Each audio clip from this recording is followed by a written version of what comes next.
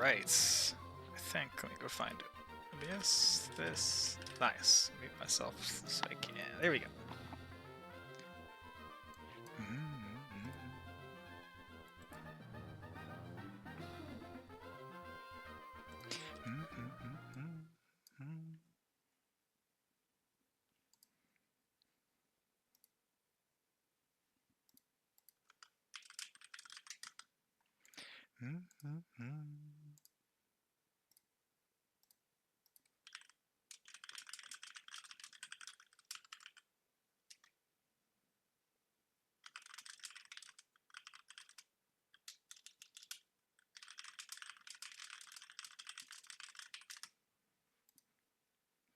Ba, ba, ba, ba.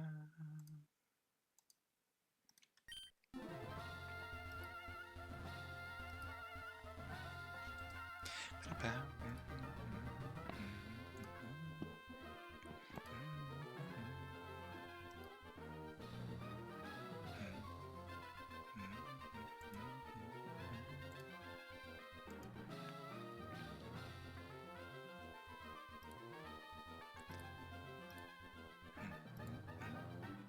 Is this recording properly? Yes, it looks like it. Excellent news. Okay. Find my notes.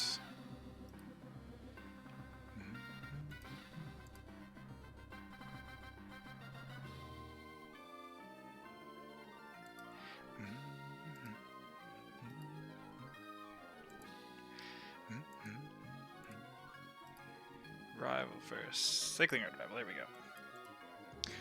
Hello, how's it going? Nice to have shoe foot on the other street and get on the other street, other foot, and get to do a little bit of streaming. Having a busy last few days. Hoping we can get through 110 rival and the gauntlet today. I have all 5 of those prepped. I don't actually know what's in the route to the west of me. I don't have anything in Mauville or west of Mauville or anything prepped, so we're probably going to do that and then try to get the encounters. I think that's the plan.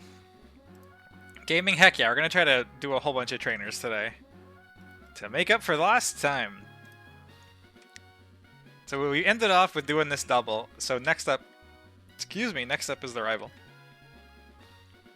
Which took me a non-zero amount of time to figure out a line for. I think that fight probably took me the longest of the set to prep by a lot. I don't necessarily think it's the riskiest, though. I think the guy with the Crabominable, if that's how you pronounce that mod, I'm not sure.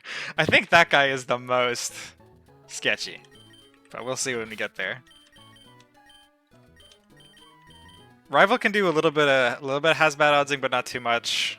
Crabominable guy is just like, there are just some mons that if they crit once or twice in a row, I'm just toast.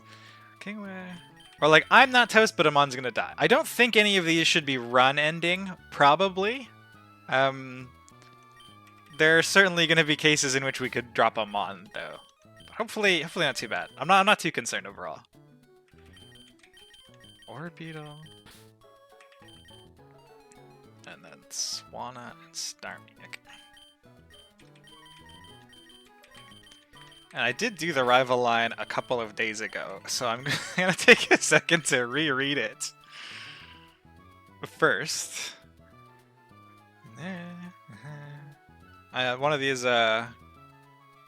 just slightly spoil. I don't want to spoil the line. These nice like turn counters on the side. There's 2 months in the gauntlet that I'm really interested to see how you deal with. Okay, that's interesting. One that I thought would be really rough because I've seen oh, what's the second person's name? Starts with a G. Let's get Discord off of stream mode with dox people. Ghosty Boy and Lion. Both have I've seen the cryogonal. Cryogonal sounds better. That mon has been seeming a little sus for people. I think the Crabominable is by far the scariest mon. It turns out the cryogonal is pretty much free if you have Dugong, which is kind of cool. Good luck today. I can't wait, I can't watch, but I want to stop by real quick. No worries. Thanks a lot for stopping by for the luck. Here's hoping the run continues forward, and there will be other streams you can catch on other days. If I lose while Iriv isn't even able to watch, I imagine I'll be kind of sad. Oh shit! I gotta do my natures. Let's not get too hasty. Unless I guess hasty is a nature we need, but I don't think so. Oh, that's this feel noise. Ras, thank you for the follow. Hopefully, hope to see you at some of these.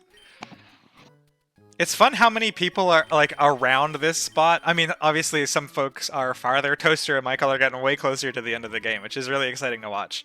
But it's fun how many different people are doing runs of the game. So you just kind of like follow everybody who's doing a run, and then basically every evening, like work ends, you eat dinner, and somebody is doing a fight that you can watch. It's really fun. I've been really sick, so I can't stream Sag. I've been vicariously through you. Oh shit, dude, I hope you feel better. My boss is unfortunately also super sick at the moment, which is slightly awkward because I'm not entirely certain which specific day I am out of a job until I can chat with her, but there seems to be at least a few things going around. Naive on the lantern. Cryogonal and Belly Bolt are the two I'm interested in. Okay, that's super interesting. Both of them seem pretty free to me. But so I'm be curious when we get there. I'm also gonna be curious to hear why they usually give people a rough time, and I suspect it just comes down to encounters. Like having access to Dugong makes Cryogonal really, really easy. And I forgot that Seal evolved at level 34 until people told me. So thank you for that. Shit, I think I've lost track of which mon I was on. So that I did Kingler. We're just gonna start from the start. This is not in the same order as my notes. Kingler is Jolly. That one's done. I don't know if you want spoilers for how I'm planning to deal with those mons now or when we get there. I guess talking about Dugong is already kind of a spoiler. But yeah, I'm not actually concerned about either of those. I'm concerned about the Crabominable. Modest Swanna.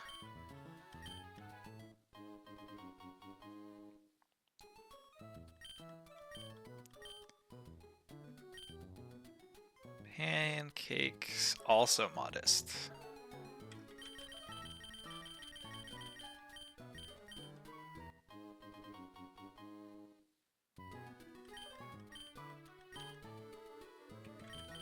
Bubbles, I think is bold.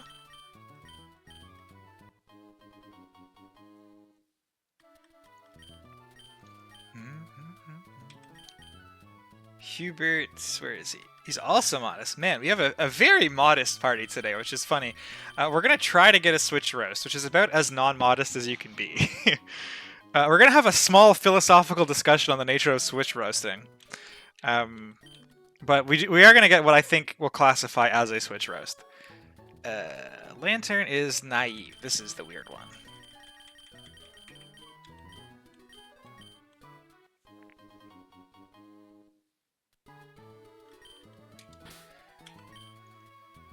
And the Kingler needs a hard stone.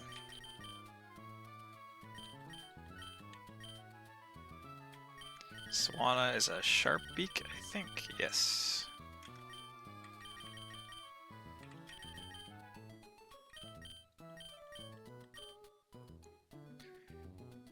Pancakes is a citrus berry.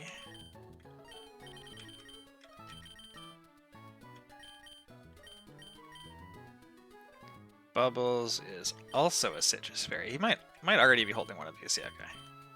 Hubert is a spell tag.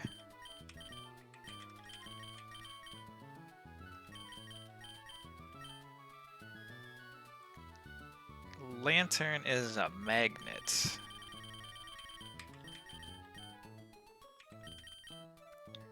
Don't 100% remember why that's a magnet. But we'll give him a magnet. If that's what the notes say, the notes are probably correct. I'm not going to question them at this point. We need to teach some things to some people, I think.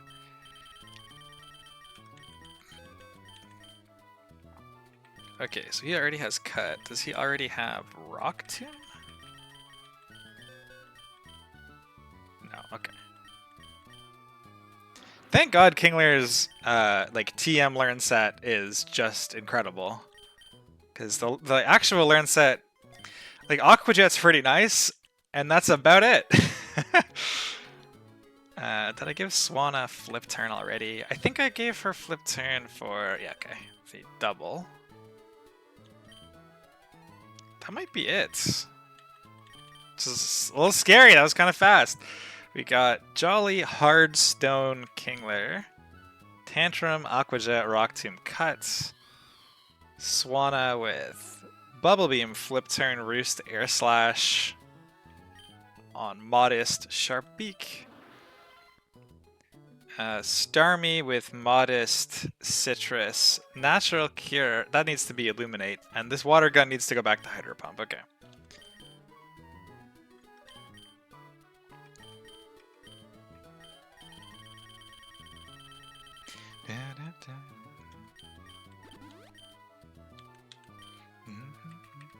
Again, apologies for the humming slash singing, I can't help myself, I do this constantly.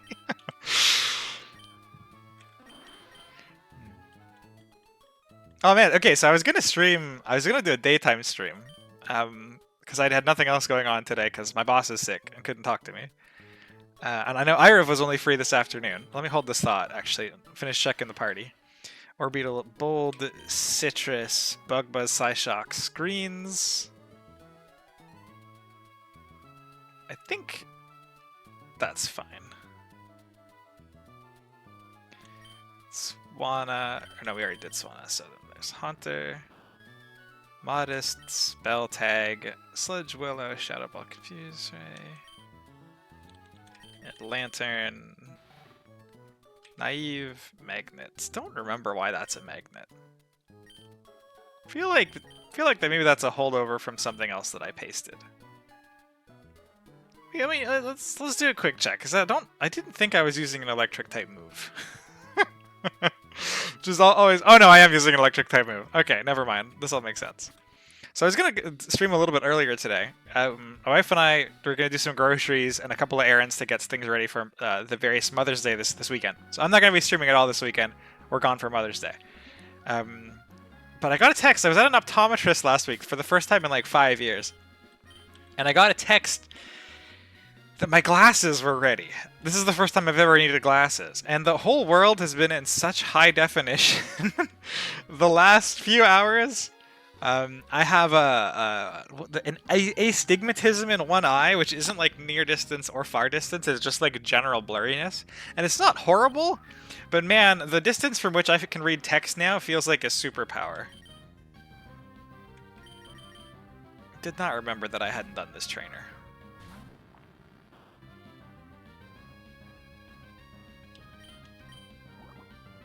That's my first lapse in checking trainers ahead of time. Spooky, spooky. I'm assuming the graphic is crazy outside. The graphics are crazy outside. A bunch of people have been saying that, like, oh man, our trees just like not blobs of green anymore. And at least where I am, most of the trees aren't. What is?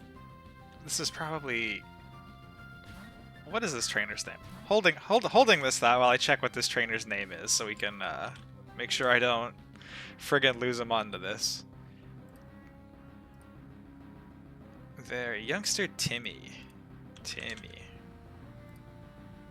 Oh, it's a vanilla set. Okay, great.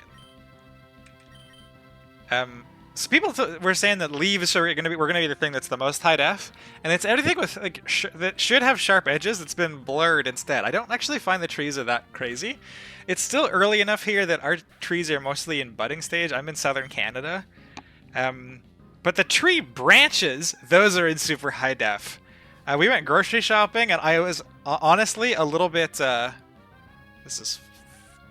These moves are fine. I was honestly a little bit of information overload with how much text I could read at once. Oh, how Muffin's glad you could make it. So I was gonna my wife usually drives to places, and I drive from places because I'm happier doing night driving, and I don't my stomach is a little bit funky, so I never have any a beer wherever we're going. So she drove us to the optometrist to pick up the glasses, and I was like, do you mind actually just doing all of the driving while we're out here? Because the world is like ever so slightly fisheyed out of the one lens, and I'm so overwhelmed at how sharp everything is that I feel like I would just be distracted driving at this point. But it's really cool. I don't have them on now because they're not really necessary for things that are as close to my face as the monitor, and I have a headset on, and that is a feeling that I'm not used to yet. But yeah, it's super nice. But it did delay the stream a little bit. I went from not realizing I really needed glasses to I can see clearly now. Okay, on to enough monologuing. On to a rival fight. So double checking Hardstone Jolly Kingler with a series of legal moves. We have a Swanna with a series of legal moves. Also, Iriv is usually, I rely on him a little bit to yell at me if I'm going to do something to break rules. So if I'm about to do something that breaks rules, please feel free to scream at me. We got a Sharkbeak Swanna. We got a Citrus Modest Starmie with Hydro Pump again. We got Psyshock Bug Buzz Double Screens Bold Citrus. Modest, Spell Tag, Shadow Ball, and Sludge are the only two moves that matter. I guess there's the stats page if that matters. Shockwave, Signal Beam. This is not... You do not need Spark anymore, but I guess we could just leave it there. Maybe Flip Turn. Oh, no, I'm glad I checked this. We do need Flip Turn on this Lantern. So we'll go make that change. Everything else is fine. Got the Naive, got the Magnet. So... I don't think I need to do another team scroll after doing a team scroll and then changing one move. Maybe I will to be extra cautious.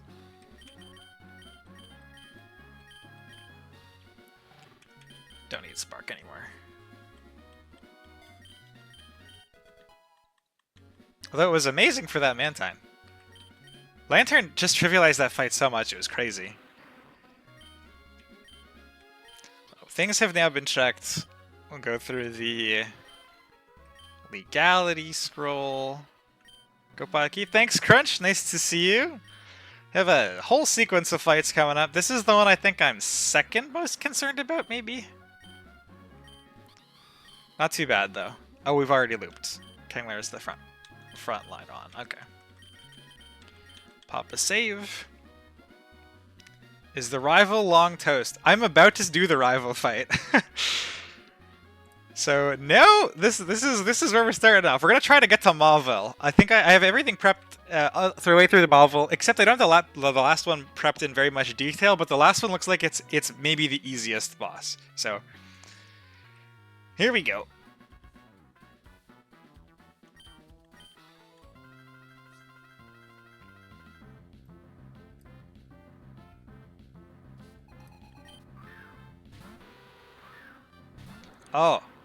Oh, I'm glad I had this thought. Pardon me for one moment while I upload a save, so we can have calcs. Save. I'm level 32. Grab this. There's my calc. Import. 1, 2, 3, 4, 5. What is my last one? Orbeetle.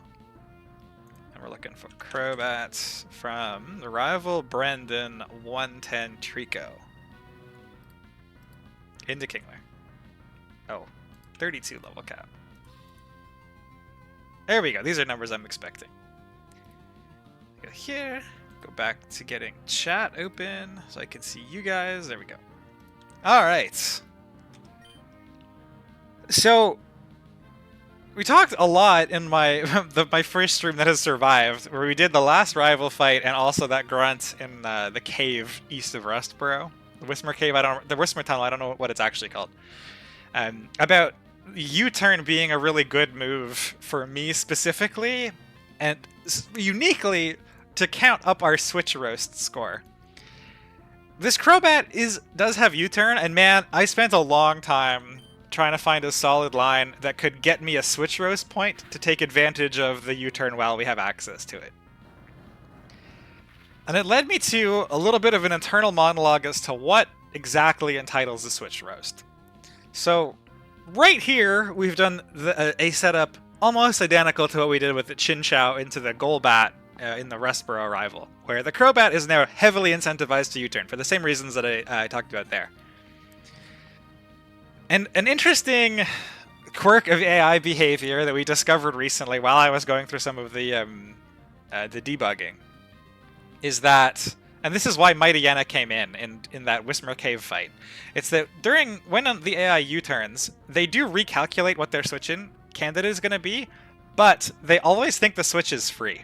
There's a bug in how it goes about identifying whether or not it moved first or second.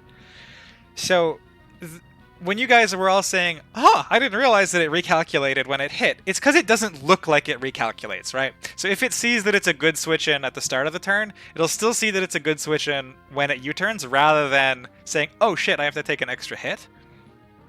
And because of that discovery, which was really useful to make before this, rather than what you might expect, if we take a quick scroll through the calcs, we're going to see that Metang gets 1v1 because it doesn't do enough damage, and then everything else, so everything gets 2-shot, as in they can't switch in and 1-shot me and get hit again. So you'd expect Combuskin and we get the same free kill as last time, but the AI thinks that its switch-in is free, and if its switch-in is free, Whimsicott wins. Because Whimsicott can take any one hit, outspeed, and seize max roll to 1-shot. So what this is actually going to be is we're going to switch roast a Whimsicott. And then before everybody gets all upset at me, Pocky, you're clicking a super effective move that lowers speed into a fast flying type. We're clicking a Rock Tomb into a flying type. Nothing about this looks like we're switch roasting. And I completely agree with you. Switch roast, like, you could have done exactly this line, not knowing anything about the AI, just clicking the best button for the mon that is directly in front of you. I think what is required for a switch roast to be considered a roast is that you gotta use it to be stylish, right? You gotta style on the AI a little bit. Or pick up a cheeky kill that you would not be able to get normally, or with a mon that doesn't make any sense. Or pick a move that looks like you're just risking, like, scary amounts of mon. That's a switch roast. We have a shot at a switch roast here. But we're going to make the game really big. Maybe bigger. But it depends on rolls. So I went and found... Where is this stupid thing? There we go. This is so small on OBS. You guys are going to be able to see this clearer than I will, actually. Maybe I'll put my own stream up on my second monitor. Make this bigger. Yeah, that's much easier to see. And then we make this small. So we need Kingler here to have hit about a 32. As in about 32% of the health bar. And if it did, we can switch roast. If it did not, we do not get to switch roast. He's got the ruler. Yep, that's the... We're going full out to try to get the switch roast. The switch roasts are debatably the most important part. Yeah. I don't know how the fuck do people do this? It's so hard. Like, OBS only makes it so big. I can't cover my... I think this is a little too long. I think it needs to get shrunk this way a bit. Go back to my stream, wait for the latency. And maybe... Yeah, oh yeah, this looks pretty much perfect. This looks pretty much perfect. A ruler, not a calculator. Yes, my bad. So then what we're going to do is I can't fucking read this very well. So we're going to grab a screenshot. We're going to open it up here and we're going to enhance. This looks like it's right on the money for the role that we need, I think. Right? That looks like 32, right? Like if this is 35, if we just grab this chunk and we enhance. Whoops, there we go. I think that's 32.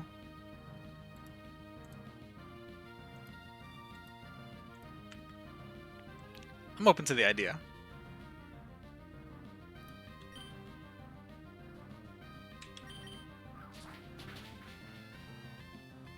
And we switch roast! Because this looked like a horrible idea. So, you know, the boring play there is, oh, it's a Whimsicott, I just go into my Haunter. Right? Haunter one-shots 1,000 times over with Sludge and takes no damage. And nothing can command on Haunter. Metang gets 2-shot, Kubfu gets 1-shot potentially, Combuskin gets 1-shot. So Haunter, that's the safe, sensible play. The Switch Roast is if you are... It's in the details. If you have a Jolly Kingler, it outspeeds -1 Whimsicott by a hair. And if you have Hardstone, you get the opportunity for Rock Tomb to roll up into this range that Cut is very likely to kill it. So, that counts as a Switch Roast in my books. We styled on them a little bit. There's no way... This was definitely the dumber play. Did my Switch Roast... Have I lost the Switch Roasts? Where did it go? Did I put this on top? Oh, did I turn it off? Huh. Oh, it's white on white. That's the issue. We found them. Big Kingler stays winning. Kingler has been putting in work since it turned into a Kingler. It's going to continue to put in some work. I think it puts in a little bit of work through this line of mons. Not too much, but I'm very happy to have it. It's far and away my best physical attacker. It's not even close. So just for that, it's been great. Anyway, that's a lot of monologuing. We're counting this one as a Switch Roast for sure because, you know, it has the style, it has the risk, it has the... Wait, what? Why did you do that? Because we're Switch Roasting. Pad the score a little bit. The nice thing also about being Jolly is we get to outspeed this Kubfu 100% of the time. He's got no priority. And this should always be Thunder Punch. Although I guess we have no flip turn on this. We abandoned that line. That was a line for a little while, was Kingler having flip turn. Instead, we have Lantern with flip turn. And part of the reason that this fight planning took as long as it did is this section... I'm so excited for Kingler to put in work this run. Oh man, I hope it stays alive to get the Mega. I really want to try the Mega out. Right here, there are two paths that sort of diverge. We're looking at Lantern into Kubfu. This is hugely in Lantern's favor. Lantern outspeeds and 2-hit KOs, but Lantern can't touch Metang. So the AI has bad odds into Metang here. I think I didn't look at it in too much detail. I just sort of solved for both lines so that I could be extra safe. And this is why our Lantern is running flip turn, because the mon that we send out next is going to depend on whether there's still a Kubfu in front of us, or it'll be a free switch into Metang. We don't care which one it is. Looks like the Kubfu is going to be staying here. And that's fine. Because you're looking at these rolls and the secondary effects, all these moves have positive secondary effects. So we should be pretty safely expecting Drain Punch here. Haunter can take 1 crit non-Drain Punch. If it isn't, but yeah, it should be Drain Punch. Several times more damage than all the other options. And this is like a super easy kill range.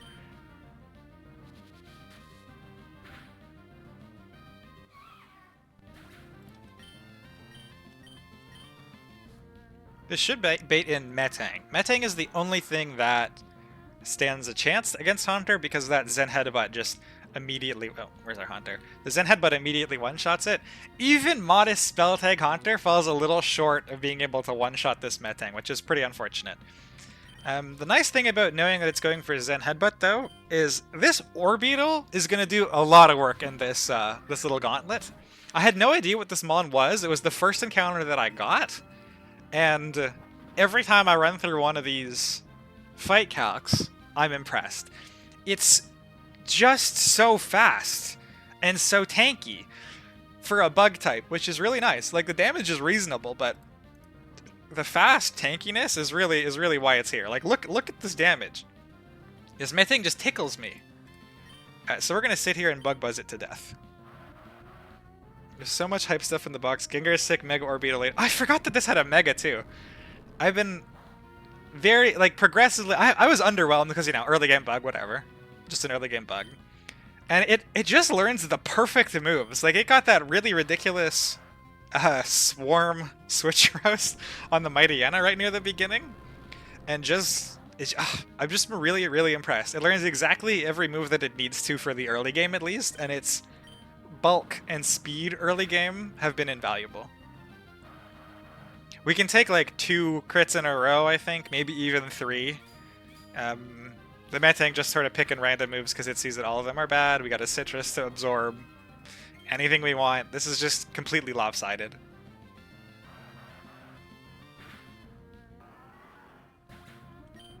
Oh, I was supposed to put U-turn on this. I think I might have forgotten to do that. It shouldn't matter very much, though. Yeah, especially if this is Crobat. So this is the riskiest part of the fight. It's not that risky, because we're taking a flying move here that would kill the Orbeetle. So last rival fight, we had a Shin Tetchao be dead to crit. And this Lantern fight, we have a Lantern that is dead to a couple of crit plus poison rolls of cross poison. So this is actually the risky turn. Oh, not even bad. Maybe we're not dead to that anymore. Maybe I was reading a prior version.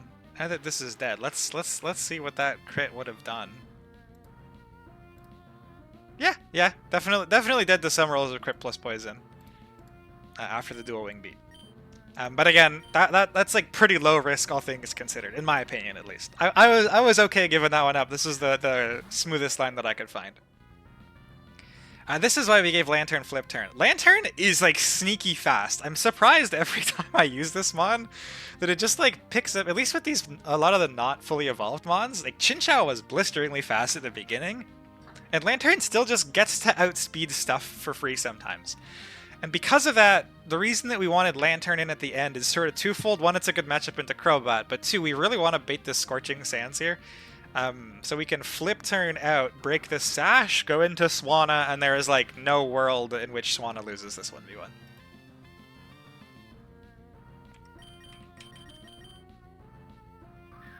He can't counter because he's only seen me use special moves. So we're not scared of that either.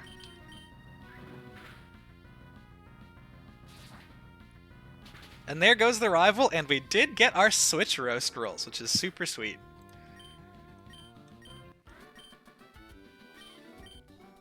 We got a bunch of stuff here. And what I did not realize until, I think yesterday, when somebody mentioned it to me, when I was struggling with the Crabominable a little bit,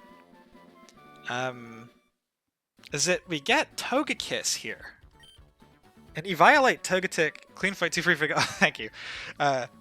Togetic, Eviolite Togetic has had one opportunity to put in work, which was awesome. It carried the Aqua back-to-back on its back.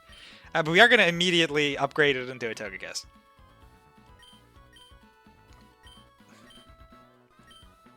Live from the nav.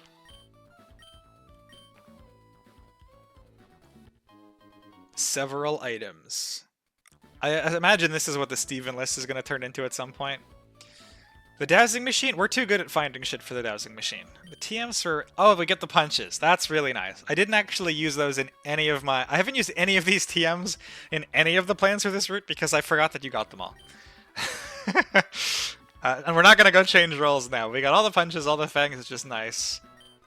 So more types of Pokeballs. Shiny Stones is the big one. Ice Stones. Black Sludge. Flame Orb. Okay, so if we ever get a Gutsmon, that's good. Toxic Orb, same deal. Smoke Balls, that just lets you switch out, I think. Run away. Thick Club is just Marowak. Weakness Policy, I would love to find a use for at some point. Is that legal with Hall of Fame rules, actually? Because it is strictly stat boosting.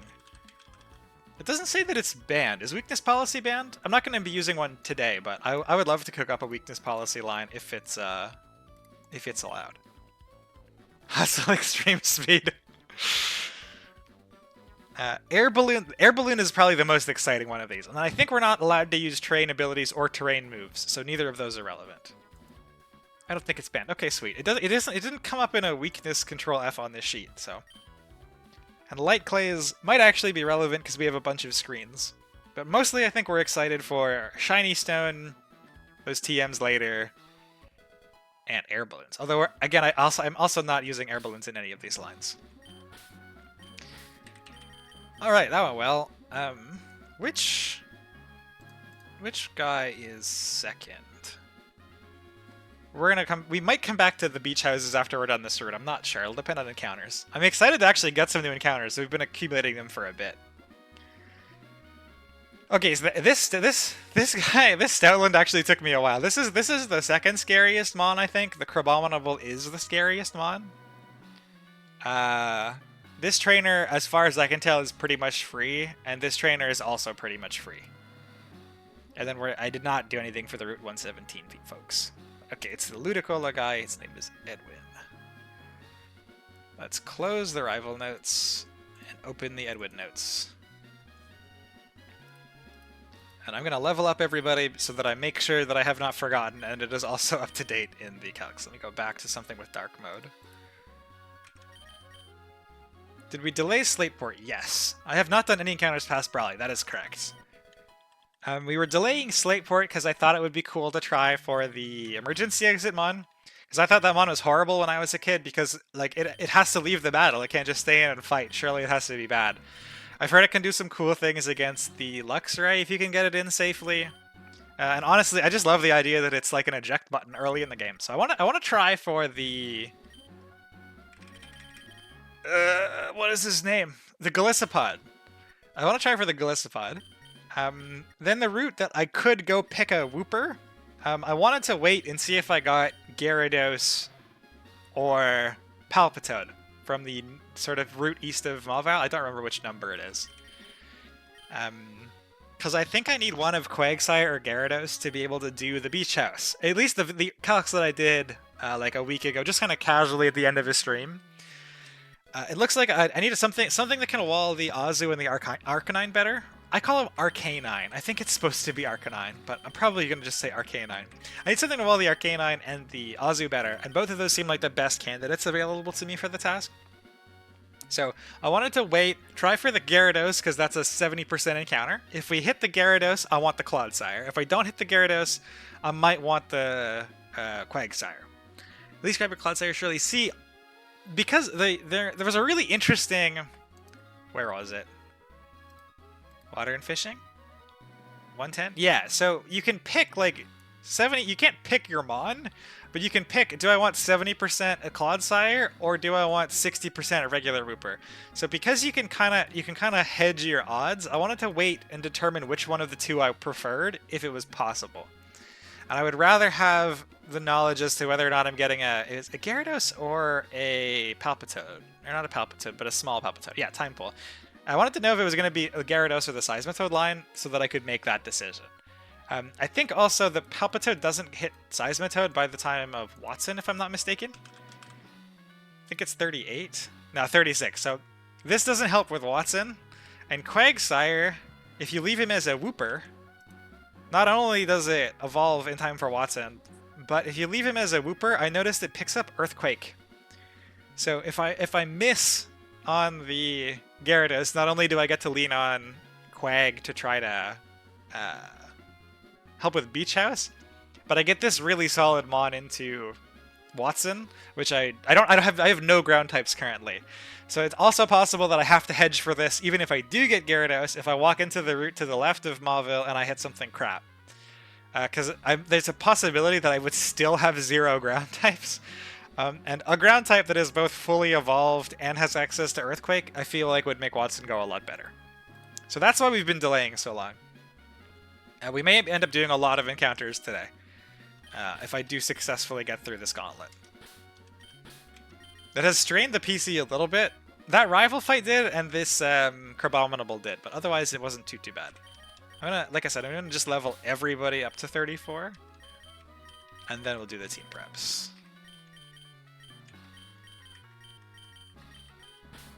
I think I'd probably, like, in a vacuum, I'd prefer Clodsire just because I've never used it. I haven't played any of the modern games. I've used Quagsire a ton. Quagsire, I love his design, and I love the fact that he learns Earthquake really early.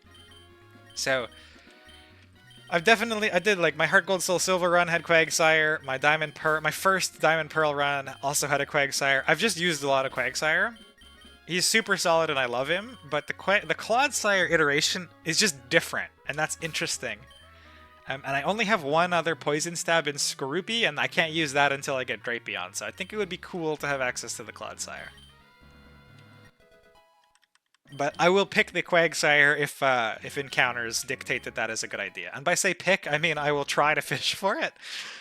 I will pick as much as possible. Because these encounter odds are so skewed, I figured I'd try to take advantage. Ancient Power. Gotta try to figure out what we want to pull from the Togetic into the Togekiss. Because Togekiss, I think, gets none of these moves, right? I know it's Aura Sphere, Air Slash. Yeah, E-Speed and then nothing.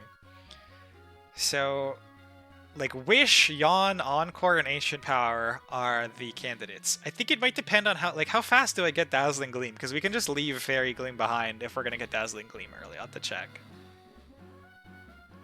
Does it get the Power Gem ever to make up for Ancient Power? Doesn't look like it. So Ancient Power, if we want the rock coverage, although it is kind of low, and I think the utility options are probably stronger. Where is Dazzling Gleam? Oh, Dazzling Gleam is right after Watson. Okay, great. So we definitely don't need to inherit the Fairy Wind, which means, and this gets Air Slash, right? Air Slash is, yeah, it does. Air Slash is, I think, the only move we need for this route on it. If you delay the evolution for regular Rooper, you get Earthquake at level 33. Yeah, that's exactly what I was saying.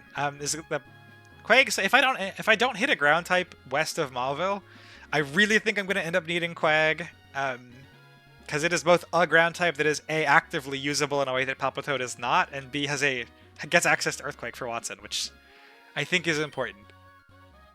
We'll see how the encounters go, though.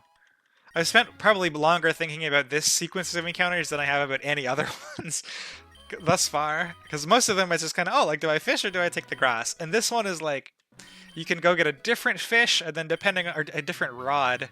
This move is illegal. And then depending on which rod you get to vary the encounter chances. It's very cool, honestly. I love this kind of routing decision. I think the encounters are certainly one of the more interesting parts of Nuzlocking, and being able to try to tweak them a little bit is really cool. Or, like, stack the odds in your favor. So this is why we've been delaying as long as I have. Because it seemed like I could do it with the box that I had without needing new mons. And it just gives us more information to make better decisions. Holy shit, a water type attack. I'm deeply excited for this Dugong because Seal has been a complete bench warmer, and also a disappointment because Spheal is probably in my top 2 favorite Pokemon. Thanks for the follow, Muffin. Spheal's in like my top 2 favorite Mons, and I really, really wanted a Spheal because I love Spheal. And so then we got a Seal, and it sat on the bench, and then I threw Dugonging into those Cryogonal calcs, and I'm pretty pleased that it's a Dugong. I mean, the Fur Coat Wall Run looks amazing. I use that in my casual run, straight through the Elite Four, because I love that line so much. So maybe it's a blessing in disguise that we get to use Seal. Seal and Dugong. I've never used Dugong in a playthrough of anything. So it getting that have special attack thing, maybe it'll do some cool things this playthrough. Is that all of them? No, we still have Tiny. This Rickety, I think, has never seen a real battle still. Or Corvisquire, I suppose.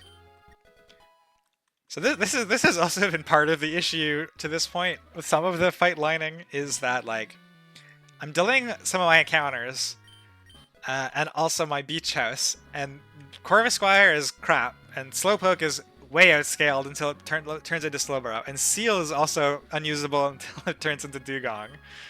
Bayleaf does not a lot of damage. The fact that it's a grass type will help a little bit, but we're just kind of this, and then Scorpy also stuck.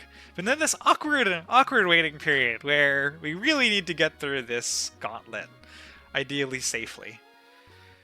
Okay, that is everything leveled up. What do we need for this fight? Orbeetle again? I think we do need Bayleaf, right? Is this the guy with the lantern? It's Edwin. Oh no, this is Ludicolo's Stoutland. Okay, I do not think we need Bayleaf then. Orbeetle, Executor. I've seen a lot of the same mons, like Swanna, Kingler, Lantern, Starmie, Orbeetle, and Executor have really carried the early game for me. Kingler. I guess Toad would take that one fight too. Worth mentioning. Floatzel. I think this is the first time Floatzel's gonna see use. We got that Aqua Jet Buizel to secure a line in Brawly, but it hasn't been touched otherwise. And Hugs.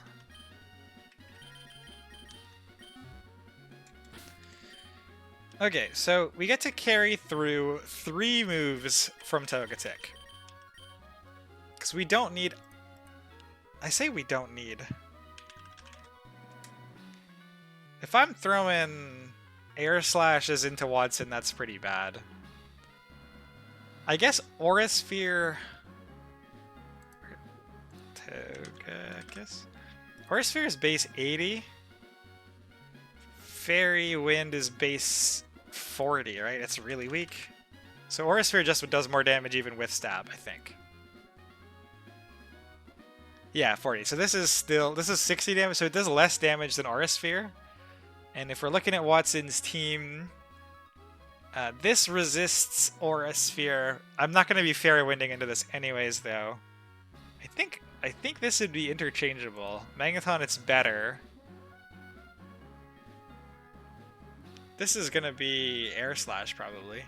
Excited for Big Corviknight when you get him. I'm excited for it too. Again, it's a newer monster. I've never used it. But I've heard good things. Corvik's been absolutely amazing. Okay, awesome. I'm excited about it then. So I know I'm supposed to take Encore. I'm gonna hang on to it. I don't want to use Encore, but I'll hang on to it. So does this mean we take Wish, Yawn, Encore? I'm not sure that Yawn is useful enough. I think Wish is better. So I guess it's a question of whether or not we would prefer access to Yawn, access to Fairy Wind for exactly Watson before it gets replaced, which I think we probably don't anyway. I think we probably go like Aura Sphere, Air Slash, Encore, and Wish is my suspicion. So if there's a possibility of getting Aura Sphere anyways, one of these moves is going to have to go. But that's where my thoughts are at. I think we give up on these moves. We do not take Fairy Stab until we're done Watson. We have Wish, Yawn, and Encore. And then probably we ditch Yawn for Aura Sphere and have Wish, Encore. Does this sound reasonable to you guys? I know everybody gets a Togekiss, so there's probably strong opinions, but those are my thoughts. I would go with those 3 moves and Air Slash.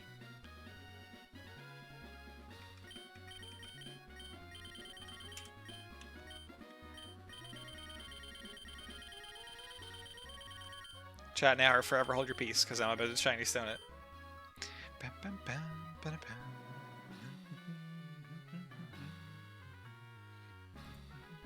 Alright, we're shiny stoning.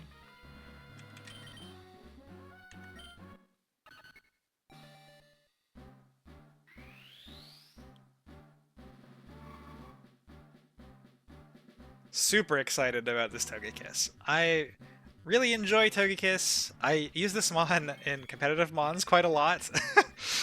I'm one of those horrible humans who I really like Paraflinch Jirachi or and you know, in some formats, some metagames, you can't use that. So you can have Togekiss instead. I just love the breadth of the move pool. I love how cute its little face is.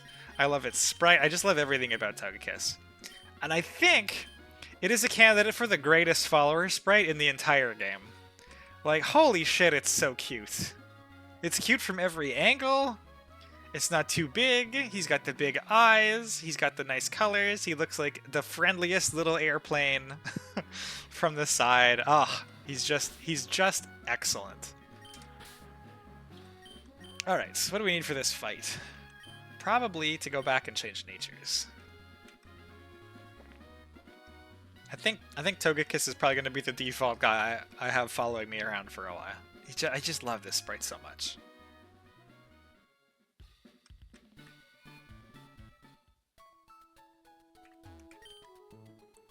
So, Orbeetle, I think is bold currently. He's going to become Modest.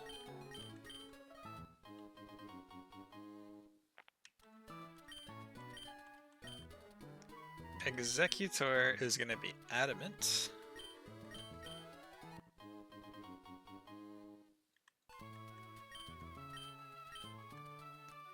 Kingler probably already is adamant, but we're gonna remake it adamant just to be extra sure. Floatzel's gonna be naughty. He does look like he has a mischievous streak. And then Togekiss is also gonna be modest.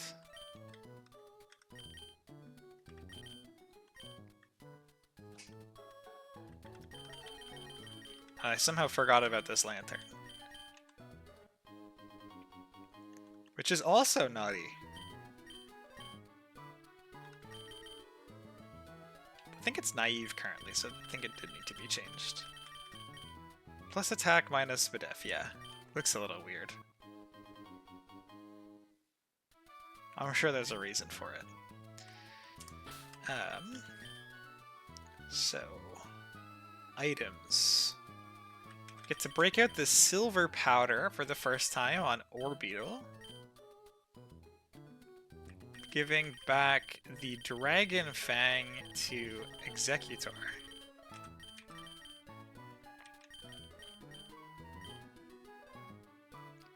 Kingler is gonna get Soft Sand as it continues to spam non-stab moves that just do lots of damage. Floatzel gets a Mystic Water. Not a Wistic Water, a Mystic Water.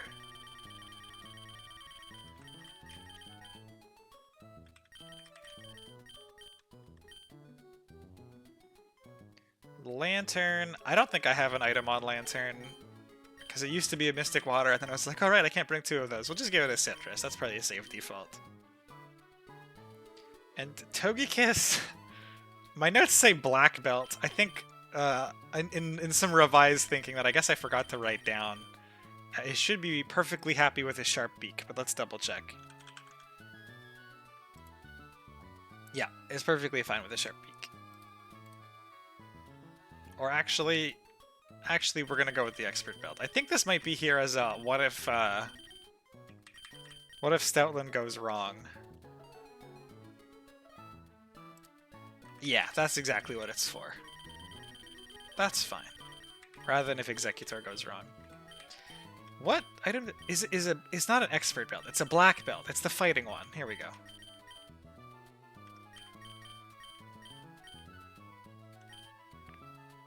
And we are not actually going to start the fight with Togekiss. We're going to start it with Orbeetle. Togekiss might be able to do more work in this fight than I'm going to use it for, because I calced this fight before I realized that I would have a Togekiss for it.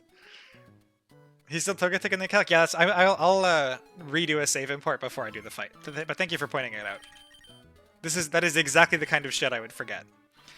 So we are Modest, Silver Powder, Bug Buzz, and some other moves. Dragon Hammer and some other moves. Adamant Dragon Fang. Adamant Soft Sand, still with the Shell Armor. Stomping Tantrum, Aqua Jet, and Rock Tomb. Great. Aqua Jet, Flip Turn, Water Gun Fake Out on Naughty with the Mystic Water. Citrus, Naughty, Volt Absorb, Flip Turn. Oh, this needs Thunder Wave. We'll give it Thunder Wave. Togekiss, I guess we can give it Orisfu over Yawn now. Given that it has the Black Belt. Okay, so just, this needs Orisfu.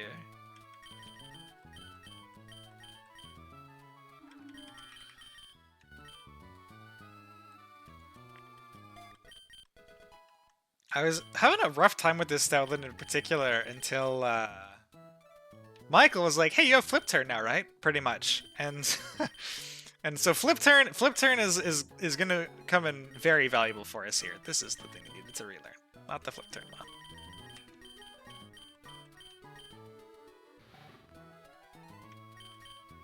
Not gonna need Signal Beam.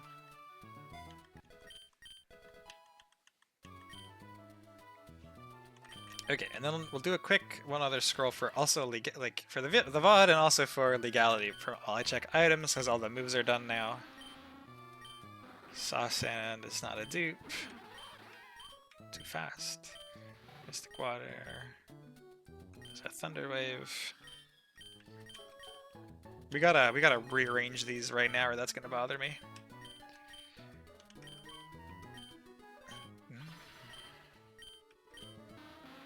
We're back. Okay, I don't think any of these items are dupes. Silver, Dragon, Soft, Mystic, Citrus, Black. Okay, great.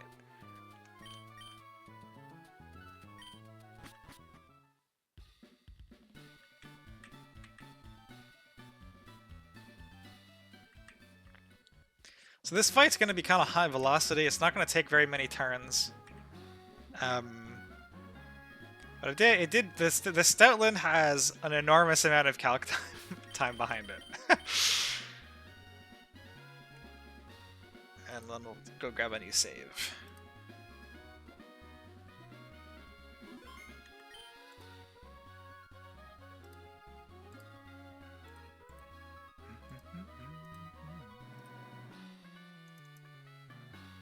Still 32 load.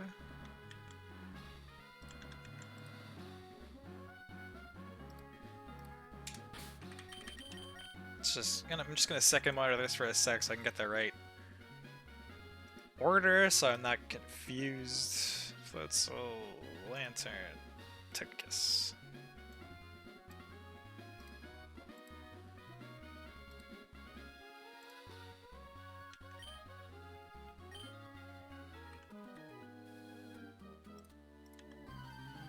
Good luck. Thank you.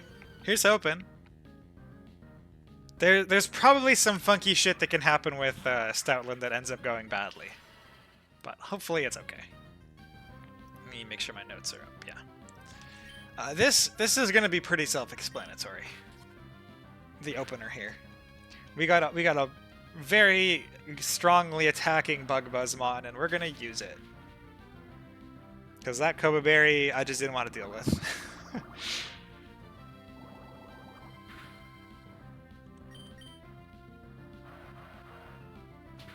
This should bring out Stoutland.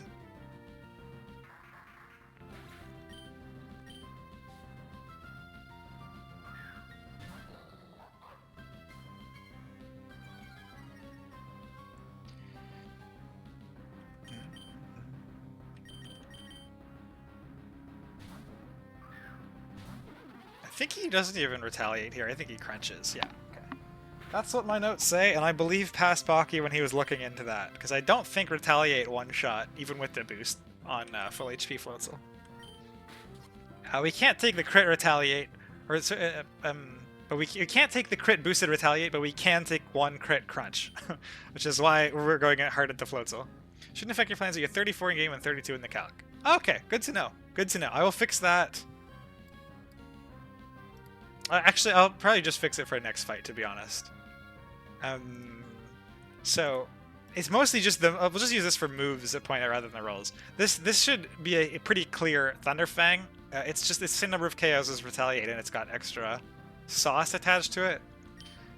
So we're gonna flip turn out into Lantern for free, while chipping the Stoutland down to half.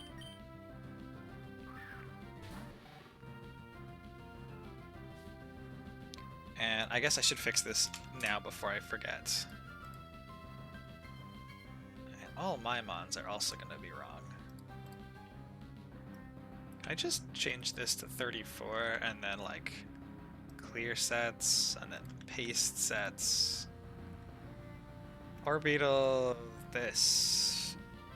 Floatzel, what else is in this fight? A Lantern I'm about to send in. I think a Kingler. What's the last mon? Oh, it's Togekiss. Okay. Good catch. So this Lantern takes any one crit.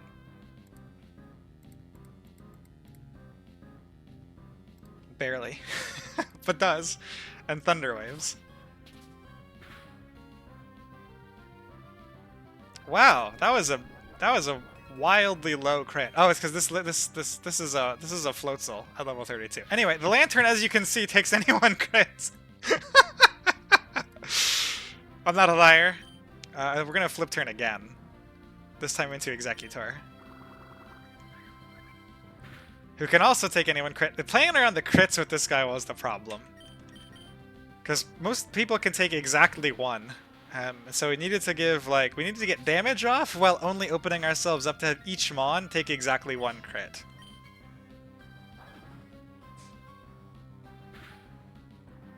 So if I go click on my 34 now, yeah, okay, great. So, a lot of flip turning, a little bit of fake out action, but as I say, was pretty much all of the Mons could take exactly one crit, so the line was really safe. Yeah, this Executor has been just fabulous. I've been super happy with it. And then to end the fight off, it's not super exciting, but the King Lear just really, really easily 1v1s a Clodsire that can't crit.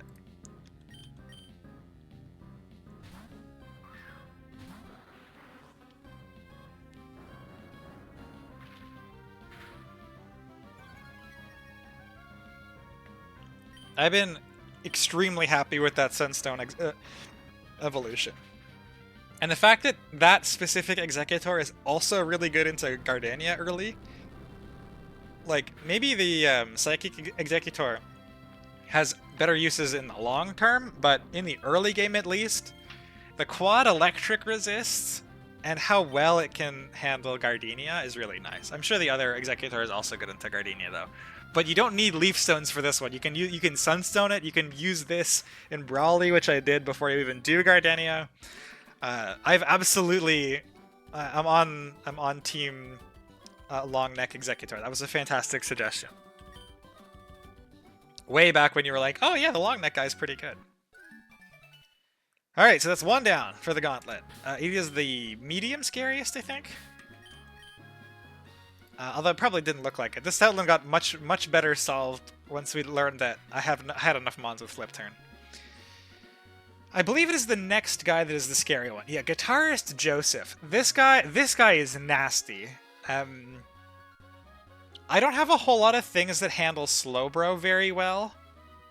It's pretty much exactly Orbeetle that can sit here and Bug Buzz it a couple of times and has enough defenses to tank Quick Draw. Because, like, you gotta plan around getting Quick Draw twice, right? Like, nothing on my team can one-shot this. So you gotta assume you get hit by Quick Draw twice. And I'm pretty sure the only Mon on the entire team, Slowbro Galar, they can take 2 crits and also 2-shot is Orbeetle. So I have no idea how I would do this with Orbeetle. And this isn't even guaranteed. It's a roll. Like, it's a really good roll. And again, we would just need to dodge 2 crit outspeeds because we naturally outspeed. But finding a Mon that could beat this was really hard. And so we started with this, and then there's some weird hopping around this Crabominable. And depending on... we will open ourselves up to some Hasbad odd switching. The way that we're going to deal with this Lantern... this is also a difficult Mon to come in on and beat on a team that has no ground types. And he's got the Icy Wind and the Signal Beam, so like Executor doesn't work, which is my usual go-to lightning check. Or electric check. He doesn't even need a crit to 2-shot me with Icy Wind on the switch, which is not good. So this is the only time I think we're likely to use a Violite Bayleaf, but we are going to use a Violite Bayleaf here. This is going to open us up to, like, if you get a crit confuse Signal Beam and I hit myself in confusion there every time or whatever, Bayleaf is the thing that is most at risk here. And then there's some has-bad odd cases where Bayleaf has bad odds into Crabominable. And also Shiftry. But mostly Crabominable, where the line also gets kind of uglier. So this is by far the one that I'm the most concerned about. The other two I think are pretty much free for my team. Which is, it's interesting to say that, for you to say that the 2 Mons that you were interested in were the Cryogonal and the Bellybolt. Because both of these Mons, to me, were sort of non-factors.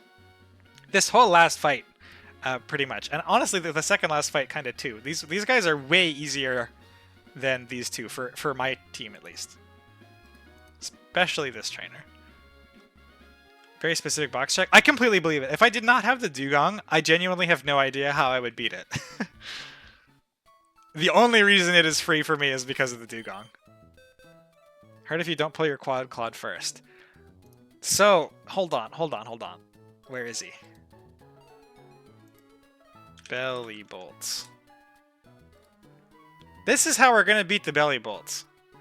This Executor being a complete homie again. There's just, like, I don't even care if he sits here and slack offs a few times. There's just no damage. Air Balloon, Quag, Claude, and it can't be hit. Oh, that's cool. I'm just doing the classic, what is it that you like to say? Executor can just stand there for 5 to 10 business days. So this was just a way that I didn't need the encounter. That is a great idea, though. I was trying to focus on solving things with my current box so that I could pick the encounters later, but yeah. The Executor, genuinely, this mod has been amazing. Alright, so let's pull up... We do not need the Edwin notes anymore. We need Guitarist Joseph notes. So we stick with Orbital, we stick with Togekiss. We need Bayleaf. I do not think we're using Floatzel here. We are still using Floatzel. Okay, we're not using Lantern. We need Haunter also. What's the other one we aren't using? Executor. Executor will come back, but he's not in this fight. I think Orbital is already Modest. Modest, Silver Powder, Bug Buzz, Psyshock, Reflect, Light Screen. Okay. I do have some lines that this guy has U-turn, so when he kills Ludicolo? When Orbital beats Ludicolo, not Ludicolo, this is the wrong trainer. What is it's Slowbro, Galarian. Yeah, here we go. When Orbital beats the Slowbro, and you bait in Shiftry, there's this Sucker Punch Night Slash dichotomy where they do the same damage. And the scoring, there's not like specific scoring for Sucker Punch, but moves that let you move first generally get scored higher in direct comparison. But Night Slash does have that effect that's guaranteed to crit, and the AI does have a Focus Sash. So if the AI goes Shiftry, and is in the idea that it thinks Sucker Punch is a good idea because I just use an attacking move to kill this mon, I can get off a free Reflect or Light Screen.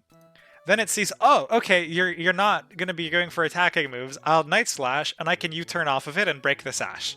So that's something else. It just has to do 1 damage. This felt too risky for me, because if I'm wrong about which move it's going to do, or if it's like dependent on my health range, which it probably is, that seemed a little suspicious. And after I was planning this after I knew that I had Togekiss. And Togekiss doesn't need to care. So we are not going to be doing cool U-turn shenanigans with this, trying to juke the Sucker Punch. It's just risky for nothing, and it's not a Switch Roast. And I'm not risking shit if it's not a Switch Roast. So this one was fine. And I'm not even going to give him U-turn, so I'm not tempted in the moment. Because I know myself, and I fucking might be tempted in the moment to try to get cute. We're not going to do that. Haunter has Shadow Ball, Sludge, Modest, Spell Tag. Okay, he's already done. Kingler is still Adamant, Soft Sand. My notes say Soft Sand, Flip Turn, whatever. Weird that it has Soft Sand, Flip Turn. I was probably just reusing it from previous calcs as my guess.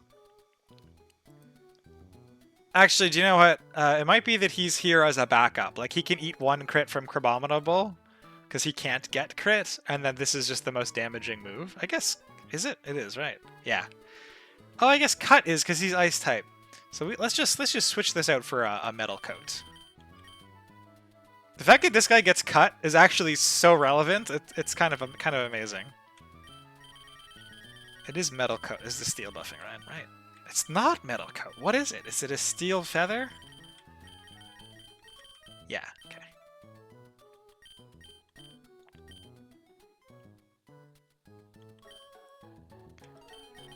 So that's Adamant, Steel Feather there. Floatzel is Naughty and Citrus, not Mystic Water.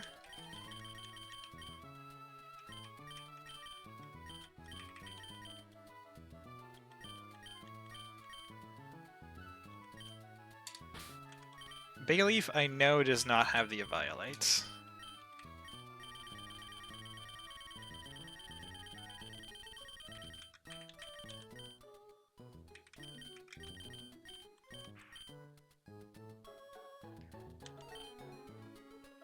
Or the right nature.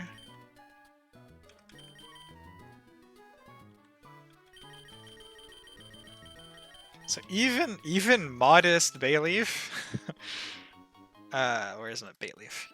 Modest. Is not a guaranteed 2-shot. Even with Miracle Seed, and I'm obviously going to be a Violate instead, so he can be tanking Signal Beams and Icy Winds better. But yeah, just a little unfortunate. Excited for that Triage Meganium, but it'll be a bit still. So, okay. Modest Silver Powder, Modest Spell Tag, Adamant Steel Feather, Naughty Citrus,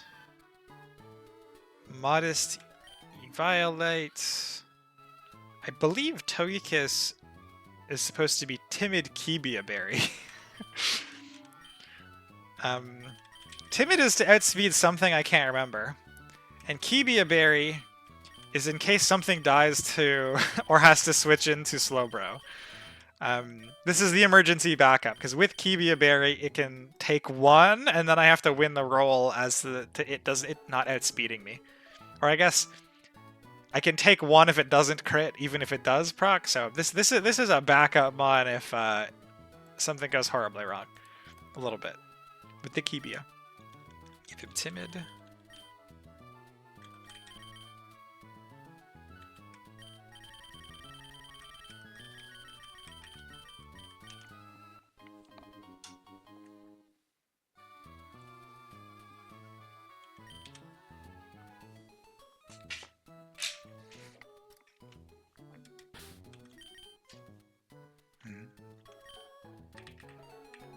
And then I don't believe there are any different moves that I needed. We're not giving that U-turn. I'm not tempting myself. I already have Wish, Wish, Air Slash. I have Mega Drain.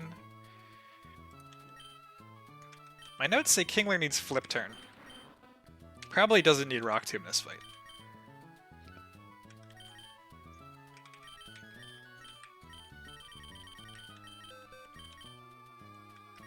Getting this move so early is so nice with how many water types the early game gives you.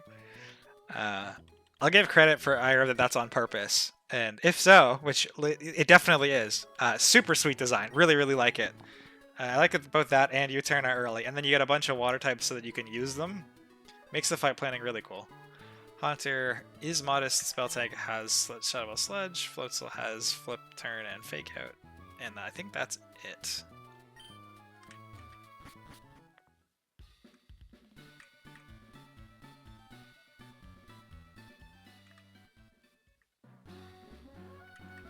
This fight, I think, is going to be... Hold on. Hold on. Togekiss... I think we can give Togekiss a Sharp Beak instead of the Black Belts. I think that would make more sense. Looking at my note and I'm disagreeing with myself. Because my note says the only move that I have Togekiss using... Oh, that's a Kibia Berry. Nope, never mind, never mind. That was last fight. That was last fight. We're definitely keeping the emergency Kibia Berry. Whew.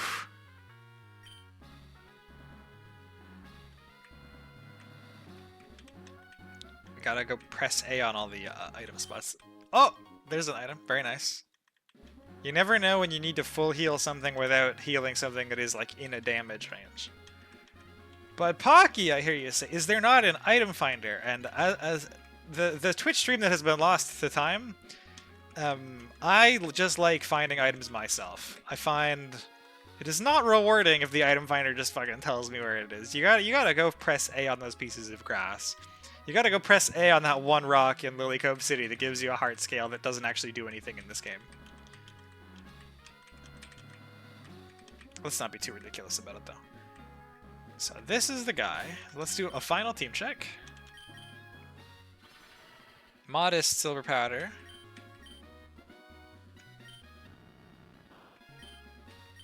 Modest Spell Tag. Adamant Steel Feather.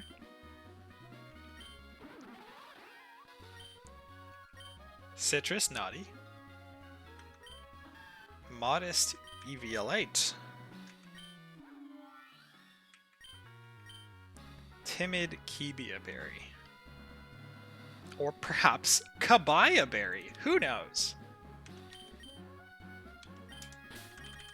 Another save for the calc.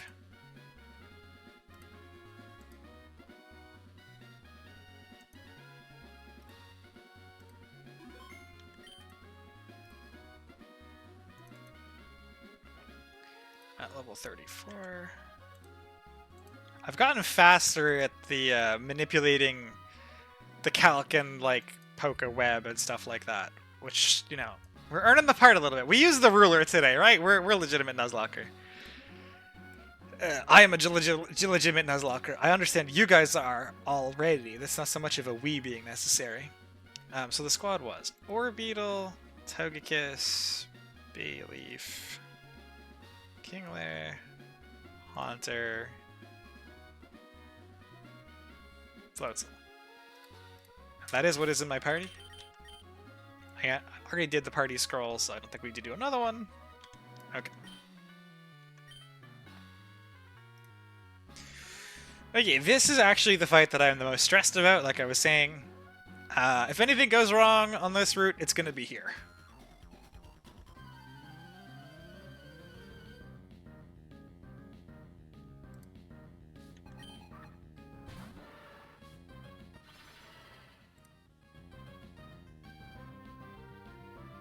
So as we're seeing from the rolls up here, the plan is to just sit here and bug buzz. We don't actually care if he gets quick draw proc this turn. We also, okay, that's great. He's below half, so all my rolls kill now. This is the only one that would matter. A withdraw from below half. What the hell? What was that? I'm gonna have to give myself this save to debug. What? Quick Draw doesn't have, like, extra text on it, does it? This should be fine for the fight. I don't think it's gonna be an issue, but, like, what the hell? Somebody call Pocket? Yeah, exactly! What the fuck? Me? What are you doing? Fix your game!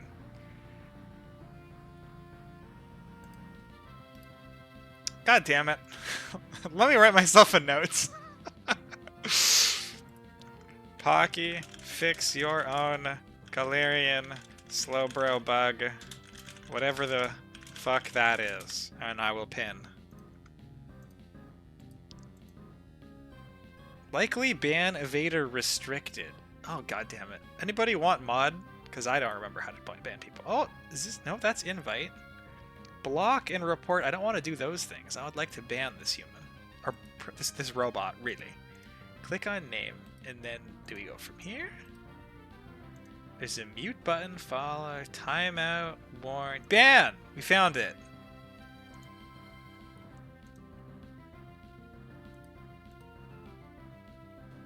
We found it. Dharma moment? Oh yeah, maybe, I wonder if it's the same thing. That's crazy. I'm gonna have to... at least I have a save right there now. Hang on. Before I forget. Imperium. We'll go here. We're going to grab my save. We're going to move it to the desktop. We're going to say WTF Slowbro. We'll come back to that later. If anybody wants mod to ban people for me, let me know. I'm happy to give it out. Okay, so this right here, this homie should be sucker punching. But I did not give myself a U-turn. I'm not going to be tempted. We're just going to follow the plan. I'm glad Togekiss has the Cubia Berry right now. Oh, I guess it's fake out, and then he'd wait and see. Ugh. What was that? Belief half health switching out. So it couldn't have been Hasbat odds. Because Hasbat odds... We're gonna pause just a moment. Just a moment. Please excuse me, because I'm gonna have to fix this shit later. This is in my debug version of the game, so we can look at things and we're not worried about doing anything wrong. Should switch if has bad. I think this is set up such that certain rival mons always crit, and there's something else that I've changed in here. I can't remember. Oh, I think this is the one that those of you who were there in the first stream where I showed the switch bug with the Gligar and the Panpour.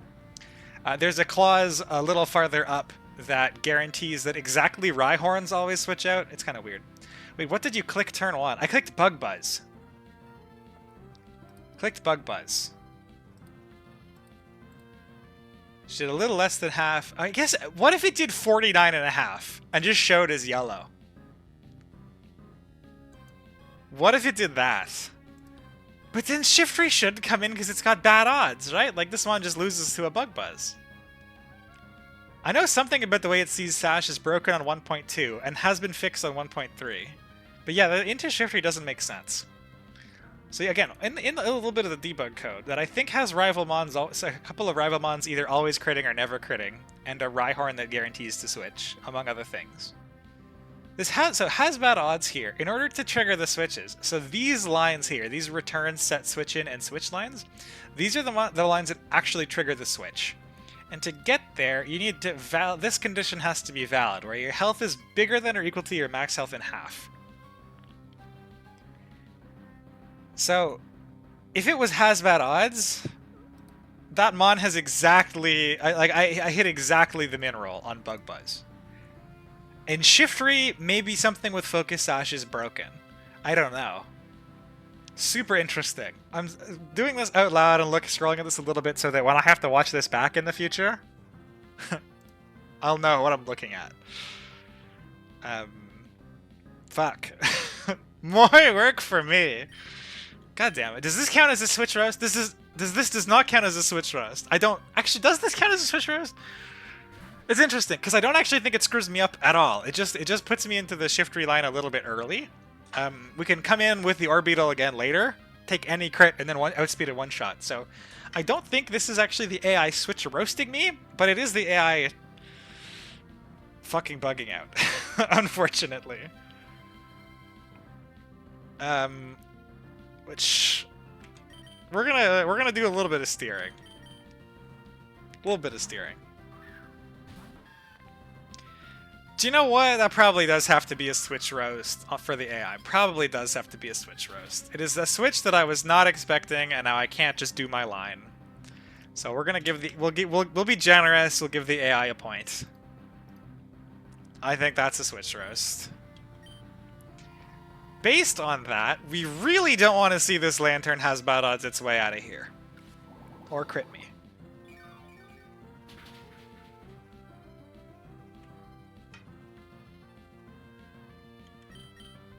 Okay, did not has bad odds its way out of here, which is great, because that brings in Crabominable, which is not good.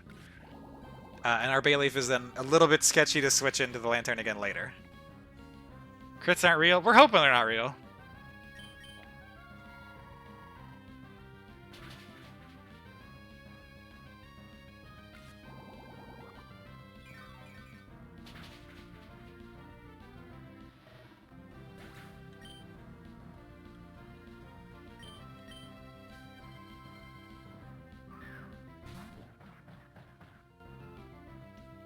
And now you get Crabominable. Okay, that's fine. So this was never supposed to be in on a Bayleaf. What do these rolls look like? Looks like Ice Punch. 57? 60%. Yeah, awesome. We needed to bait Ice Punch out of this, so I'm very happy to see that this is still Ice Punch. Floatzel can take any crit Ice Punch. And Frostbite. It's crazy to me that crit Ice Punch does this much damage and is not very effective. Man, the AI has really tested me on the... When I say, it can take any crit whatever move, and then this is like the second time I've said that and then switched in on a crit of the move. I gotta stop saying this shit out loud. But now he's not going to be Ice Punching on me on my Floatzel. He should be Drain Punching, because he'll see one shot with this and not any other move. But we get to outspeed and flip turn. And this puts him in range, the Fake Out plus flip turn here. The reason it was important to get Floatzel in safely is he's guaranteed to be in range for Togekiss to kill. And Togekiss can eat any crit Drain Punch, which now that I've said that, he'll probably fucking crit Drain Punch me also.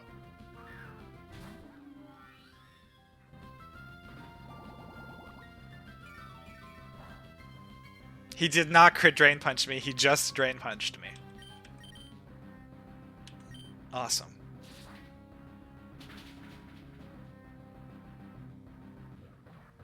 And there is still this Slowbro in the back.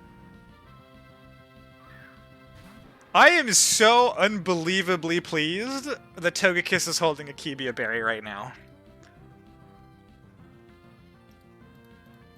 Because now I don't die to crit Veno Shock. Do I die to crit Flash? 53. I'm at 71. 63. Okay! Holy! The thing is, Air Slash doesn't guarantee a kill, which is a little tough, a little awkward. We're gonna stay in and go for one anyways. This should be Veno Shock, because it'll see that it's a 2-shot through Berry. Oh, I guess Flash, weird. To me, this should have seen it's a 2-shot through Berry, and so it ignores the Berry and Veno Shocks. So now Togi's at 35. This slow bro, we gotta figure out what to do, because now we do not take a crit.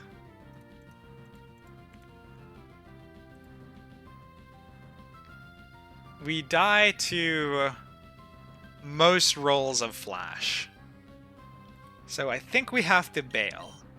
We are expecting a Flash, which makes Kingler not an ideal switch in.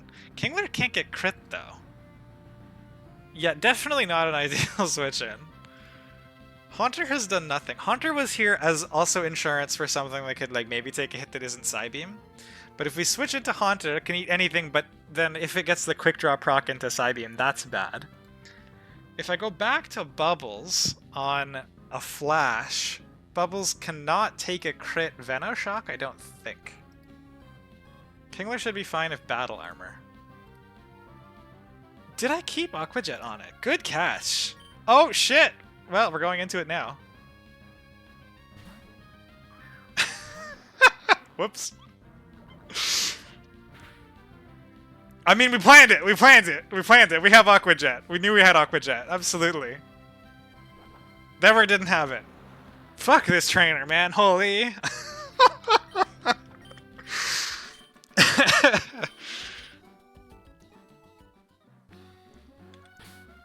Well, we almost lost to what's probably an AI switching bug that I'm going to have to fix. So that's maybe an L.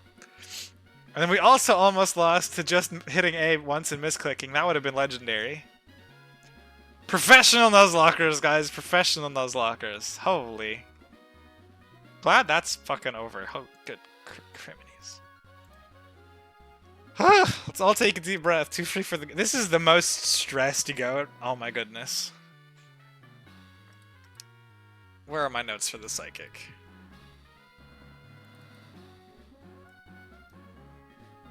I'm so not looking forward to trying to debug that later. Okay, my notes for the Psychic. Look how short this is in comparison, right? It's a team, and then I was like, turn 1, Haunter Sludge, and then one of two things happen. And then nothing else was even really worth looking at, because I just need 3 mons for this. Like, I'm gonna bring 6, but... Much easier fight than the last one. Given that I have the Dugong. Oh, hang on a minute.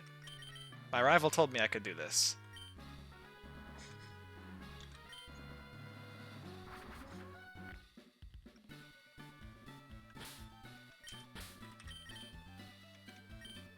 So we need Haunter, Starmie, and Dugong. I'll just keep some other mons in the party in case something goes wrong. Togekiss is like a good things going wrong mon. Bayleaf is not a good things going wrong mon. Swan is kind of a good things going wrong mon. Doesn't eat Freeze Dry though, so that's maybe not ideal. Floatzel also doesn't eat Freeze Dry, so maybe not ideal. Fucking nothing eats a Freeze Dry. This eats a Freeze Dry. That's a fine things going wrong mon. Haunter, Starmie, and Dugong are necessary. Kingler's not gonna like Freeze Dries.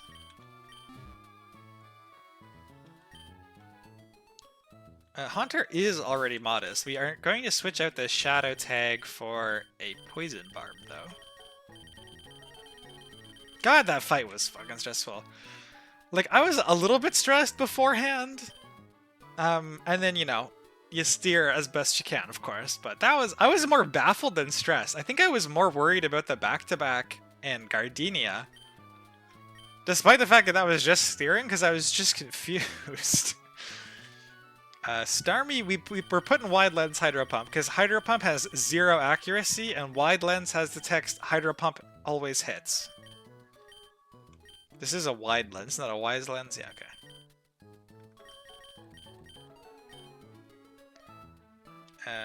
We did give this back Hydro Pump, right? Just think of all the encounters you get after these fights. Dude, I'm excited. It's keeping me going. I'm excited. He does still have that, okay. And what was the last one? Dugong. Dugong with Brine. I think it was Brine, Rest, and Ice Beam. Brine, Rest, Ice Beam. We don't actually need the Encore. So the funniest thing that I learned when I was trying to figure out how I was going to beat this Cryogonal. For some inexplicable reason, Zangoose does not learn Cut Butt. Dugong does. So we're gonna go with a brave Cut Dugong, and that's gonna beat the Cryogonal. So Hunter's done. Starmie's ours already modest. We're gonna make Dugong brave. Switch into a move that killed him. Yeah! I mean, maybe the Focus Sash there, but Darm didn't have a Focus Sash. I wonder if it's the same thing broken. It hasn't been consistent at all, like, consistent in the sense of being reproducible on the Darms, though, right? Like, if I go and run back that fight right now, that's not guaranteed to happen, right? Based on what you've seen with the Darms. Maybe we'll do that after the encounters.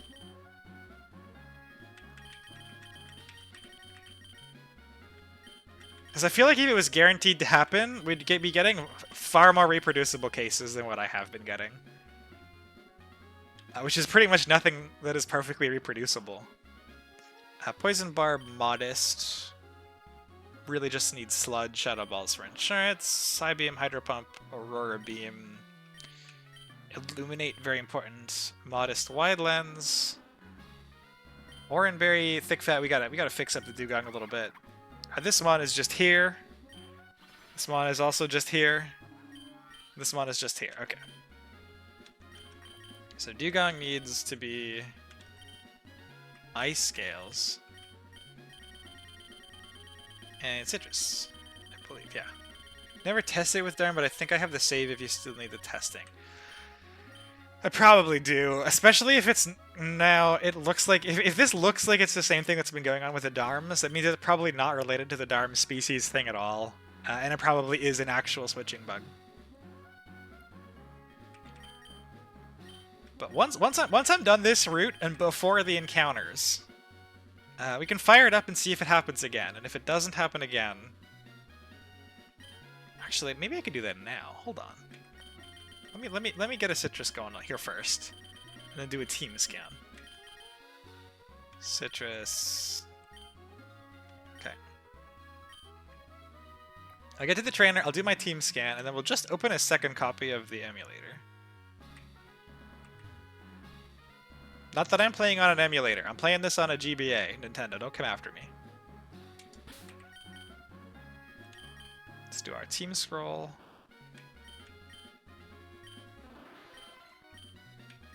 Illuminate.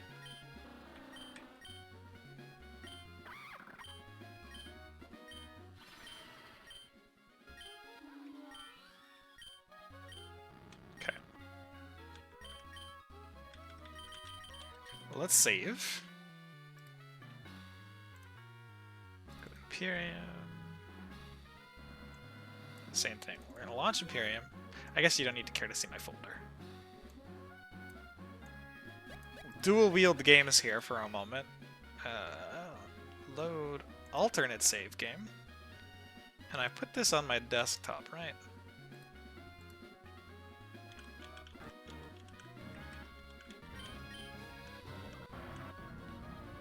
Okay. Slowbro just beneath half. Doesn't happen this time. So this, first of all, this line would have been so much fucking easier. I wonder if it's a mineral thing. Oh, this is the same file. Let's get rid of this. Let's not have multiple games going. I wonder if it's a mineral thing. I might open up that debug build again, and if it's something you guys are at least vaguely interested in, we can force a mineral, and we'll see if it's minerals. If it's not, I'll just do this on my own time some of the time. I do kind of want to play today while I have time, because I'm going to be gone all weekend. What TM was that? Vacuum Wave. That's kind of cool. I guess we should do a new team import. So it does not appear to be consistent unless it is exactly a has bad odds trigger, and it was a min roll from Orbital. That's good to know. I should make an append. Let me append that. Note might require Orbital min roll. Fuck.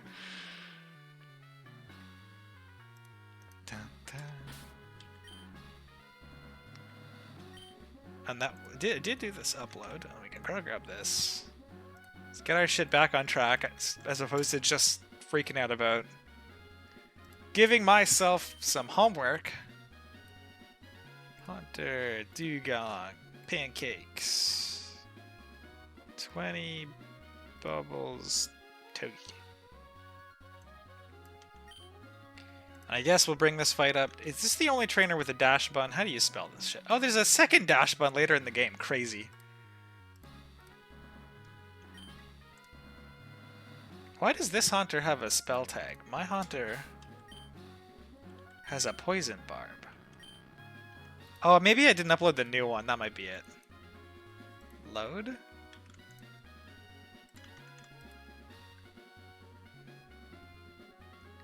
Clear imported sets.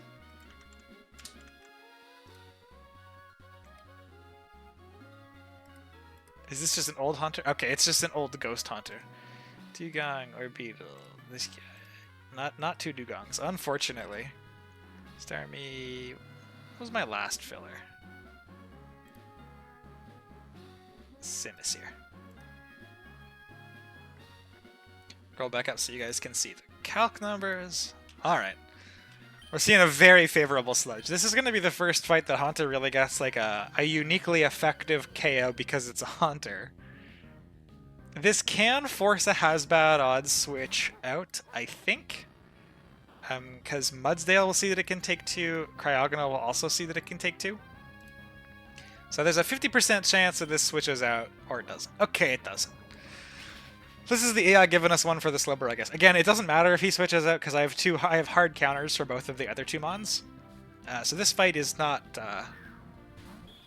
really going to get there in terms of the complexity anyway.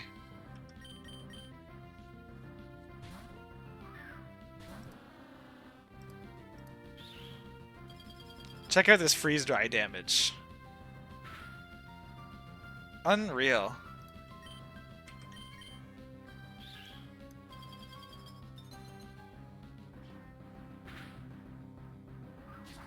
Here, we'll wait for the damage to finish. I'll put up this calc for you. It just does nothing. And it gets 2-shot by some cut rolls. So I'm just going to sit here and spam cut until he either runs out of recovers or stops trying to recover. Because I have more PP for cut than he does for recover. Oh, he gave up. I'm super insulated for crits here as well. I got the Citrus Berry.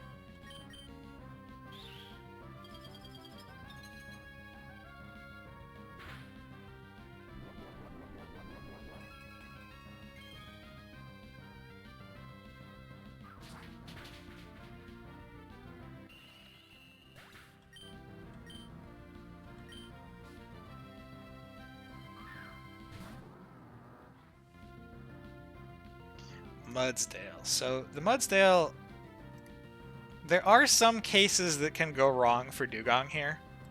I do have Ice Beam, which is looks pretty sweet. I do also outspeed, which is pretty sweet, but we don't take crits well. That's sort of the main issue. How much HP am I at? 78. I don't think that's enough. Yeah, 66. So we're in crit range from the Mudsdale. I would rather that not be the case. So if we go hard Starmie, oh my goodness, there's a roll that can lose. If we go hard Starmie, we can take any crit. That's gonna be the plan. Let's try not to hit the fucking these 2 rolls, I guess. That would be not so good. I guess that's why we have cleanup mons. This is probably a Rock Tomb anyway, because it's not going to see one-shots on the Dugong, it just wants the speed control. Yeah. And honestly, oh, we took a crit. Awesome. Fucking awesome. This is probably, because Starmie at -1 still outspeeds, and he's not going to see that anything one-shots because he doesn't see his crit rolls. Does he see that high horsepower can one-shot now that we did get crit? 50... No, not 56 minutes. How much health am I at? 65. Okay, so he should just still Rock Tomb anyways, and we should be safe.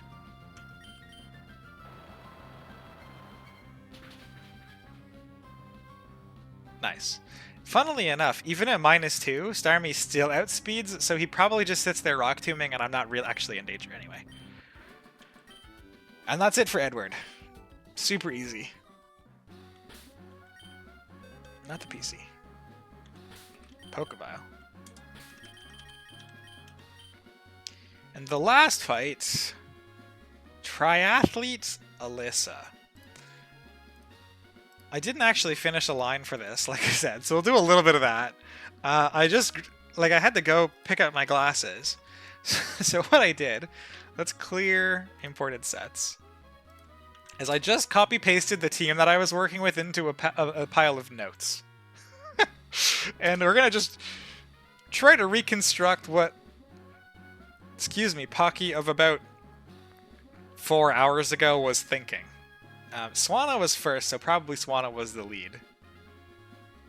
Although maybe Swanna wasn't the lead. Oh, Togekiss is first, so Togi was the lead. Okay, okay, I see where we're going here. Can he switch? Can't switch into this. Can switch into this. Can't switch into this. Okay, so this is either dead or goes into Belly Bolt. That was the plan here. The plan for the Heatmore. I assume the plan for the Heatmore is the Swanna?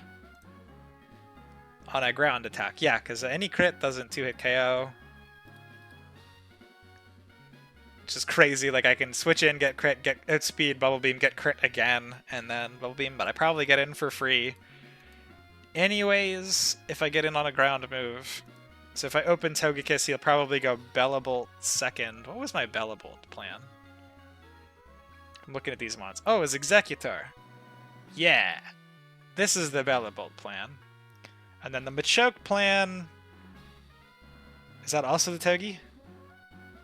Looks like it might also be the Togi. Is it the Starmie? Nah, it's the Togi. Which makes me wonder, is this how I was going to deal with this? Oh yeah, because it just one-shots the Executor, and everything's fine. So one-shots Executor, it can take any crit Rock Slide from Machoke, and then Air Slash to kill it.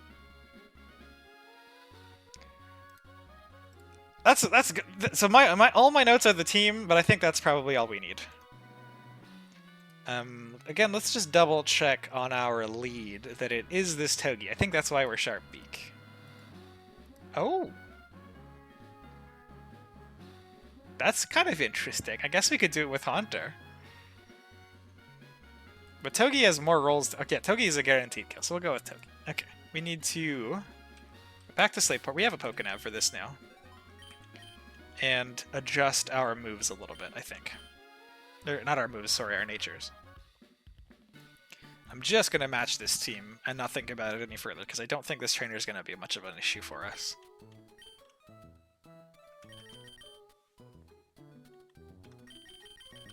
Hugs is modest. Hugs, I think, is already modest, but oh well.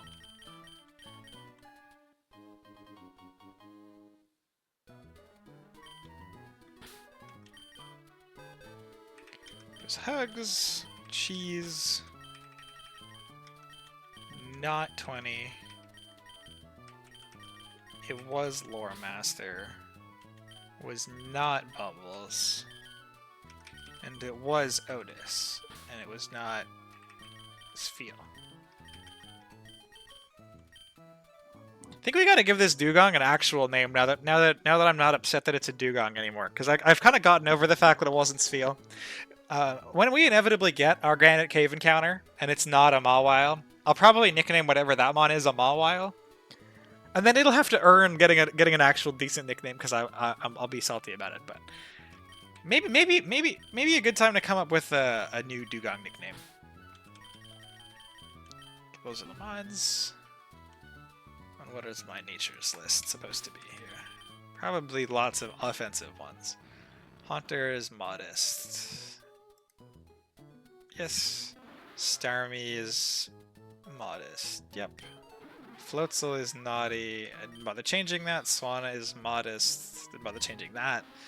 This is adamant. Yes. Togi is modest. Yes. And we're back at the beginning. Okay. So items. Togi gets a sharp beak.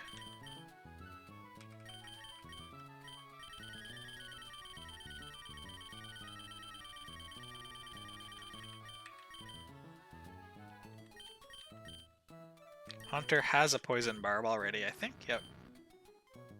Executor needs a Dragon Fang. Might already have a Dragon Fang. Can't remember if I ended up switching that for a Citrus. It looks like he does.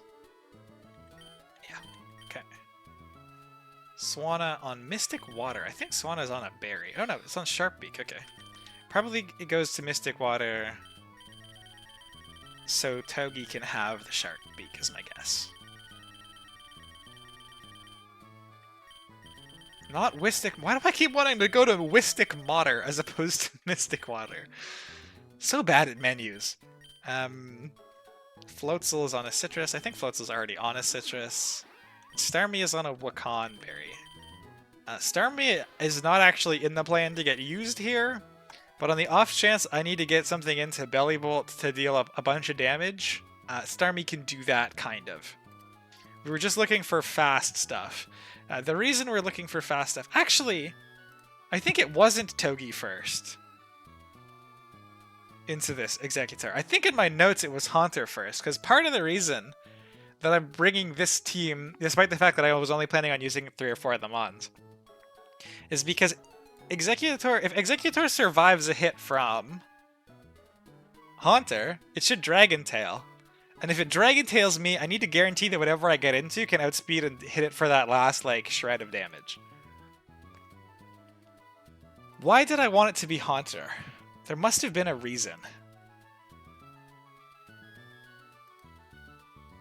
Does it bait something specific out? Doesn't do the heat more. It looks like the kind of thing I would have done to bait. Oh, maybe it was to bait belly bolts. But now, honestly, it looks like I could just do it with Togekiss. Because this does more damage into Belly Bolt than Togekiss does. I think just leading Togekiss simplifies the line. Because he's going to go Belly Bolt on this anyway. I guess the difference is that can things switch out on... Can they has bad odds on Haunter? They can has bad odds on Haunter anyway because he can't do half damage. Oh, hold on. If we put this to spell tag, that's why we're doing it with Haunter. Because then the Executor can't has bad odds out. I don't think we care if it has bad odds is out, because if it crits Togekiss coming back in, Togekiss doesn't care. Alright, we're gonna change the plans, we're just gonna lead with Togekiss. With Sharp Beak. Let's just make sure we're not breaking any rules here. Sharp Beak, Modest, Dragon Fang, Adamant, Mystic Water, Modest, Citrus, Naughty, Wide Lens, Modest, Poison Barb. Okay. We'll do a team scroll. I'm putting an unusually reduced amount of effort into this fight just because the matchup happens to be really in my favor with these encounters. Maybe that'll bite me in the ass. I don't know. The speed that some of you guys managed to be like, oh, you know, I went from like the start of the game to post Watson in like an afternoon, kind of blows my mind. So nice to actually get to take advantage of one that doesn't need me to spend an hour in a calculator.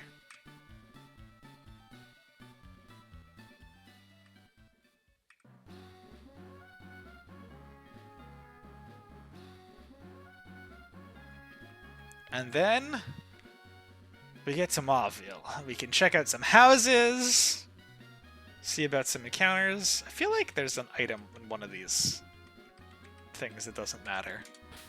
I could look it up, but that would be cheating. Let's grab a save. Do I need any weird moves? This was Air Slash, this was just Bubble Beam. That's why this had the Mystic Water. I guess we'll sanity check the moves. We've already done our legal scroll, our legality scroll. Excuse me, our legality scroll. Let's just check the moves. Aquajet, flip turn. Yep. Yep. Roost? Yep. Right. This is the same moveset it always has. Same moveset it always has, and back to Toki. Okay. All right. Hopefully this is pretty free. Okay, move this so again you guys can see the calcs. I've looked into, like, is it worth getting an overlay for this kind of streaming? And I honestly think this is just so much easier for me that even if it might make a slightly better viewing experience because the game's not going to be, like, disappearing on you like this, this just works perfectly. Oh, we do get punished, I guess, if it has bad odds. It's not, I say punished, it's not, we're not actually punished at all here. This I am not going to give it a credit for a switch roast because we fully expected this to be a viable option for it to do, but we just said we didn't care. Switch roasts have to be unexpected. Like fucking Slowbro bugs. Those are unexpected. He crits me with the charged version. Criminies. Calm down.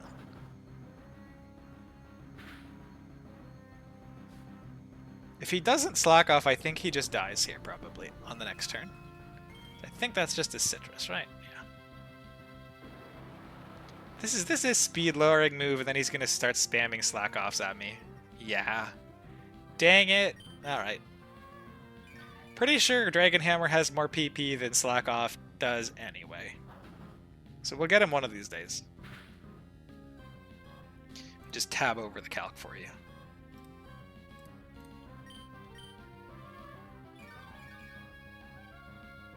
This might take a little bit if he's just going to sit there and slack off. It was kind of convenient. The Cryogonal did not waste too much of our time. The Belly Bolt looks like he's going to try. I can respect it. We should get heat more after this.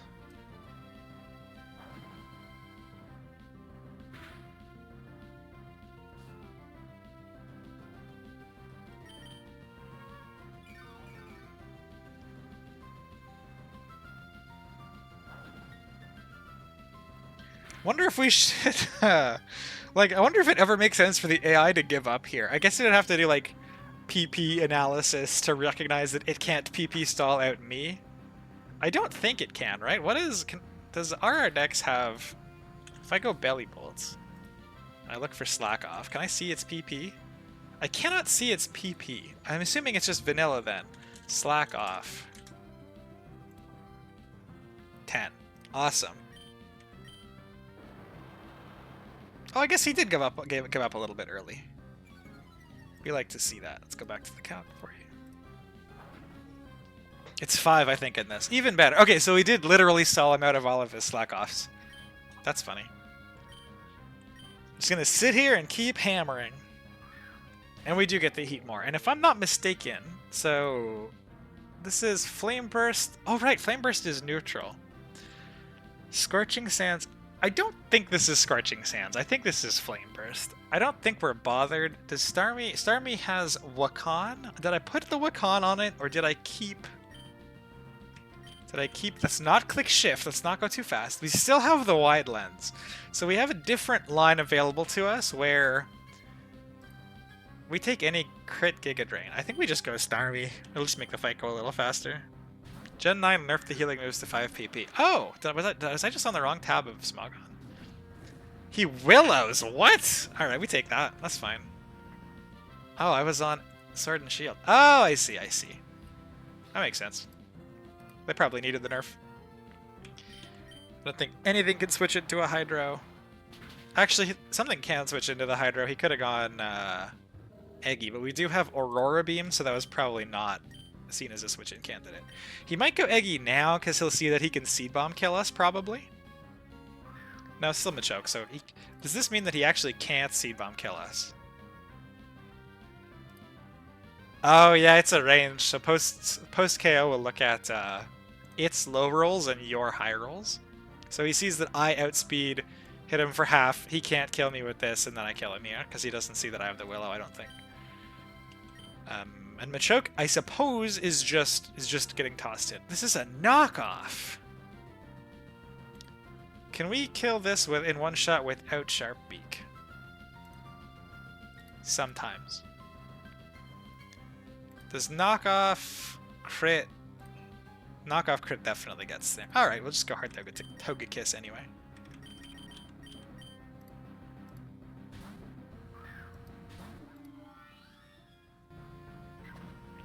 This might end up needing to be a 2-shot. So we do tank a crit Rock Slide. We shrug that shit off.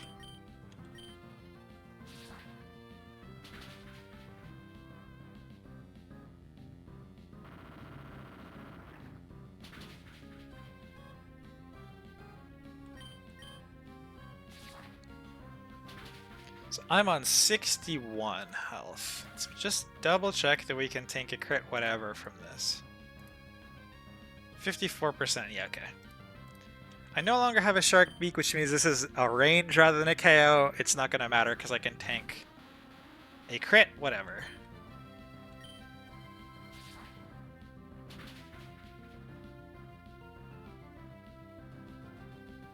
Or that works too. I love the little shit-eating grin that Togekiss has. It works so well with the Serene Grace Air Slashing. Encore someone? Nah.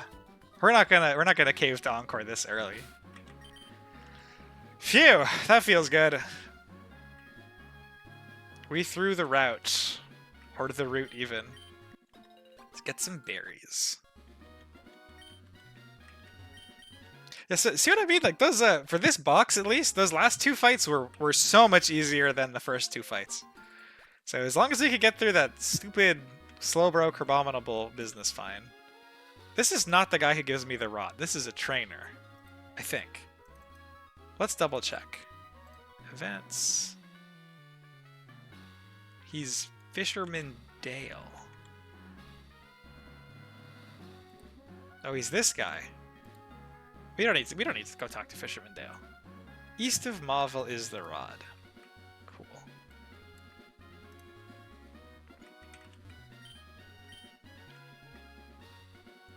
Do I need to go on to Cycling Road for anything?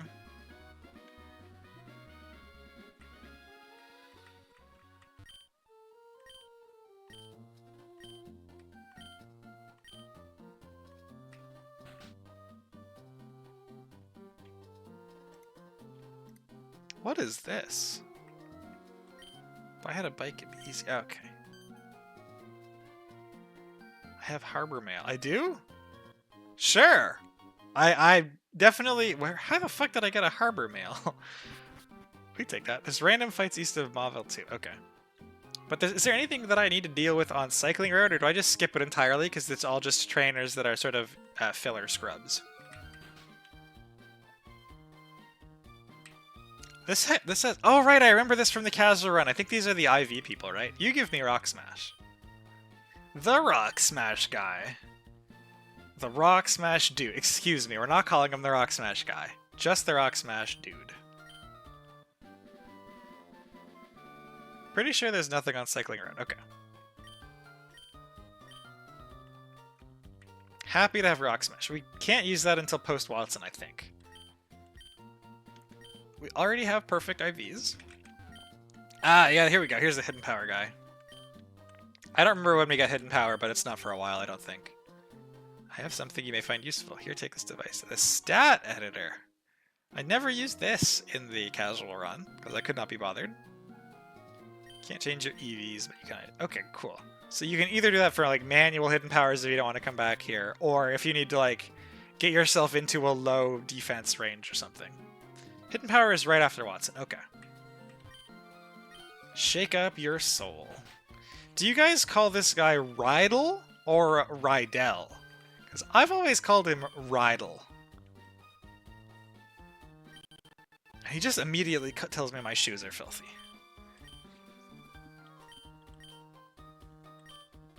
Have 2 bikes. Twice the bike. He is a real sweetheart. We're gonna not use bikes because I'm terrified of walking into something by accident. Could be before Watson if you beat the 117 bosses. Interesting. That's Ezekiel and Lydia, I assume. Interesting. There's a lot of different things that we can do next. It can be either these guys, we can go back and look at doing the beach house, or we can just go straight for Watson. I think I'd be more tempted to clean out some of the optionals around here first. But we'll see what the encounters have in the cards. There's handbooks for the bikes? Sandy slopes? Oh, right, the ones that you can run up. Oh, crap, we hit A1 too many times. Wheelies and bunny hops. I do like the bunny hops. It would be cool if you could change the color of your bike. Like, the sprites are already here. The reason that you can't do that, funnily enough, is that I don't know if this is of interest to anybody. The bicycle uses the same exact color palette as the player. So that you're not spending 2 sprites worth of 16 color palettes to have the player and the bike on the same screen. And they share like 1 sprite's worth of space. So you just jam them all in the same colors. Amusingly, the same thing happens with Whalmers. So this is perhaps something that you've noticed in the past, or maybe not. But the color of Whalmer that the male character surfs on is slightly different to the color of Whalmer that the female character surfs on. Because their palettes are slightly different. The May's Whalmer is a little more gray. Brendan's Whalmer is a little more blue. Used to be able to rock and roll. Oh, what happened? You come here.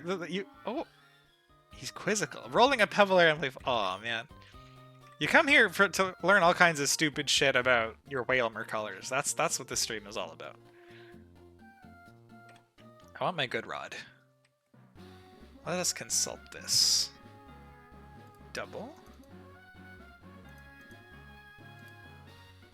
What are these trainers? DeAndre. I hope I'm pronouncing that correctly. DeAndre? He's got a Sand Slash. So we're happy to have our Aura Sphere mon out first. What's the other one? I'm not going to go too much detail here. Rose. As a Lilligant. So that's probably a Haunter. Okay, great.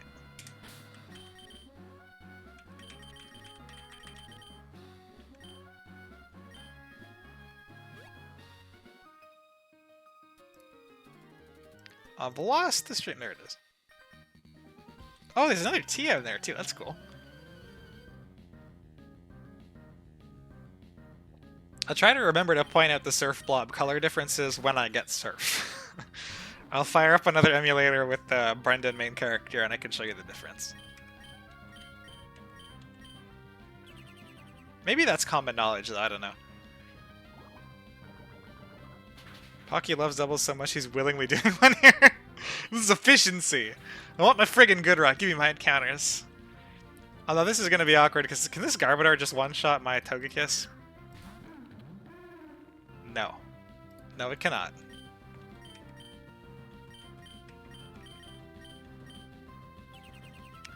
What is this double spiky shield action? There's a chance I will end up streaming tonight, actually. I've already cooked up 2 of the rain battles. Oh, exciting. Good stuff.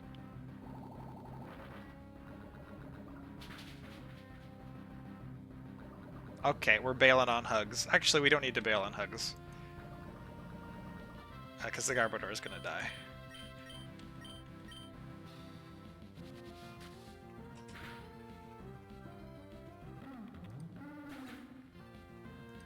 Do you also have the Mega Sceptile to just get that one for free? That was kind of awesome to watch on Brawl's stream the other day.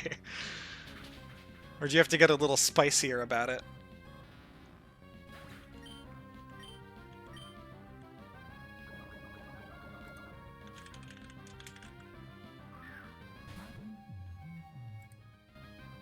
That sounded like a Musharna.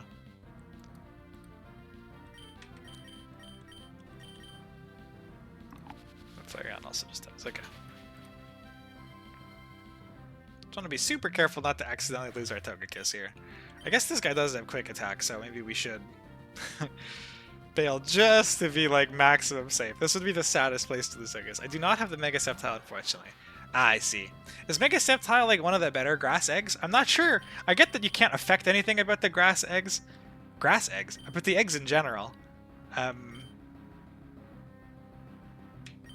Sorry, Brain Leg Spike. I think I can get a Pikachu somewhere here, can't I? I know you can't do anything to affect the eggs at all. But I've been thinking about what I want from them a little bit, and I don't know what I want from the grass one. I know Meowscarada is considered the best one by quite a bit because of the Protean. But I'm not sure how the other ones stack up. I think I want to do the fire one first.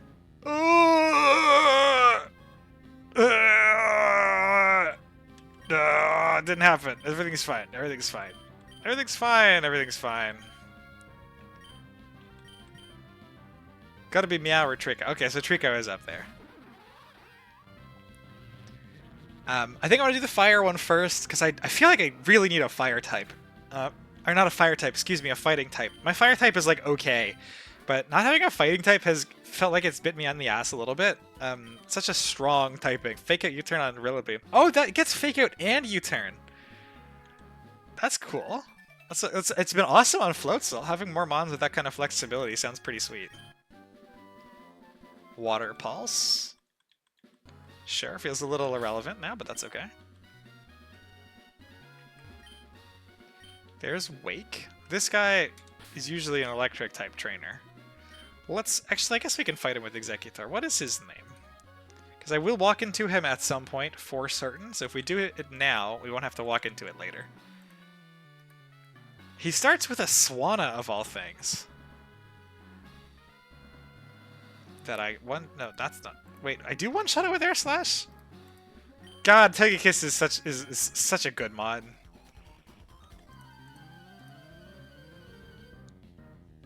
So I'm thinking, like, half the fire types are fighting, right? There's Blaziken, there's Emboar, Infernape is obviously the best one.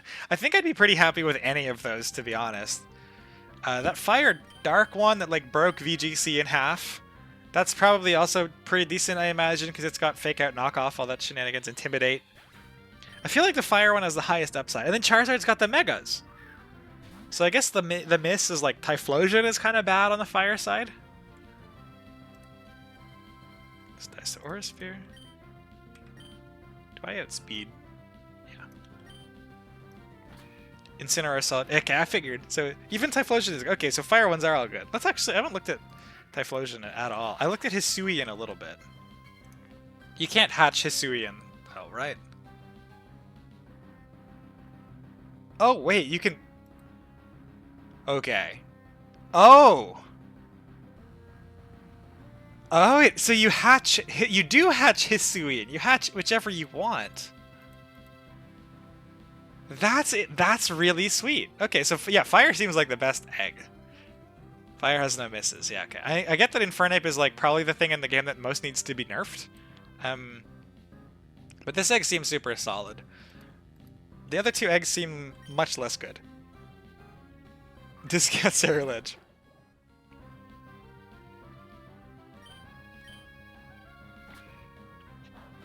I probably should have seen if this could do any damage to me, but I assumed not.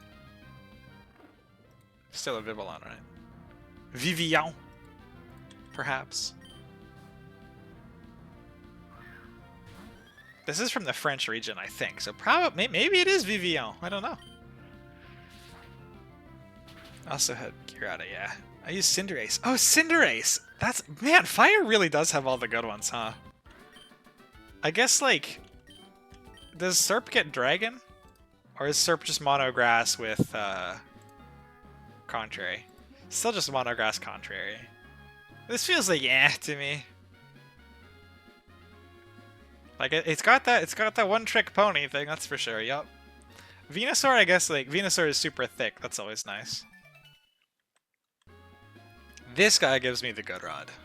The Good Rod is really good. Wouldn't I agree? Yeah, heck yeah, it is.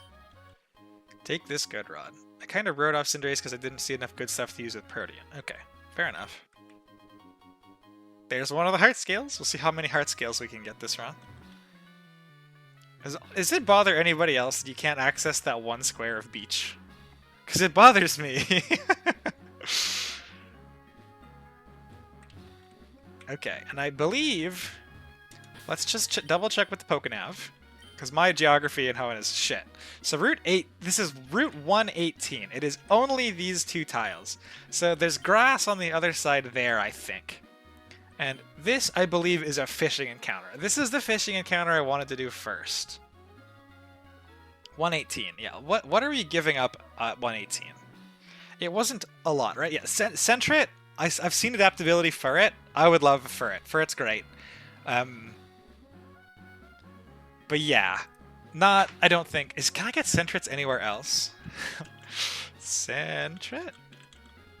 Ferret? No! We have to give up adaptability for it. Dag nabbit. Haloot should probably also be pretty nice. This Spinnerack needs a capital. These... Gimmighoul you can't... Gimmighoul is not the one with steel typing, right? Yeah, Monoghost, so you can't try to cheekily get one of these. Okay, so this encounter, we've been talking about this for... Ooh, what is this? Is it cheesecake? Oh, man. Weh! My wife is making chocolate cheesecake, and I got a test spoon, because she thinks I'm cute. And man, that is some good fucking cheesecake. Sorry for the interruption. We've been talking about 118 for like a week. And how it is the point that kind of cascades what I want to shoot for the rest of the encounters. I think we're pretty equally happy with either... excuse me, either Wooper, to be honest, still. I would prefer this to be a Magikarp. Gyarados is a bit of a... First of all, Gyarados is a bit of a comfort mon. Second of all, I really would like an Intimidate user with water typing. Which is... That's Gyarados. I'd like an Intimidate user in general. It with water typing I think will help with the Beach House a lot. I'm not that into Time Pull Seismitoad, Palpitoad yet. I think there are other Time Pull encounters. Much later. Oh, there's another one in Lily Cove, though, which is not nearly as later. Whereas the other Magikarp Gyarados encounter, I think is Satopolis. 126, or Satopolis. Yeah, okay, so it's way, way later. So I think I would like to shoot for the Gyarados. That has been the plan the whole time. Which means we're on 118, we should Old Rod, we are very, very likely. Again, if we don't hit it here, I'm totally fine with that. It'd be neat to try to use Seismitoad. It is not a mon I have ever taken on a run through a game. I would just feel a little comfier with the Intimidate mon, which I feel like Intimidate is one of the things that my squad has been lacking. Let's hope we get some good odds. We've gotten a lot of the common encounters, so maybe we could get another. Hey, we do hit the Magikarp. Very nice.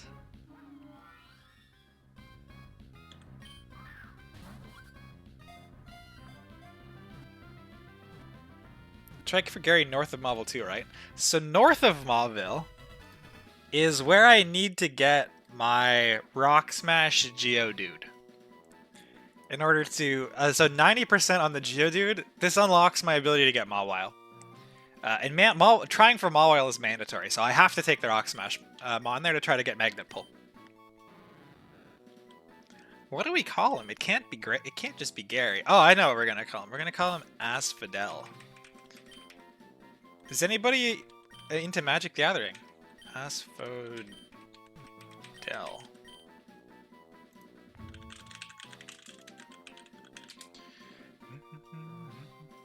Where is Scryfall? Scryfall?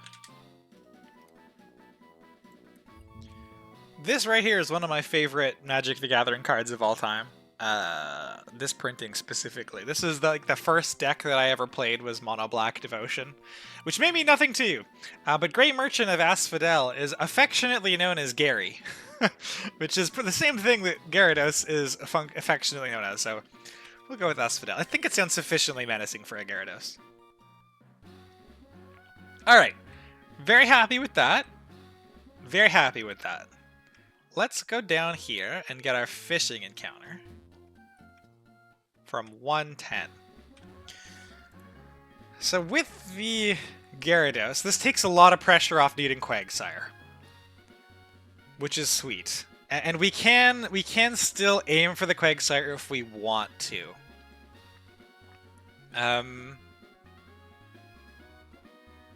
I would be pretty happy with the Quagsire. Really would like that EQ for Watson, but maybe we don't need it. Let me take a look at Clodsire. This is the other thing, is Paldean Whooper does not get Earthquake in time. Not till 40. So you get like these poison moves. Sledge Wave is a little bit of a whiff on it too, because it's a physical attacker. But this health stat, special defense stat, this typing, this seems like a very min-maxed mon to me. You're gonna magnet pull in the Granite Cave? Yes. I'm gonna be magnet pulling on the Mauville floor. Fuck Beldum. So what moveset is this guy gonna have going into Watson? Poison Jab, Yawn, probably Bulldoze. Oh, it picks up Earthquake right after Watson. That's not bad. We do have Bulldoze. I guess Iron Head, that's kind of nice. Gets Rest, Heresto, Chesto, gets Rock Tomb. Maybe pull Slateport first. I don't know if Gully would change your choice. That's a good suggestion. And you know what? I think I'll also pull the Root. I think we'll do this one last. I think this is the one that I'm the closest between. I think Quag is way better for Watson.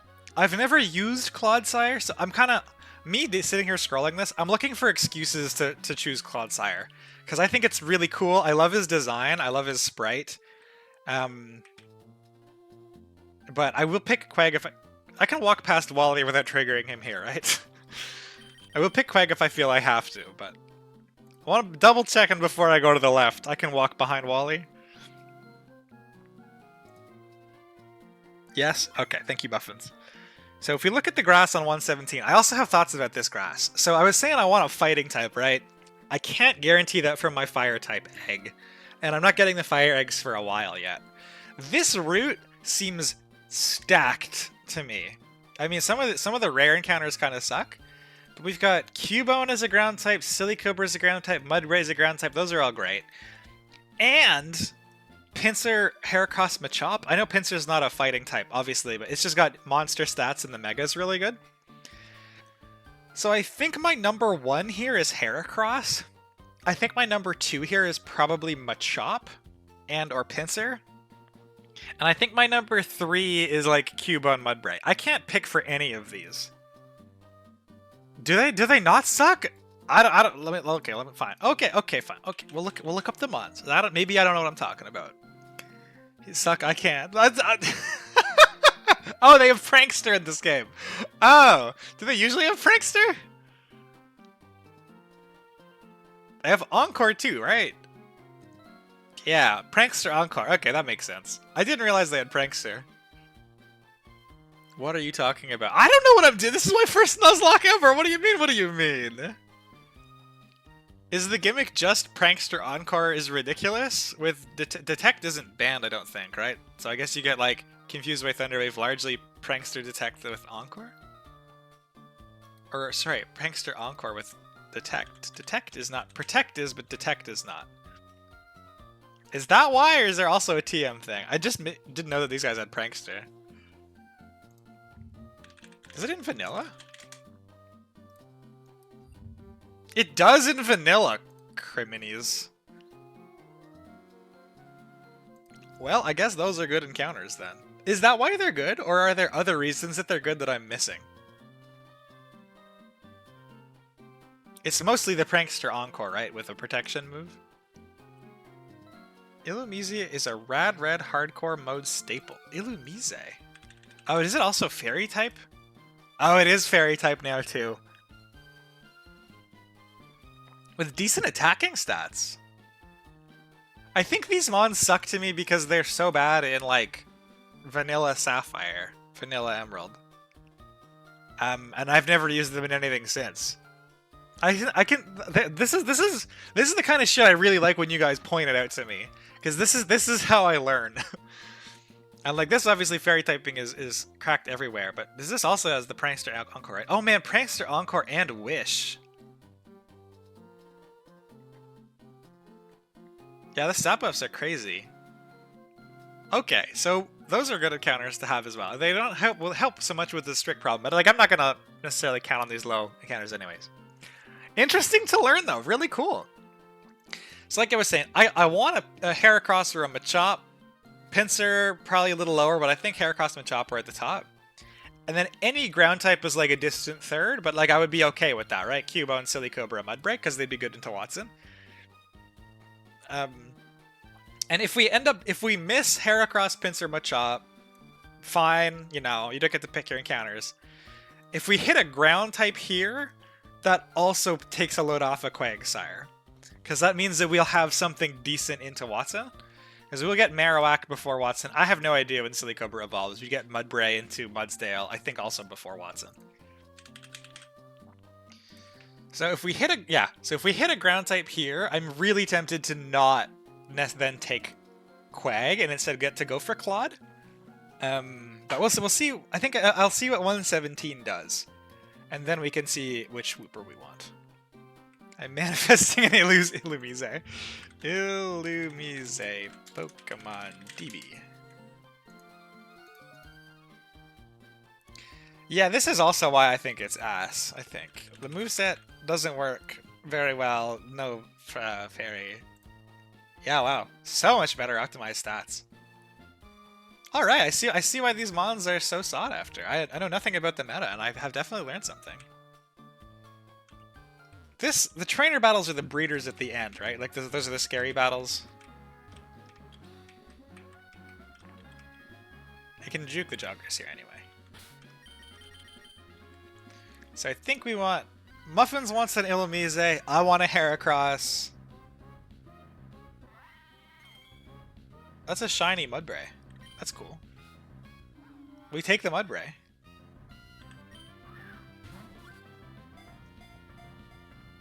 I'm not like excited about. I'm not the person who cares about shinies. we don't take. Well, we're happy enough with the Mudbray. This is one of the like half of the mons that I wanted. I think this is probably the best ground type. I haven't looked into them in great detail. What do we call a Mudbray? Maybe we go with Crafty. You know that line from Sherlock Holmes where horses are like dangerous at both ends and crafty in the middle? Crafty.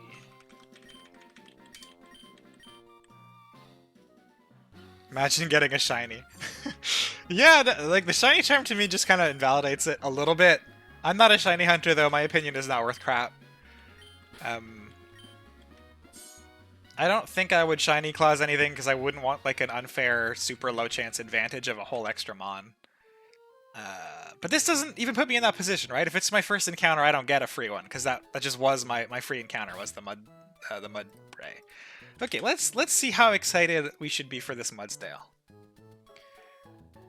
More damage is always nice. Stamina, this is really good with body press. I know that, and I know it. Does it get body press? It does get body press. Okay. That's kind of nice. Lowers the foe's speed if hit by a contact move. Okay. This seems like a really good suite of abilities.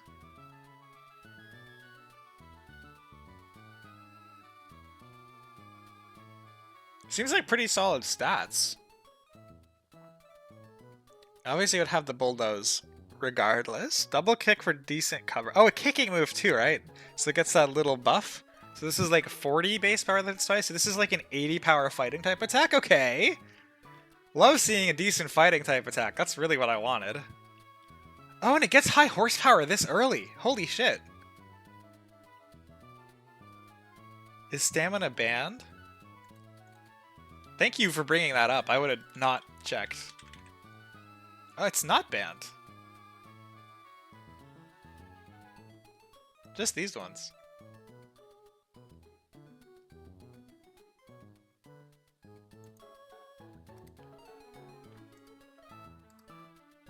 On high horsepower, this is functionally Earthquake by Watson. Heavy wow. Oh, and it'll naturally learn Earthquake before too long too. Will it have that for Flannery Split?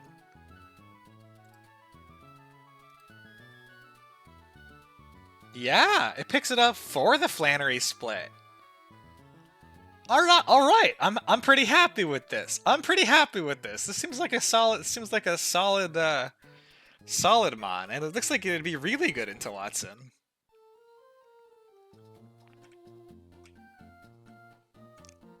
Definitely. I'm not sure. I think I still would have preferred a Heracross. I'm now a little more torn about whether I would prefer this to a Machop or not, because this one seems really solid. Same with Pinsir. But I'm definitely, I'll take it. This route is just so good. It has so much good shit on it. High horsepower is striker boosted? Oh my god, so it does more damage than the... Wow. So this means we can totally not go for the Wooper, right? Or for the, yeah, the regular Wooper. We got to try... I think it's like a... Is it a 70 for Paldean? Yeah, okay. So I think I at least feel pretty safe between both Gyarados and now Mudbray that we can try for this more... we were more likely to get this anyway, statistically. We can try for the... We don't...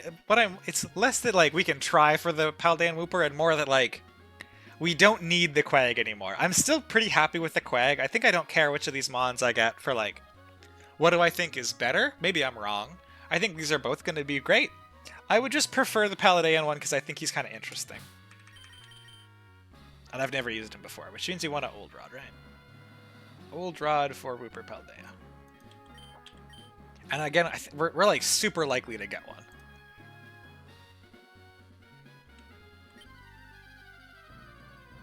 Really glad we, yeah, nice. Nice.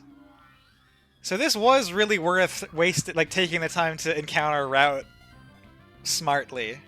Because we get to try the new Mon that I was kind of excited about. But it's still a little bit of a loss on the whole Heracross Pinsir thing. I think one of those Mons would have been nuts, but I'm happy to have the excuse to try out the little Wooper. Let's call him Whoops.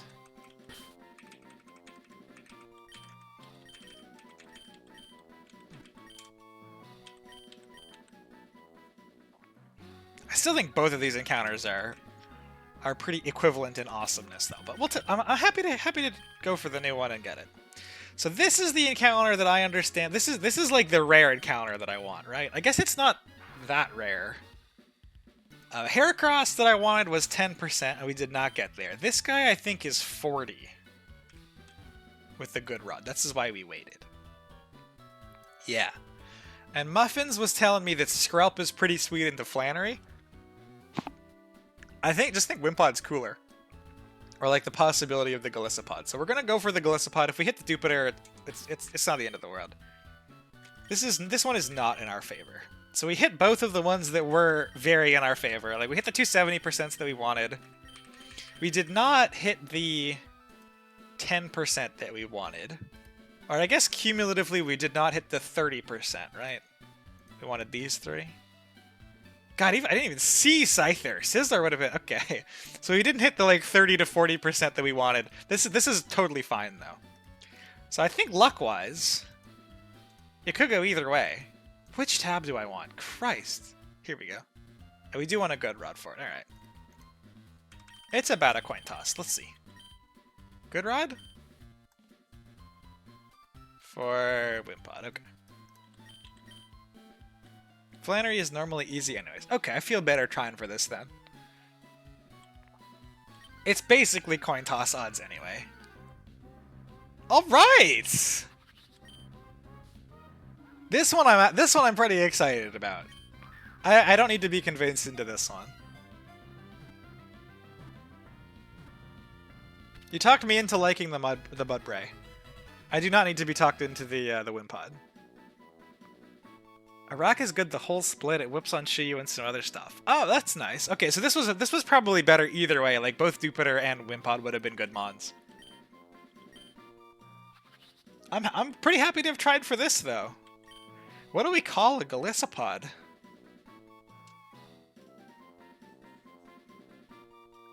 You can't call him shrimp. I'm not even that big of a seafood kind of person. I feel like sashimi might be a little rude. My favorite thing to eat at sushi is sweet potato avocado rolls. It's not even close. And that does not fit in this nickname box. I guess he's more of a bug than a sushi.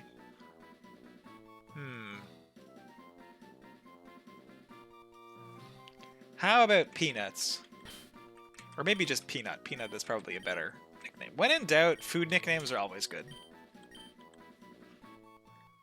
That sounds so good. Oh man, so I do not live coastally. I'm in Ontario, along with like half of my country. But man, the sweet potato avocado rolls are so good. I went and visited a friend in Washington State, near Tacoma, for a conference a couple of years ago.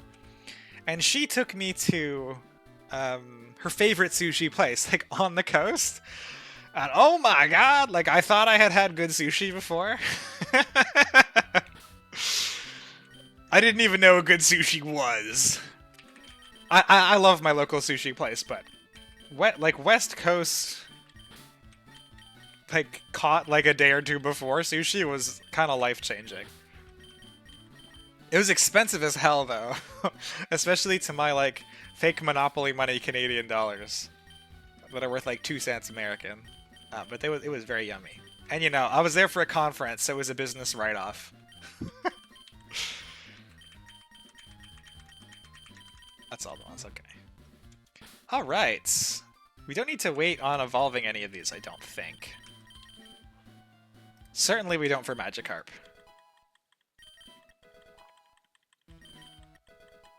I'm pogging. Oh, nice. I'm excited. I'm really excited to try this Golisopod out.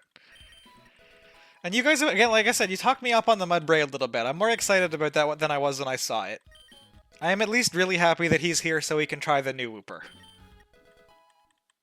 Wait, followers. Oh, you're so right. You're so right. I would have forgotten. Wooper is so cute! Oh, rip communities. You know how a lot of kids like cute mons? At least a lot of kids in my high school like cute mons. Like Charizard was everybody's favorite.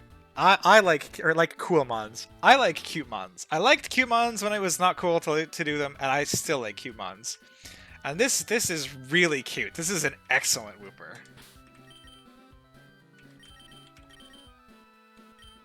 Can't believe I almost missed showing off Valorous. This is probably what he looks like in Heart Gold Soul Silver too. I can't remember. I did not do a Gyarados in that game, but this is great. Mudbray will be new. It keeps the shiny palette? That's cool. He definitely looks like a horse. I'm not a big horse like fanatic kind of person, but if I was big into horses, I think I'd be very happy with this as sort of like a ground pony.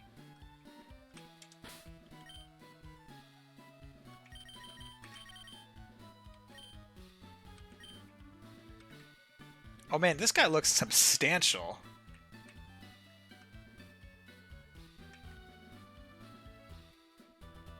He definitely looks like a bug. The way he's moving is kind of creeping me out a little bit. I'm not a big fan of bugs. Oh, he's cute from this angle, though. He's got such nice eyes.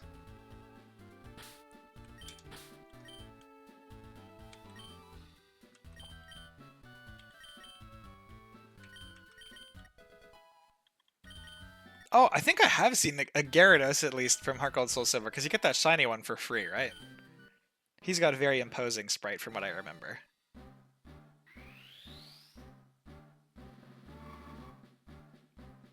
Zero ground types to 2 ground types. I was expecting 1 ground type. I was hoping for the fighting type, but 2 ground types is probably nice. And actually, I guess the combo of Mudsdale plus Clodsire is the combo that I would want.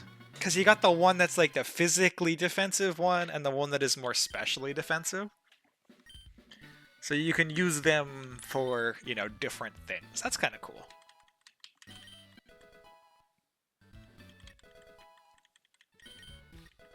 Maybe we'll find a Heracross later. Are there Heracrosses later?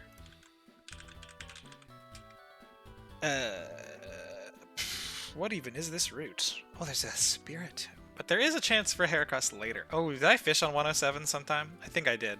Yeah, this is my Buizel. So we're not getting the Heracross this run. Is there a Pinsir later? Also on 107. All right, we'll just pass on those. That's fine. I guess that means that the odds for having one of them in your run isn't great anyway. Maybe the one on 107 is if you like save it till the late game. Didn't really think that far ahead. Just took the Buizel, that's fine. I didn't think I'd get out of the early game, so just front-loading all the encounters was correct to me at the time, but I'm not going to start regretting it now. Honestly, of all these new mons, I think Gyarados is the one I'm the happiest with. Like, despite it being the 70% chance, like, really high likelihood encounter, I feel so comfortable having high HP, high Spit F, Intimidate Mon. He gets Aqua Fang this early? Are you for real? Wow. That's sick.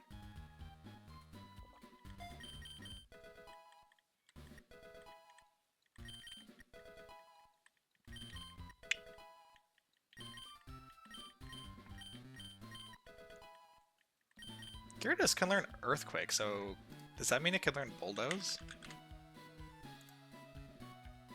Oh right, there's Mega Gyarados too. I feel like these stats are higher than they were in vanilla. Maybe I'm crazy.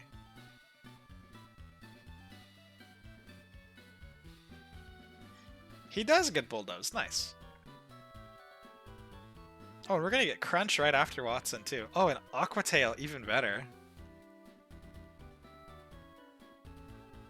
Hurricane. Nice.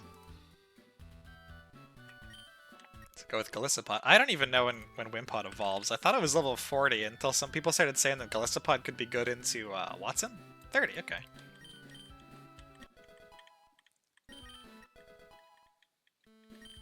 All I know about this mon is that it's got emergency exit and first impression. And I guess also Razor Shell Aqua Jet because of that the Aqua Double. Aqua Jet was pretty sweet. I guess it's not as necessary with first impression, but double, like, more priority is just more priority, right?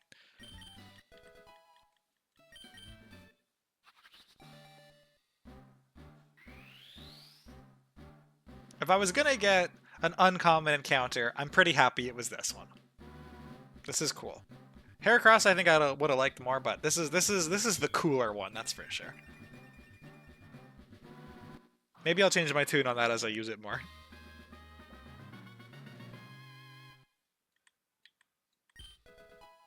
Oh, he just gets first impression on Evo. That's cool. Oh my lord, he gets Sucker Punch? Hang on. Golisopod. How hyped do I need to be? These stats are cracked. First impression. Oh my god, I get Pounce already too.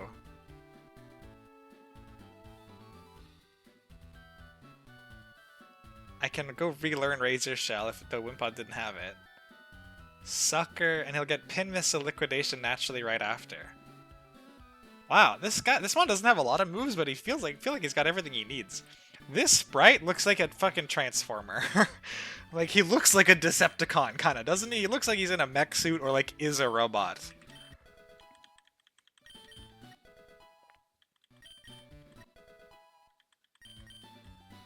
Okay, the Golisopod hype kinda rising a little bit. That mon has better moves and stats than I thought it would. Do we bide? I do like bulky mons, and we did pretty much just pick up 4 new bulky mons.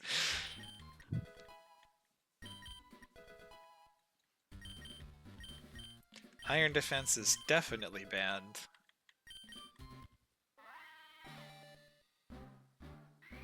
A randomly shiny Mudsdale. I'm sorry if you were hoping for a more hype Shiny Hunter kind of reaction. Like, I was a little bit stunned, a little bit surprised, but yeah, the shiny charm for shinies they just don't really do it for me. It's got to be full odds or nothing, you know. He's so orange.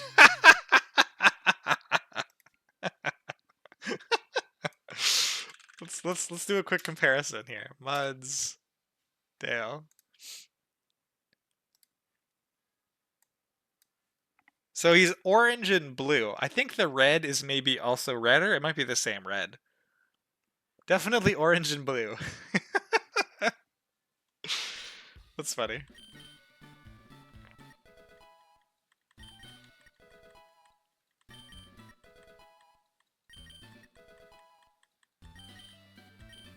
And Heavy Slam.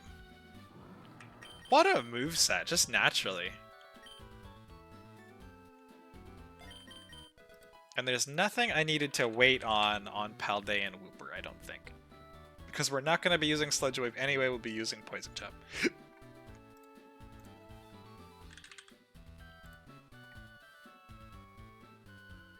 Oh, we get Sludge Wave anyway. Oh, Mega Horn! That's kind of interesting. Oh, and he also gets... Right, Earthquake before Flannery Split. Okay, that's cool.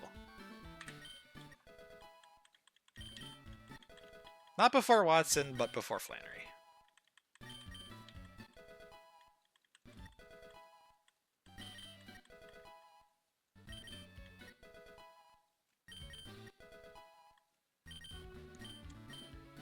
Unfortunately, we do not get to use T-Spikes. Just seeing all these mons with more than 100 health is really heartening. I feel like my team has been a little on the squishy side. Like I was saying with the, stuck with a Seal and a Slowpoke and a Skorupi. But now that we've survived the early game, if we get through Watson and get to crank everything to 44, so everything evolves, I think, like, we'll get Corviknight, Slowbro, Meganium. Is there anything else I'm missing? We'll check after the Clodsire Evo here is done. But just Corviknight, Slowbro, and Meganium feels like a huge power spike. This sprite is... it's so good. He's so happy. Do I have a calc open somewhere still? Did I close? I guess I closed the calc. Crap. Oh no, I'm looking at the calc and I'm stupid. Oh, I don't have my box in it though. Oh, we get Gengar after this too. Wow. My profile pick, it's so good. So good. Just check the PC real fast. So we get Corviknight, Meganium, Gengar, Slowbro, and Drapion. So if we survive Watson, the box is gonna start popping off. I'm gonna put these guys down here so we can do a huge like hype Evo once we get through Watson. This gets a Mega, this gets a Triage, this one's just nuts, this gets a Mega that's really busted. I haven't looked into Drapion at all, but Poison Dark is like, I'm a huge Alolan Muck fan. I'm a big fan of this typing, and it can't get crit, so... Frisk is such a weird choice for a hidden ability. But yeah, make that knock so much better. It does lose Bug, which I guess is a little unfortunate. Ah, man, does he not get Poison Jab anywhere? I guess Poison Fang is 75 now, so that's not as bad. Sniper is sick too with Wicked Blow. What is the move Wicked Blow? Wicked Blow. The user strikes the foe fiercely, it always results in a crit. So crits deal 2.25 instead of 1.5? Oh man! That's cool. That's not even that late game. Oh, and he also picks up some good TMs. He gets the EQ, gets the Bulldoze. Leech Life, that's nice if he wants to pivot back into the bug coverage. Tantrum early for the ground coverage? Yeah, I'm pretty excited about that mon. I just like Poison Dark as a typing a lot. I dream of being Pocky being unaware of what the move Wicked Blow does. Is that like one of the Urshifu moves? I know Urshifu has some broken shit. I thought it was a water one though. Like you haven't played competitive Gen 8 or 9? No, I played competitive. Oh! The follower. He doesn't look quite as thick in the follower. I think it's his legs. Oh, from the front he looks like a Transformer. From the side he looks like he skipped leg day. I played a little bit of Gen 4. I played a lot of competitive Gen 5. That was by far my most active generation.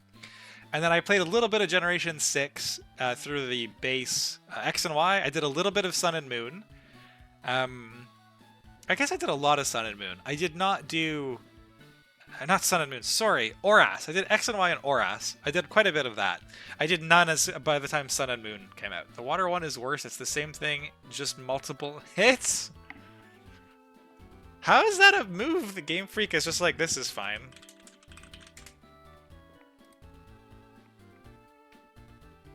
Wait, it only hits. It's only power 25.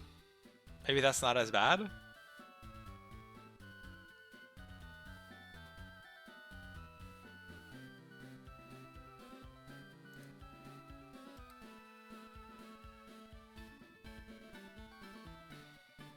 I guess if it crits, the math on this is kind of explosive anyways, right? Because it's just like 100 and it crits through whatever you want it to. 3 hits? This hits 3 times? I thought it was pretty good hitting twice. Like, that's better than Earthquake power. This hits 3 times?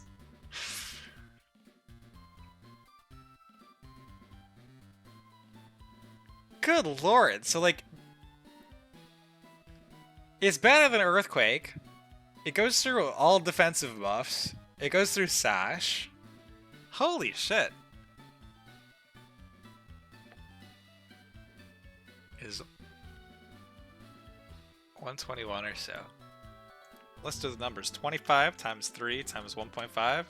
This is 112. Although this is not factoring in the crits. So crits are 1.5, right? And then at 25, that gets multiplied by the 1.5 crit, gets multiplied by the 3 hits, and then that gets stab. What? Is this math right? It's just a 170 power move? It goes through protect? That mon seems so broken. I get why it's banned. That's funny. Is this chain of multiplication 25 per hit times 1.5 for a crit times the 1.5 for a stab times 3 hits? If this is not wrong. Pocky doesn't know why Floatzel is broken and red. Floatzel gets this move?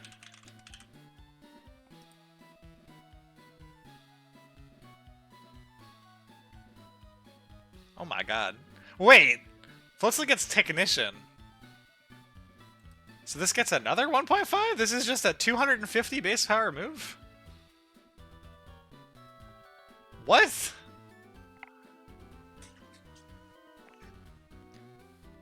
Yeah, Urshifu is busted beyond belief. Thank God! Okay. I'm glad that I'm not on a different fucking planet. That seems insane. If I can iron out the line for this rain double, Ampharos will drop exactly 6 Thunders and pick up exactly 6 frags. I'm so excited to see that. Choice Band Technician, Choice Band! Base 380? It just kills everything, right? Holy. I was upset. So if we look at Mauville, I don't know if any of you guys look at Mauville, because I see this Mauville, it makes me happy.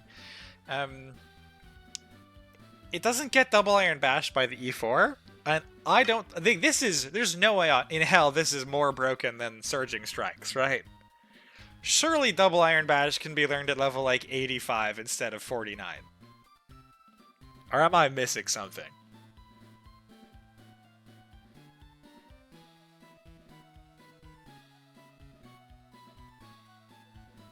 I think we should petition collectively to have double iron bash be pulled down, so that Mega Mauville can use it. Use the feedback channel. Feedback. Create a post.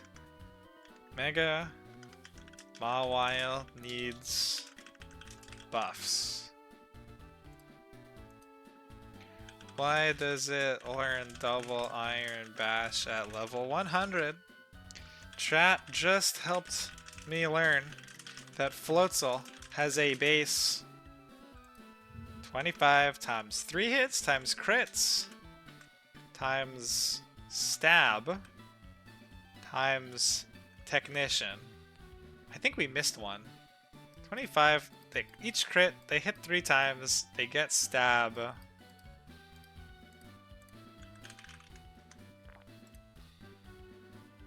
Maybe we didn't miss one, maybe we fucked up the first time. 25 damage. That's the crit multiple. This is like the move base power, and then it has 1.5 stab, and then it has 1. Okay, so Floatzel has a base. Floatzel that has base 253 power before the E4. Metal is legal. Why does my homie Mauville not get Iron Bash in time to be an absolute god? There may be riots in the streets. Alright, I've chucked it in the feedback channel. Please go spam it with all the upvotes. It is the one in all caps. They gonna ban floats before they buff Mauville. Huge power is more of a boost. We don't need to tell them that. We don't need to tell them that. We don't need to tell them that. We're not petitioning to not get it, the double Iron Bash. We want the double Iron Bash. We're making a case for it. Anything that is evidence that it should not get it or that it would be busted, we are choosing to willfully ignore. This is an all caps post. There's no room for facts and logic. Let's go check out our other followers' rates.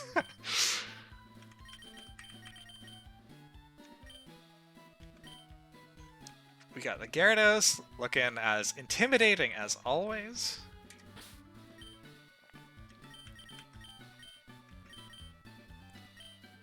We got Whoops. Oh, he blubs. That is a cute mon. That is such a cute mon. Excellent follower. Absolutely excellent follower sprite. Horse? Oh, this is a pretty nice horse. He looks a little weird being orange. The side view in particular looks really sweet. Definitely a horse. I think that's all my encounters that I've gotten caught up on. With the exception of the beach house. We can still go get our Cerulege if we want. I have not looked at any of those. So we have to figure out what I want to go do next. Also, Michael, whenever you want to go do that fight, don't hesitate to start stream and everybody can just go watch you. I don't feel the need to retain viewers and don't feel like you have to wait for me to wrap up before you can do that.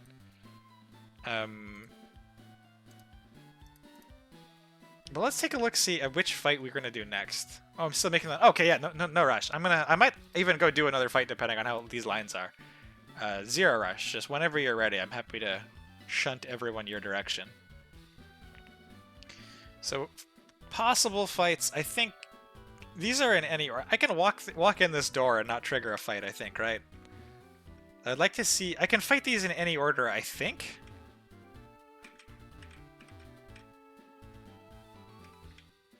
If we can't do this now, we can do this after Watson. Don't worry, if you don't mind, actually, would you mind verifying what I posted in AI discussion? Let's take a look. This would be Kabutoss, right? Because it's type matchup. How do I put Discord into streamer mode? Streamer mode.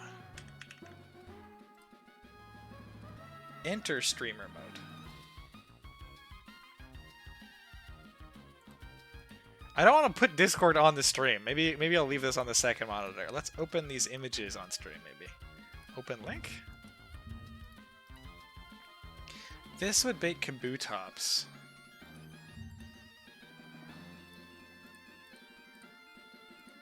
These are the only two options. You don't need me to look at the party context. The rest of the party would matter if it would potentially bait in something else. So this is post KO. Ampharos just kills something.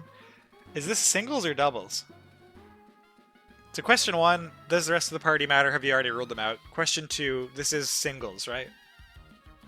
Those are the only two left in the party. It's doubles. Oh man, doubles follows different logic. I'm gonna have to look it up. Hang on. Let's pull up our debuggy code with our Rhyhorn and shit.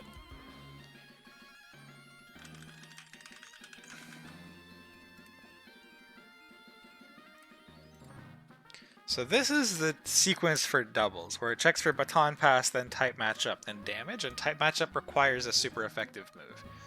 So neither of these have a good type matchup into you, right? They have an identical type matchup. Neither of them have a super effective move into you. No. So get best mon damage. which is the last default case. It's defensive type matchup, which is the same that defaults to most damage. And yes, that is correct.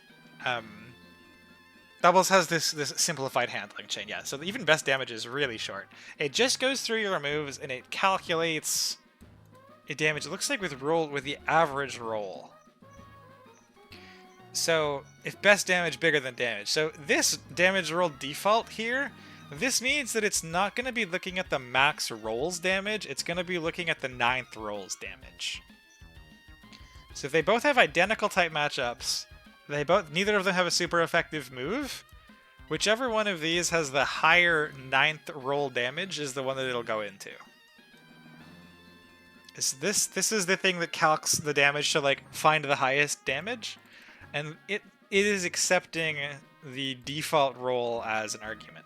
Let me make sure Irv didn't change this to be... Yeah, he does still use highest, right? Calc party mon damage, return roll type is highest, average, highest damage roll average. Yeah, okay, so this should be average roll. So check the 9th roll, it should go into whichever one has the higher 9th roll. Yeah, Dreadnought isn't a good defense. Does it not care about super effective move if defensive matchup is bad?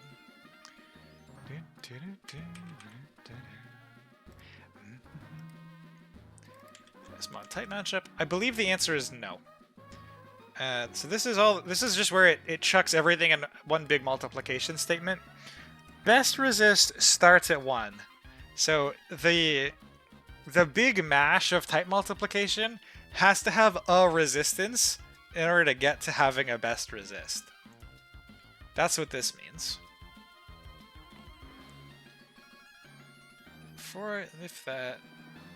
If best mon ID equals I. Okay, so also so what this means is the type effectiveness for multiplying everything together, if that is less than neutral, this 1.0 multiplier, then we have our best resist, and we also, this best mon ID, this means we have a candidate. We've identified it as having a candidate.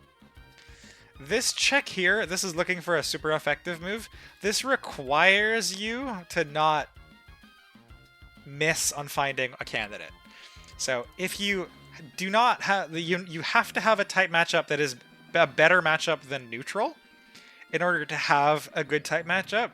You have to have a good type matchup in order to even look at the check for an effective move.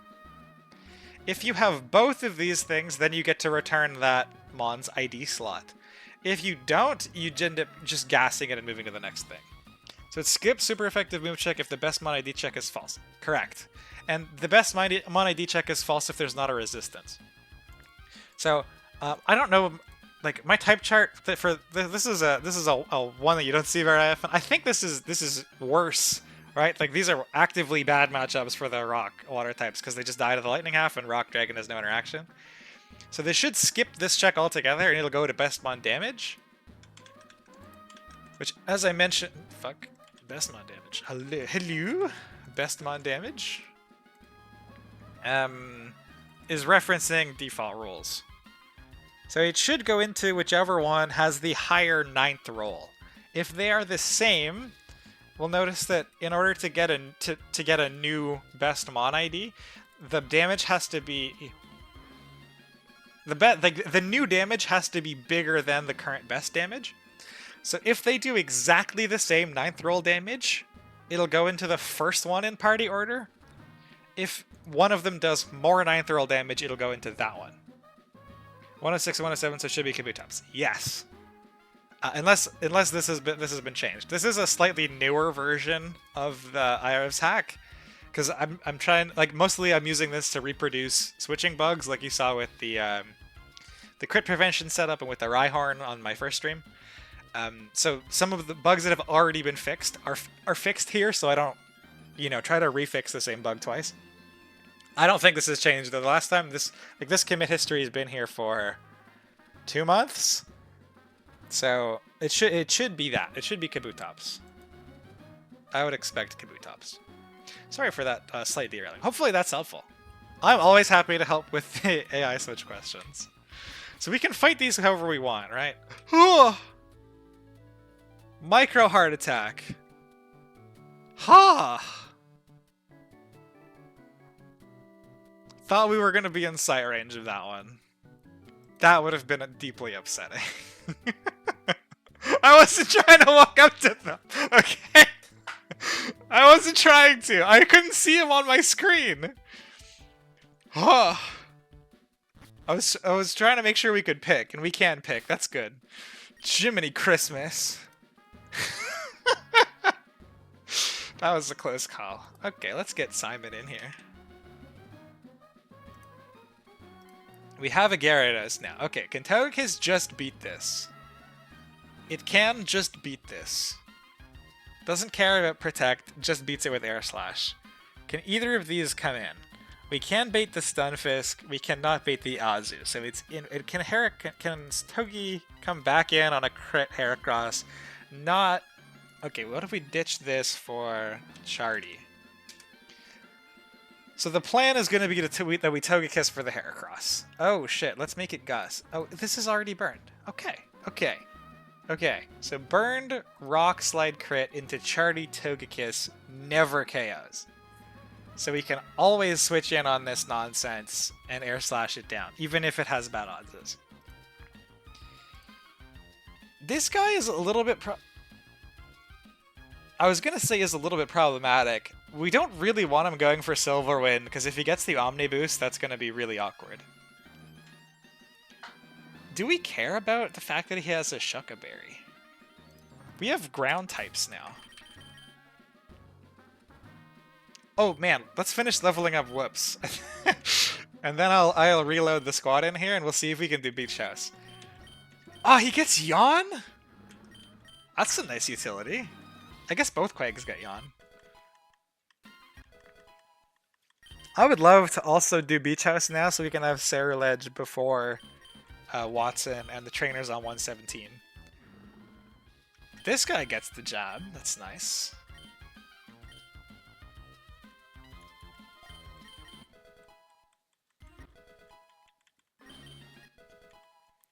Deeply looking forward to seeing Azu into Gyarados. I don't think Gyarados is going to be able to do crop to Azu either. But if I'm not taking that much just from the Intimidate, and we want to use exactly one Intimidate. Sludge Wave has to be worse than... I guess when am I ever going to Poison Tail? I'll hang on to this in case we end up needing to hit a special attacker, because neither of Cloudsire's attacking stats are great.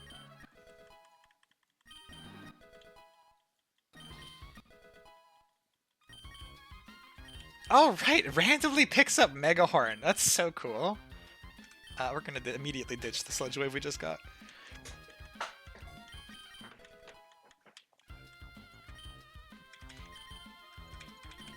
I would prefer to do Beach House before 117 if I can swing it. I'm not getting any other new encounters till Watson now. But I am pretty happy with those encounters overall. Very, very pleased.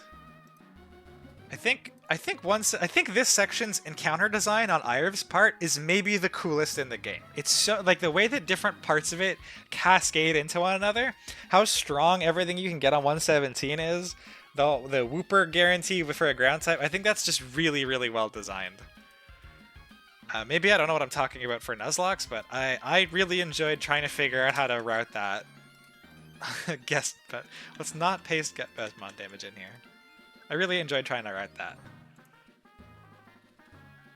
Okay, so into this, we have ground types now. Do the ground types just not care about Shucka Berry? Holy crepes.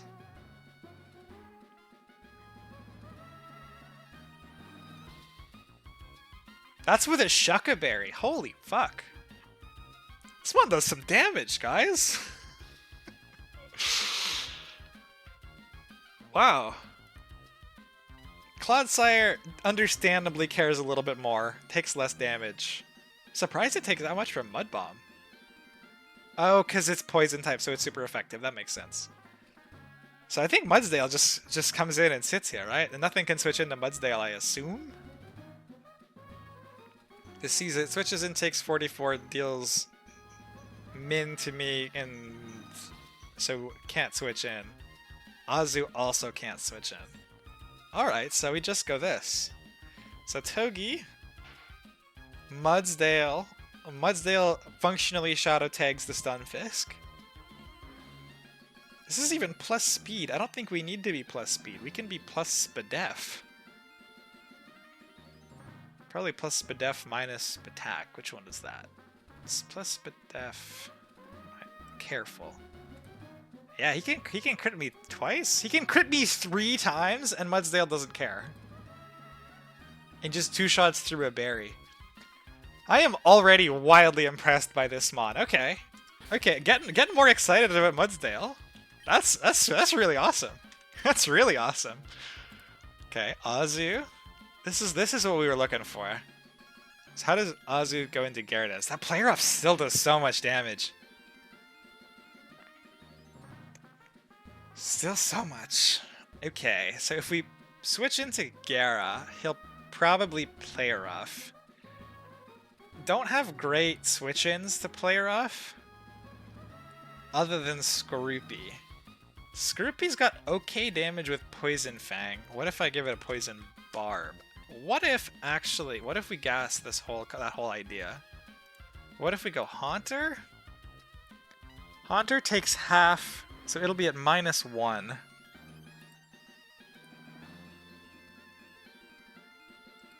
Play rough crit does not kill me.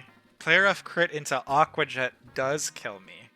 Sludge does not kill. Gyara does not need to... So Gyara hard switches in. Doesn't take double crit. We probably can't plan around double crit from a frigging huge power Azu. So let's just plan around 1 crit. So Gyara takes 1 crit. Then gets the Intimidate drop off. Can then take any second player off, which means Gyara can get an attack off, which can be flip turn if we want. We're always faster. That's a little awkward, but that does mean that if we can take any 1 crit the first time. What are my TMs? Do I have anything? Can Gyarados just get Poison Fang? Oh man, that would have been clean. Can Gyarados just get Thunder Fang? we had to try. Can Gyarados learn Thunder Punch? No. I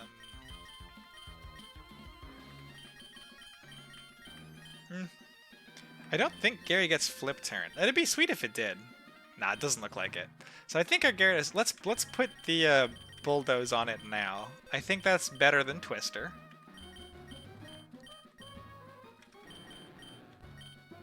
A little bit of coverage. This Gyarados doesn't make this as easy as I wanted. Does Clodsire get Water Absorb? Oh, it does! Okay. Does it currently have Water Absorb? Poison Touch. Let's put this to Water Absorb before I forget, and I'm very sad. Trying to switch into something in the middle of a random battle in a week.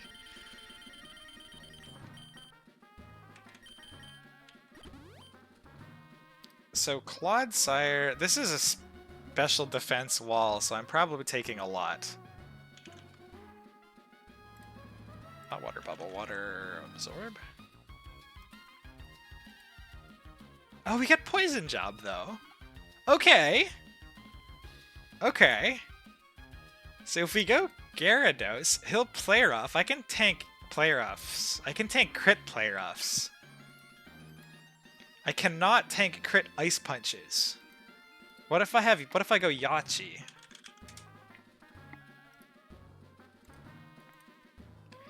We put this on the team. Let's save this guy. So Togi wanted to be Chardy.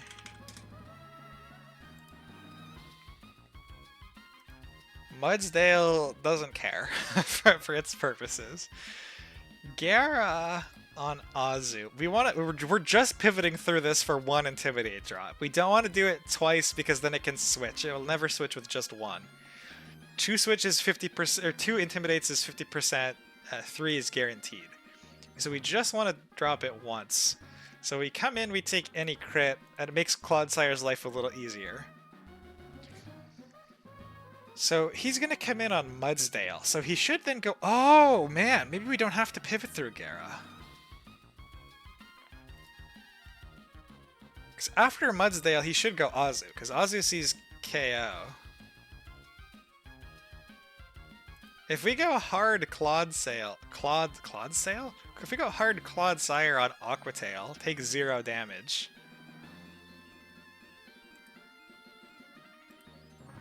We tank a player off crit, or an Ice Punch crit.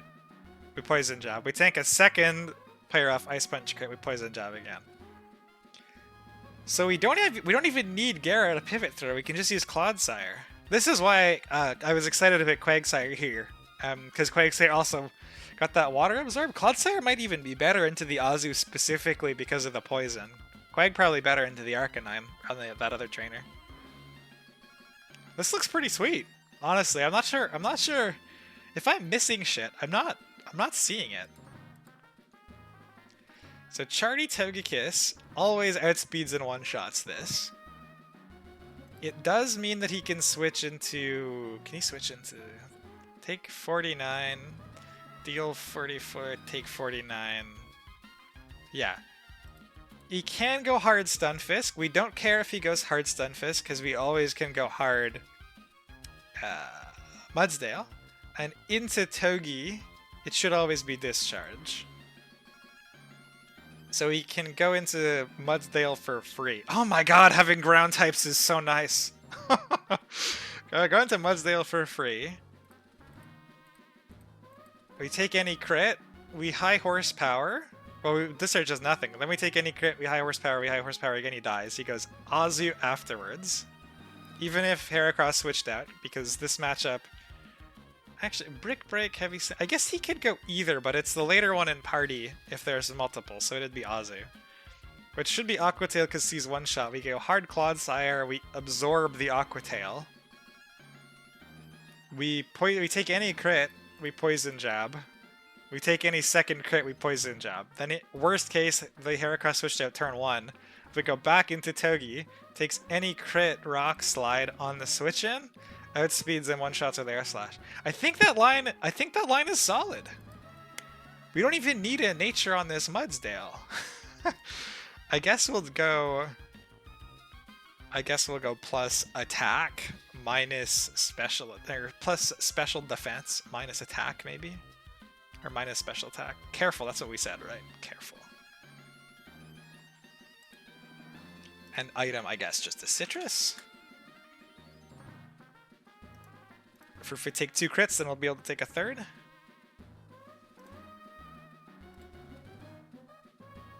Man! The new Mons! Already putting in just ridiculous work.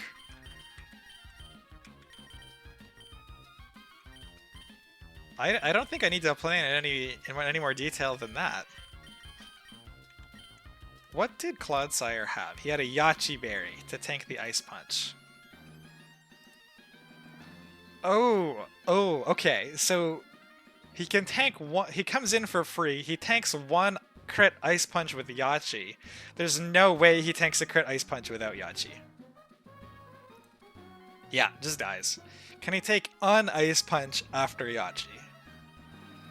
55. What is it with crit?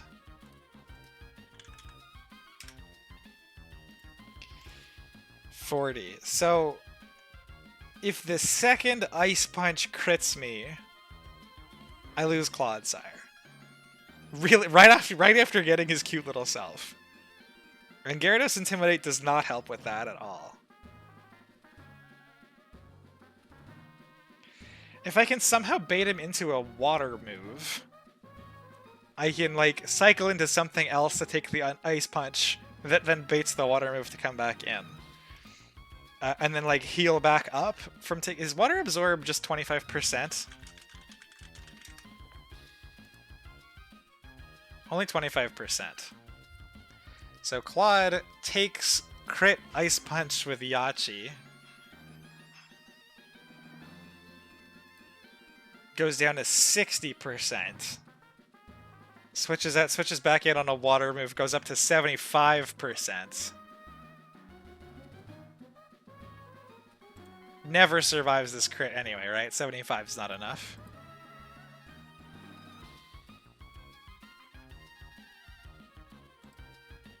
Yeah, 75. I guess he survives this crit most of the time.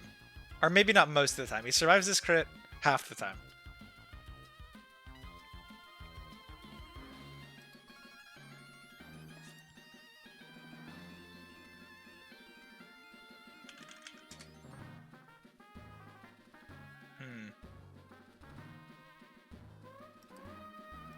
Irev's Berry AI is such that it should Ice Punch over Player Off, I think, right?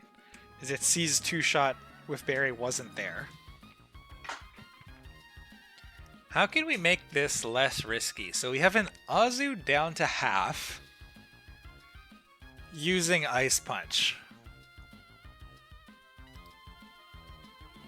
Gara can take an Ice Punch. It just can't kill it back. Because it can't take... Can we take crit Ice Punch into crit Player Off? Just barely can't. And the berries don't even... Like, healing berries don't help for this. I don't have leftovers, do I?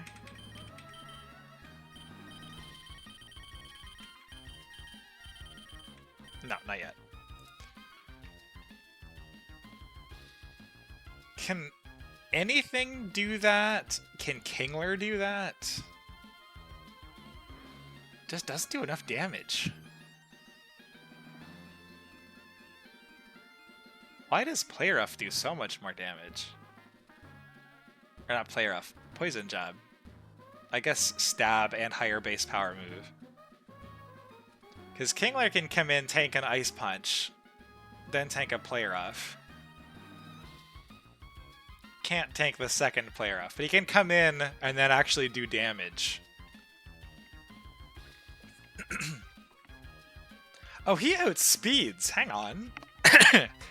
If he outspeeds, he can come in, take damage, then cut, then take damage, then flip turn into something else. Probably back to Clodsire to take the Player Off. Or even Togi, which can tank the Player Off crit and then kill back on low HP.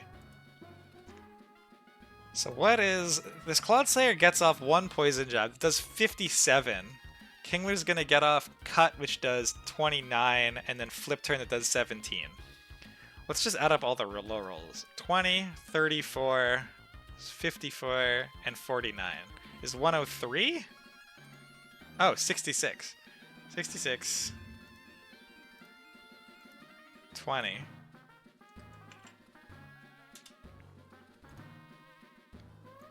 34. Is 120. Azu's at 115. Okay, I think that's the line. I think this Kingler doesn't actually need anything. He'll take a Citrus, because then he can tank Ice Punch, Player Off, and Citrus heal. So we'll Citrus the Kingler. Moveset stays. Clodsire doesn't have a nature yet. Oh! Can I make him bold? I guess he's slow as hell. We can just do plus defense minus speed.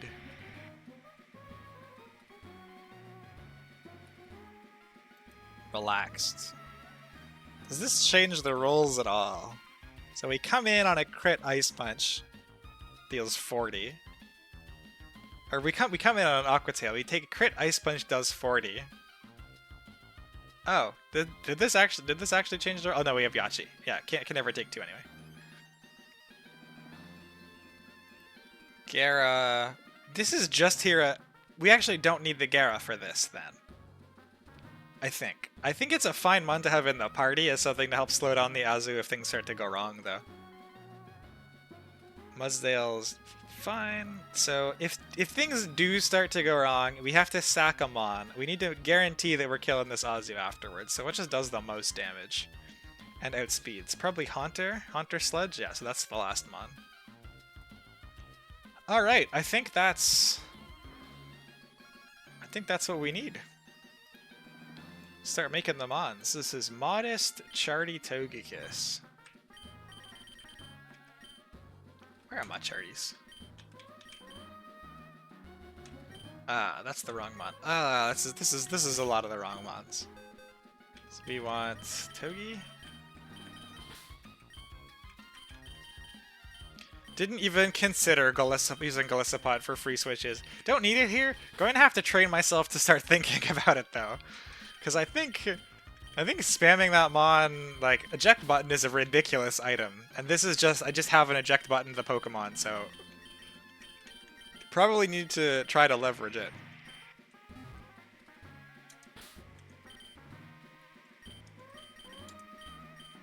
Let's Chardy the Togekiss.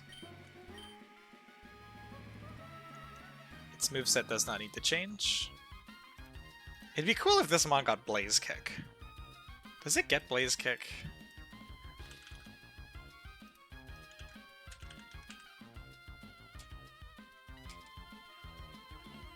What are we control Fing? I don't think it does get Blaze Kick.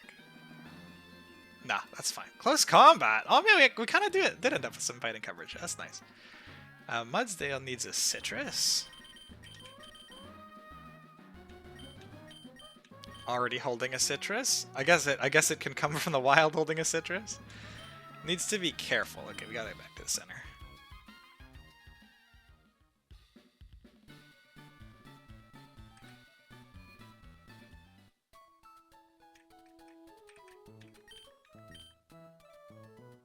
Oh, Togi's also timid currently. I think it's fine being 69 speed on Modest.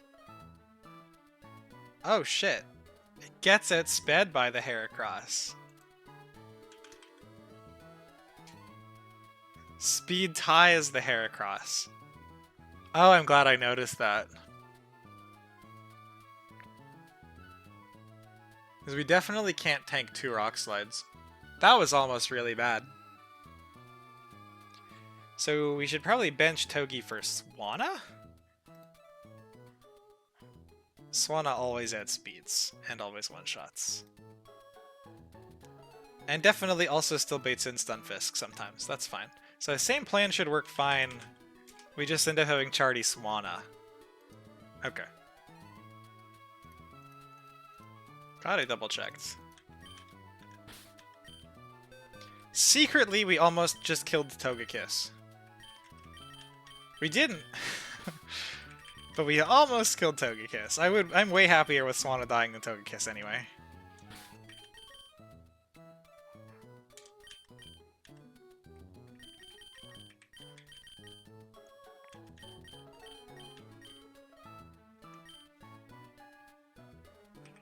Chardy Swanna, who's Modest.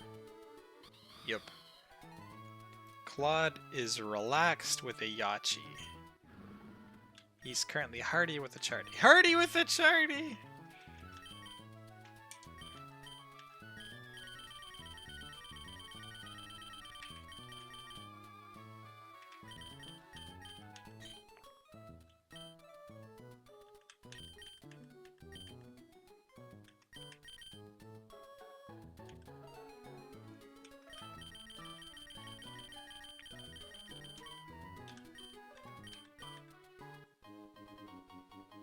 Relaxed.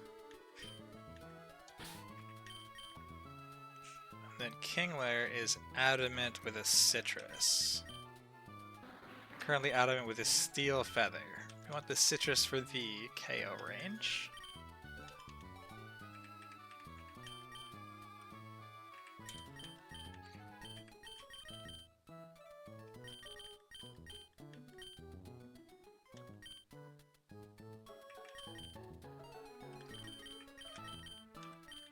He's already adamant. Yeah, okay. And then Hubert is Modest Poison Barb, and that's fine. It's the backup for if something dies, this will outspeed tank a crit Aqua Jet. Yeah, and kill the Yazu. Let's quickly go through this again. This feels really fast. This is still hasty. He wants to be careful. Wants to be careful with your shiny horse.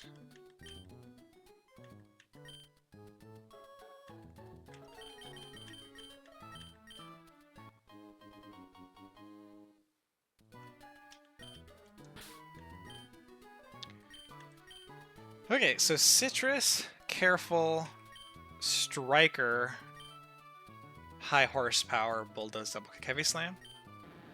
Ice Fang, Bite, Aquafang, Bite, Bulldoze, it's fine. Intimidate is what we want. Impish is fine. Chardy Swanna, that does outspeed a Heracross. And can switch in and tank any crit rock slide. Because it has a Chardy. Perfect. We got Whoops. Relaxed, Yachi, Water Absorb, Mudshot on Poison Jab, the important move. We got Kingler. This is supposed to come into the Azu later. It has cut an Aqua Jet, that's what it needs. Oh, maybe it does need the Steel thing. Well, we'll redo the line in just a moment to make certain. And then this guy... Sludge and Willow are all he ever needs. Poison, Barb, Modest. Okay. So let's Notepad. This is Beach House Simon. Turn 1, Air Slash to KO Heracross. Ken has bad odds into Stunfisk? If so, hard Mudsdale. Expect Stunfisk.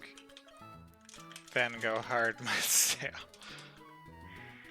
It doesn't actually matter. Turn 2. High horsepower into Stunfisk. Twice. This should be a complete non-issue. We can take any 3 crits.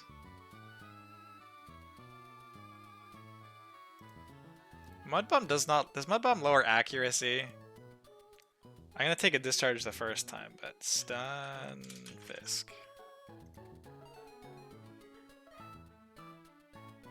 It does not seem to. Okay, thank goodness. To KO it. Turn 3. Azu. Expect Azu.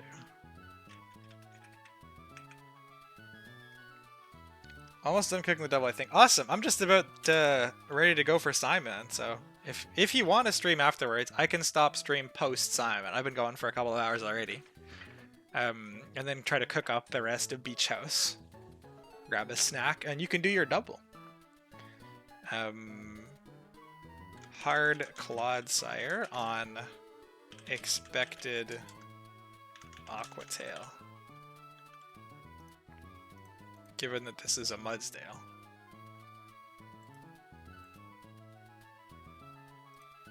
And doesn't make sense to go... yeah. So we go hard Clodsire. You take any crit. Take any crit with Yachi and Poison Jab. For 66. We're expecting another Aquatail to KO, or not another Aquatail, we're expecting another Ice Punch to KO our Clodsire. Or I guess it doesn't KO. We're expecting another Ice Punch though. So we want to go Kingler on the expected Ice Punch. Hard switch Kingler on expected Ice Punch. If we're wrong and he play roughs instead, it just means Kingler, it does the same thing. Because Kingler's at max, he can't crit me. So I come in, I take 1, I cut, I take a second, I flip turn out.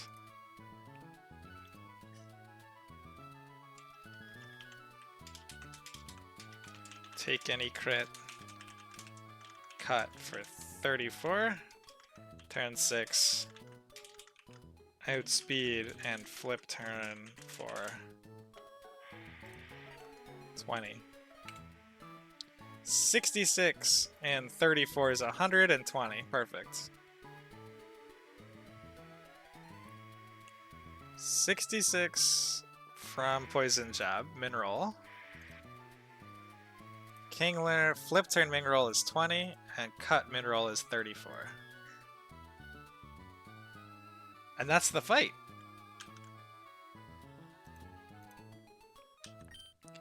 Let's go through the mons. Now that we've double checked. Citrus, careful, striker moves. Gyarados intimidates. We should probably just slap a Citrus on Gyarados. I don't think it's seeing play. Charity modest. Water absorb Yachi. Citrus shell armor. Poison barb modest. Okay, let's just chuck an emergency Citrus onto the Gyarados.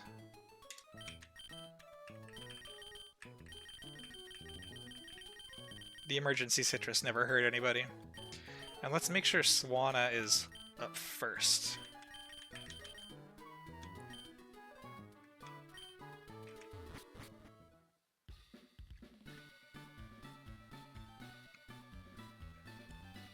And let's go get Beach House Simon. Beach House Simon is the one on the... He's the little kid on the right, I think. But I'm going to double check, just to be safe. This is Route 109. Beach House Simon. Yeah, Simon is the kid in the bottom right.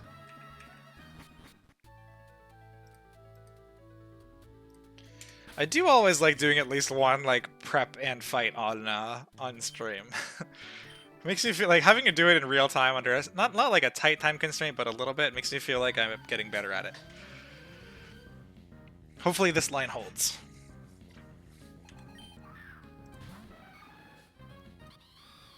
Slide this over. You can see the same fight plan I've been chatting about. The air slash he does trigger has bad odds.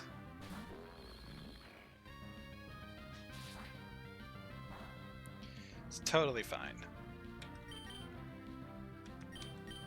So we're gonna go hard into Mudsdale.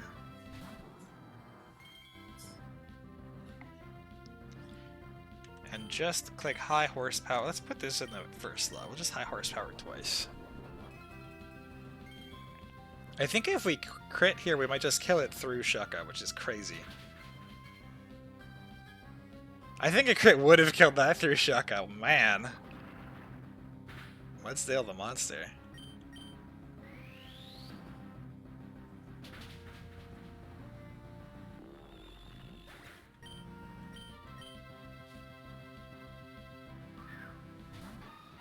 There's Azu. The scary mon. At 80%, this Aqua Tail is the only move that 100% guarantees a one-shot. So this should be an easy, hard Clodsire. Oh, his back sprite is so cute too! Mudsdale outspeeding someone, yeah. Stunfisk, bit of a slow homie. We want to, let's put Poison Jab in the front slot. Also, we want to Poison Jab this for a minimum of 16 damage. We take any crit, Ice Punch with Yachi. Claude is adorable in this? You're telling me, oh man, I love it. He looks so like, I love his little flappy little arms. I love his stupid little eyes, his goofy grin. He's great. That definitely looked like a higher roll than was strictly required, but that's okay. Maybe not. Maybe it looks like about 60. So the plan here is we're definitely being ice punched again.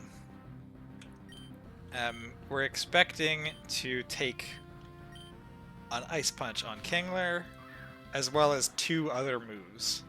Although we should only need to take one of the other 2 moves. Kingler at 79. Kingler 79. 90, sorry, wait, what? What did I change to?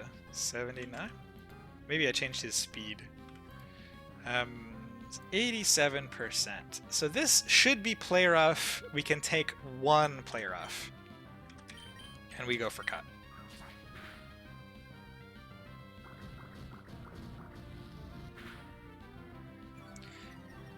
Oh, that lowers attack. Did not know that. And now we do. I think this is not actually going to matter because we had the foresight of putting on a Chardy. But it just means that we're not going to get to flip turn out. We're going to have to cut him again. Because flip turn, I don't think guarantees. I don't want to get out my my ruler unnecessarily here. We should take any Aqua Jet without any issue.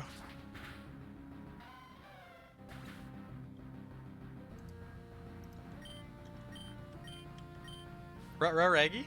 What was the Rutro Raggy for? Oh, the attack drop. Nah, it's fine. Didn't know that it could do that, but the line had some nice wiggle room, which is sweet. So this Swanna is going to come in on what I don't think is going to be a Rock Slide. I think it'll be the Brick Break. But it could be the Rock Slide. Swanna does not care. It comes in, it takes anything because it has Chardy Berry. Even if it crits. And then it outspeeds and one-shots with Air Slash.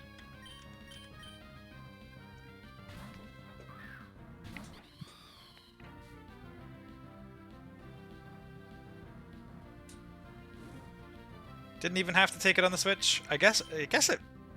The AI is smart enough to go for the Protect if it's trying to set up Guts Flame Orb. That's really cool. Doesn't matter here, but really cool. And there's Simon. That's 1/3 of Beach House.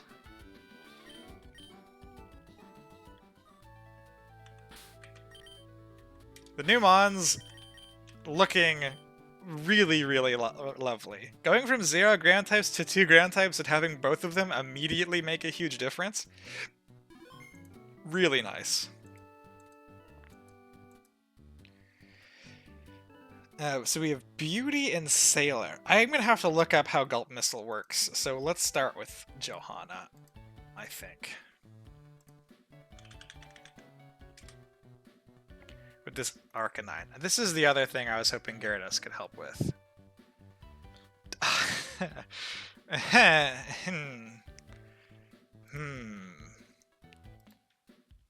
Wakan Gyarados? That's on an unfortunate unfortunate. What if we lead Swanna? We can flip turn. What if we lead like an attacking Swanna? We flip turn off of the Arcanine, expecting Thunder Punch for the one shot into like Lantern, which takes the Thunder Fang for free, takes any crit, and then kills with Scald. That's kind of nice. Maybe we don't need to be adamant, but we'll just leave it on there for now. That's kind of nice. I don't hate that. That's a really clean. Oh, we take the Intimidate. So it's not going to be a 2-hit KO. If we give this modest Mystic Water, do we even need Mystic Water? So Scald does min 66, flip turn at -1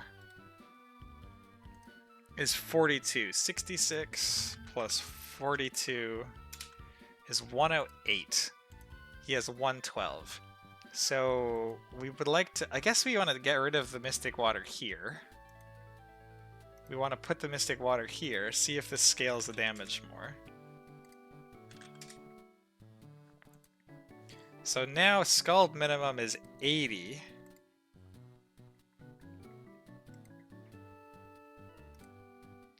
Flip turn at -1 minimum is 32. For Exactsies? That's cool. That's cool. Okay, I'm on board with this idea of attacking Swanna. I guess Floatzel probably does the same thing but better.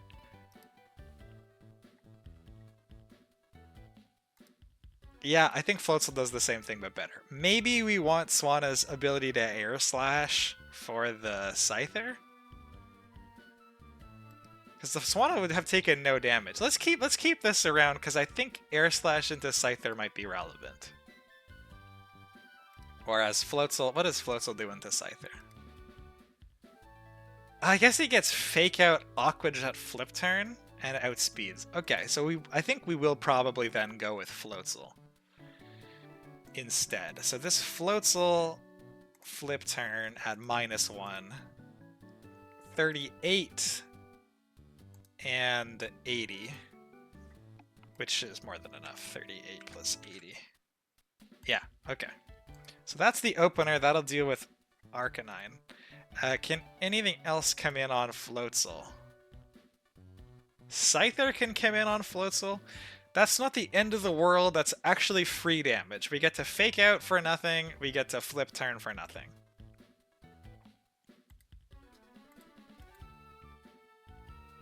Oh, both of these can come in. This one is more aggressive. This one is more defensive.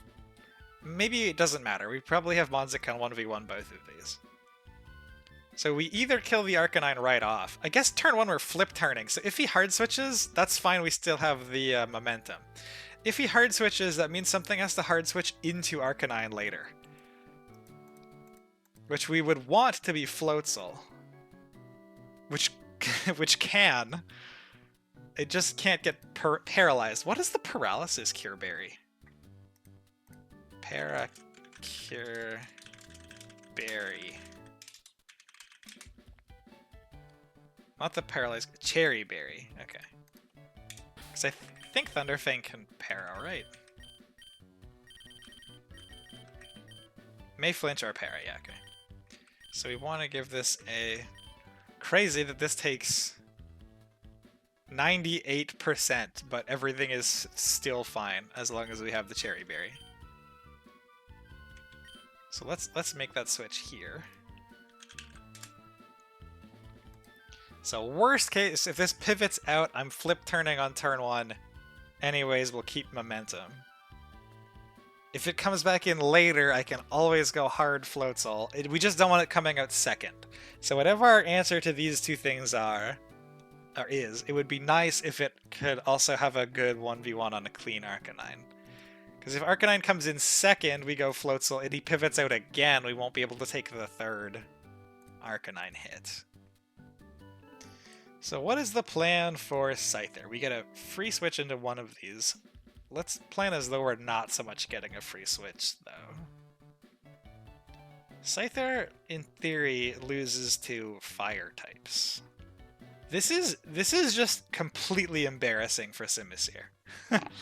I hope this one gets much better after the hidden ability, because it has felt much worse than Raylo most of the time. It's been used in 2 fights. I had really specific niche use in those lines, which has been nice, and kind of just felt a little underwhelming otherwise. Violate Bayleaf definitely doesn't beat this. Okay, Togi's pretty nice. Togi can't take crits, though. And we really don't want him to SD. That gets scary quickly. We should probably work out what this Arcanine is switching into if he switches out. Just use the same function. Not Hespata, let's get Bestamon integrated. So this is going to be looking for defensive switching. Which looks for type matchup. Effective. We don't have any of those. We don't... Type matchup. This does resist. Does not have a super effective move on the Floatzel. But the type matchup, I believe... Let's see how type matchup... If it's just smushing all the multiplication, it might see it as a fine defensive one, but not a good offensive one.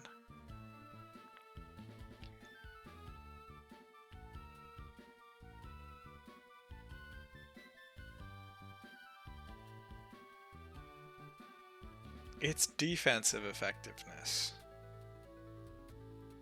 So it should be Luminion, not Scyther. So there won't be a free switch in to counter the Scyther here.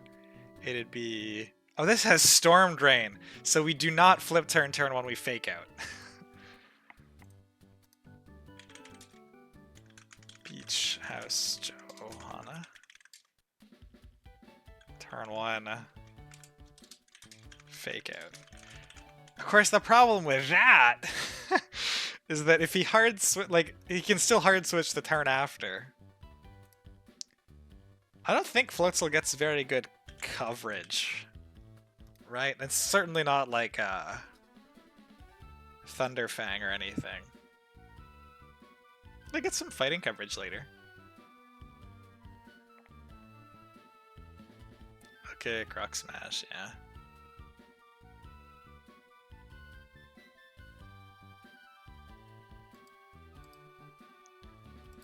I'm assuming just putting like Rock Smash or something on here is not gonna be enough damage. No. The Storm Dream boosts the Spatak. That's a little unfortunate. Can I just use my new Mudsdale? Holy shit! No, okay, it's not. We're not -1. Hang on. What the fuck? We just one-shot it through Intimidate. Wow, man, this Mudsdale is really selling me on this. That's really cool. We would need to put Rock Tomb on it so that he doesn't go into Scyther.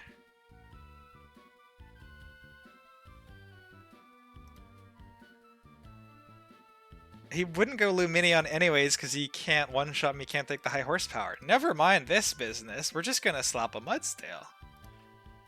Adamant with Striker, Soft Sand, Rock Tomb. Mudsdale does get Rock Tomb, right?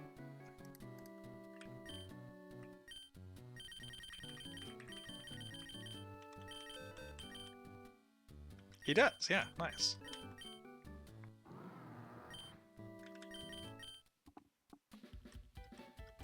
That's unreal. Just like, just ignores the Intimidate. Wow. What a mon.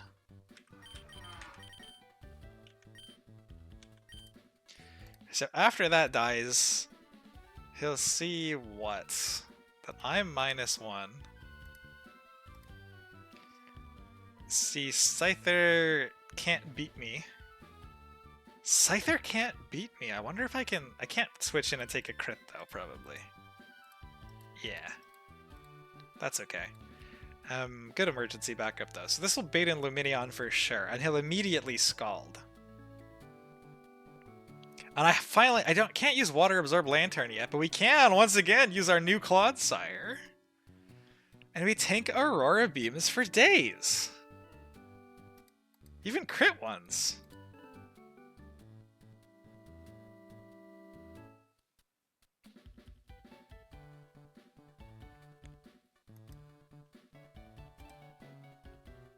Adamant, I guess? Doesn't really matter. What is the matchup into Scyther? Not bad, honestly. This guy also gets Rock Tomb.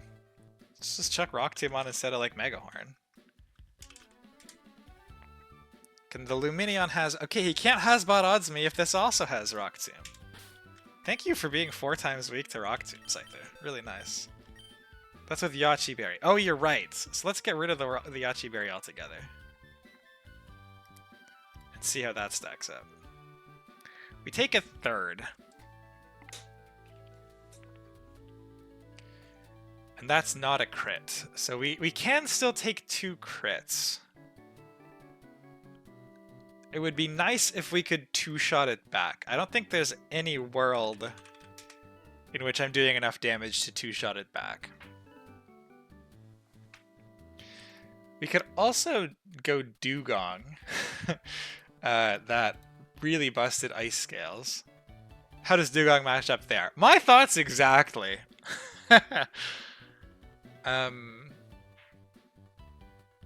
That's great. Oh, and Scyther can't come in, so I just lock him out. So what actually might be the play here is, like, this'll take me a while to kill him. It should take me 5 shots. So I'd probably do 4 shots. I can rest out Chesto. I actually might want to not be... Let's see if I am modest. Still probably 4 shots. So we probably go for 3 of these. 3 to 4 of these. It's possible I don't want to be modest. It's possible I want to be either bold. Because if I stack up well into the Scyther, if we don't stack up well into Scyther crit, so you can take 1 hit from Scyther, like 1 crit from Scyther, if we're at full, which this would be 18%, and Luminion's crits do not do 18%. So if we take a crit, like if we're at full, we take 1 hit from Luminion, kill with Ice Beam. He goes Scyther, it crits me with Rock Smash. I get 1 Ice Beam off still. You have access to Signal Beam on Dugong as well. That does better. I think I'm actually not bothered if it doesn't do any better. It looks like it's pretty interchangeable, and I would rather the lower rolls, so that I know exactly when to rest. So if we rest, like he attacks, I rest. Then I wake up. Then he attacks me again. He crits me. I go down 12%. The Scyther can then come in and I can take any 1 crit, get Ice Beam off to do half. Then he'll be Rock Smashing. Cannot get there with with Haunter, unfortunately. So let's take Dugong. Here's a question. Is this Luminion gonna Ominous Wind or Air Cutter into my Dugong? Because if he Ominous Wind buffs himself, he's still gonna be losing the race, but it's gonna take me longer. I guess that's fine. If he gets 2 boosts, that's gonna get a little sketchier, but he has no way of healing, and I do. I have 2 functional health bars, so even if this gets 2 boosts, that should be okay. So we Mudsdale this. So the new plan is not turn 1 fake out. It's turn 1, 1 shot Arcanine or KO Arcanine with high horsepower. Expect Luminion. Turn 2 hard Dugong. 1v1 carefully with Ice Beam. Use rest right before KO. And this wants to be a Chesto Berry. Can take 1 crit from this, plus 1 crit Rock Smash from Scyther. Expect Scyther. Ice take any crit from Scyther and deal over 50% with Ice Beam. So what we need to do is find a hard switch into Scyther Rock Smash crit that can deal minimum of 55 damage.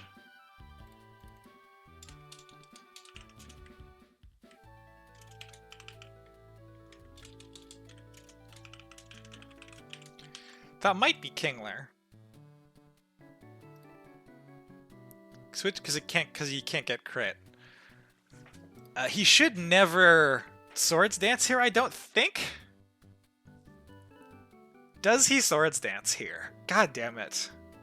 Because this Rock Smash is not a one-shot. It's almost a one-shot.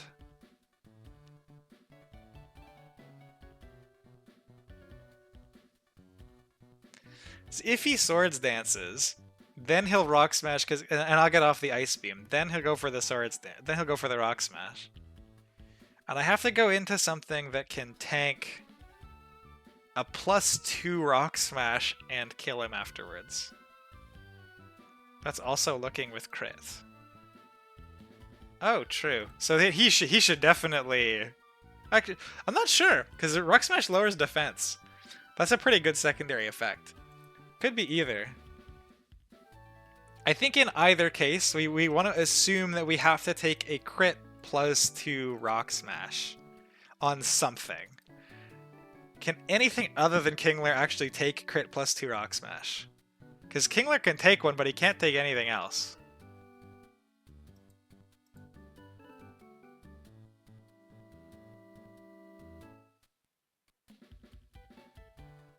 Where did floats will go? Yeah, Flitzel cannot take the crit plus 0. He likes to swords dance from my experience. Haunter can't outspeed. So like Haunter comes in on the rock smash. And then he's going aerial ace. Maybe it's easier to find a switch into aerial ace.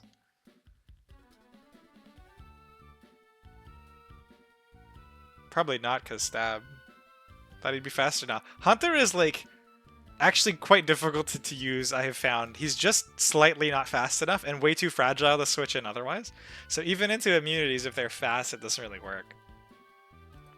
Scorpy gets obliterated. Although, hilariously, this is a +2 rock smash, and Scorpy doesn't care.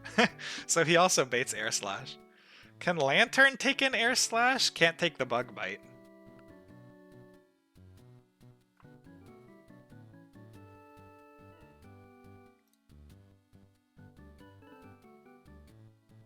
Golisopod can take the crit rock smash.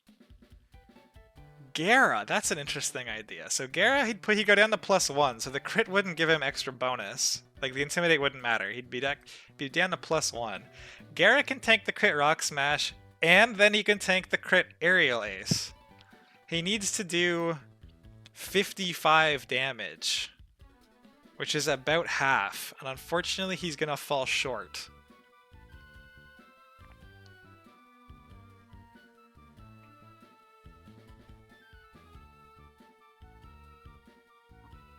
So if he's not rock smashing anymore, he should be aerial acing. At +1 now if we loop through Gara. I think we're gonna have to loop through Gara. Nothing else on the team I think stands a chance.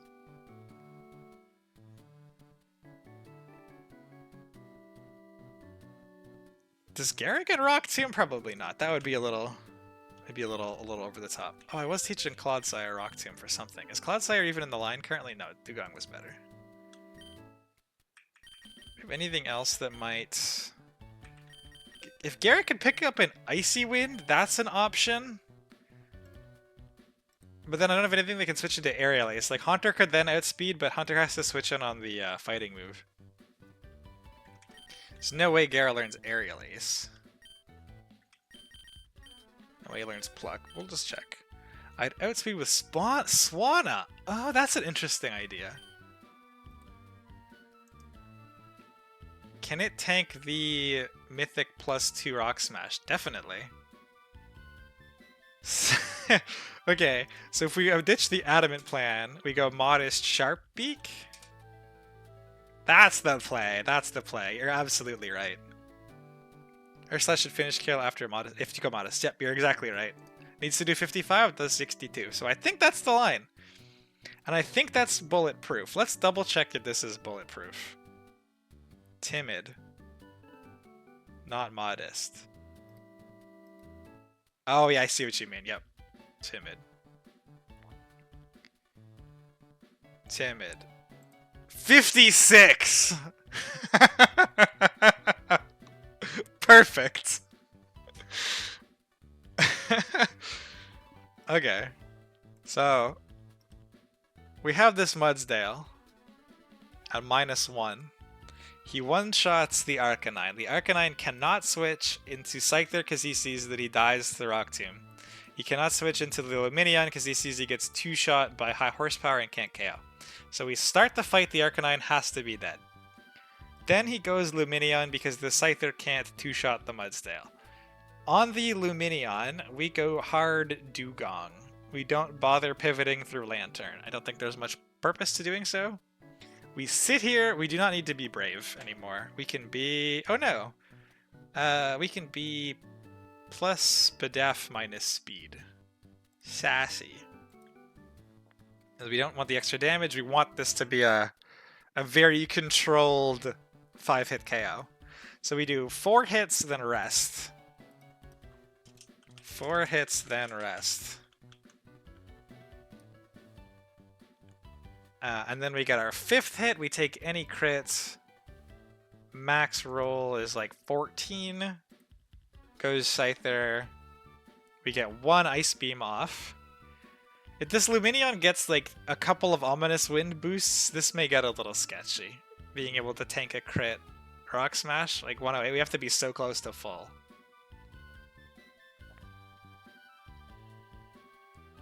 But we're thinking he probably SDs here anyways. Like if I'm low enough and I have to switch out, I go hard Swanna when he's at +2, then the aerial ace just kills. So then we'd have to pivot through Gara. So we still want the Gara. The thing I think that wrecks us here is if we get 2 Omni boosts on the Luminion, probably. I think extra mons are going to be Haunter, probably, and then just anything else outspeed the Scyther. Starmie does. So, like, if I have to sack... Starmie outspeeds to clean up if I have to do that. Swanna already outspeeds if I have to do that. Best sack is probably going to have to be Swanna in this context. I could bring something to sack. It would probably be the Simisear. I think this mod has been kind of bad. But probably it's just Starmie, so that we can guarantee a pickup after. So we Ice Beam with our Dugong into the Scyther once. We hard switch into Swanna, finish with Air Slash. I think that's about as good as it's gonna get. Our Mudsdale, we need to go back to the Pokemon Center.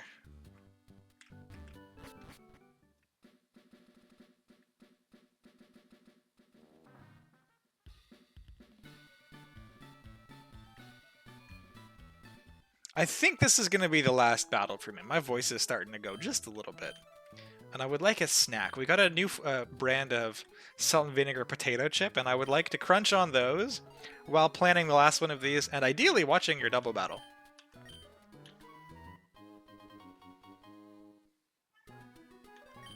Cat's getting upset across the house.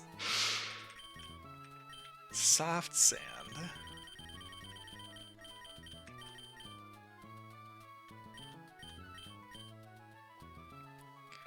Dugong. We're looking for... I'll have the 3 single battles before it. Oh my goodness! you have as many battles queued up as I did! Swanna has to be timid.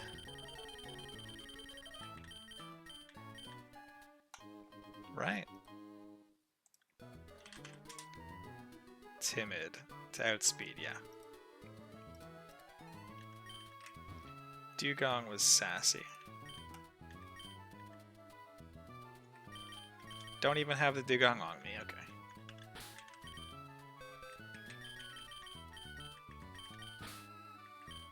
Keeping Haunter. Benching Kingler. We need what else from here? Starmie? The Insurance Mon?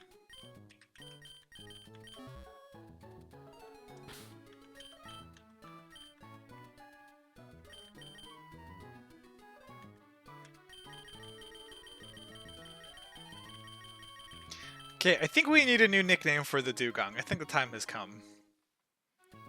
I think...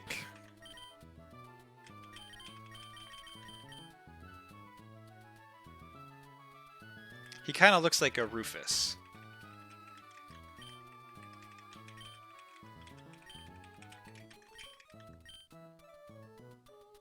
Playing in the background, most of the stuff I come up with in my head does in fact just work. That's awesome. That's kind of how my Gauntlet route went, actually, as you saw. Like, a lot of, like, pretty short, pretty linear fights. So we are now sassy.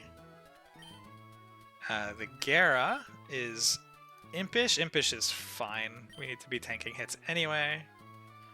Swanna is timid. We already did timid. My cat is being told off in the background in the distance. Haunter has been modest forever. Oh, Starmie outspeeds on modest. That's really nice. Okay. Actually, if we give Kingler +2 can't crit, we can teach Kingler a Rock Tomb, right? Yeah, that's better. That's a better backup than Starmie.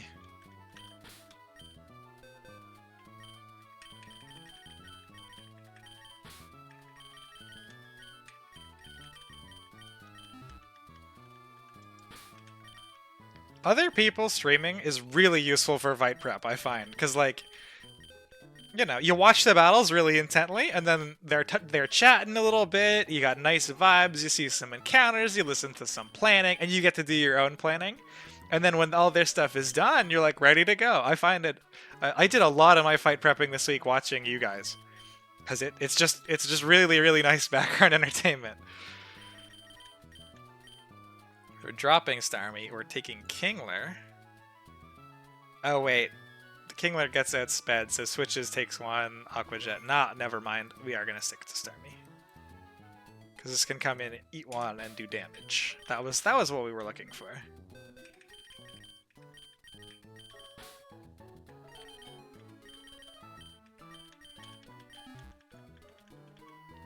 So our natures are good. Mudsdale needs soft sand. Might have given it that already. Yep. Gara has no item. I feel like just a citrus. If I don't end up with an item in the plans, I tend to just chuck citrus on shit. Oh, he's already holding a citrus. How kind of him. Dugong needs a Chesto.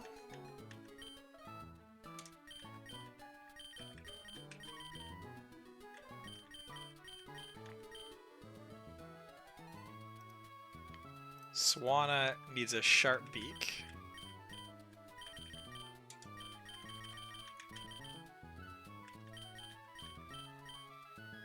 Haunter has had this poison barb for a bit.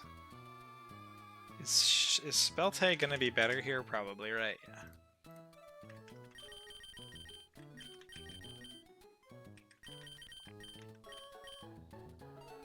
And Starmie's got that wide lens, so Hydro Pump actually has a hit chance. So we're Adamant, Soft Sand. We need Rock Tomb to keep switches out. Perfect. Gara is just kind of some filler moves. And Citrus, Impish. Swanna was Sharp Beak, Timid to outspeed this. Tanks any crit. +2 Rock Smash. Outspeeds with Air Slash. Got Roost for emergencies. Starmie is just sitting here with a Modest Wide Lens. Dugong has Rest and Ice Beam. Those are the two moves we're going to be clicking. Sassy Chesto. Haunter, Modest Spell Tag. We're back to Mudsdale. Okay. So I think that's everything. I will go to the beach house. I'll do the team scroll uninterrupted for the sake of sheet completion. I kind of like how Mudsdale's feet look like pistons when you're walking up and down. It looks like he's a car. And let's very carefully navigate this so we don't accidentally run into the other trainer. So this is Johanna. This guy doesn't fight me, and this is the sailor. So we're gonna be sneaky. We have the Mudsdale. Let's go do our. I guess we should probably import the team also. Do our scroll. Make sure everything is legal.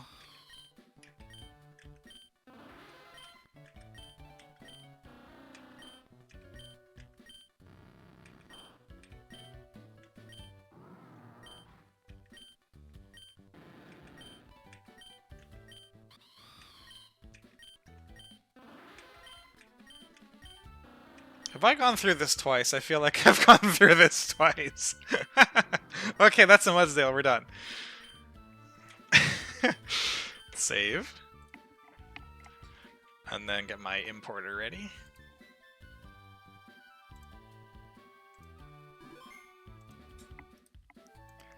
Alright, what is probably the last fight of stream, I gotta give my voice a bit of a break, is I am physically incapable of shutting up while streaming, I think. I don't think I can just sit here and play the game. I think I have to chat. I'm sorry for you guys who have to put up with me. I'll just second monitor this to grab the party real quick. To Swanna, Starmie, Dugan, Haunter. Alright.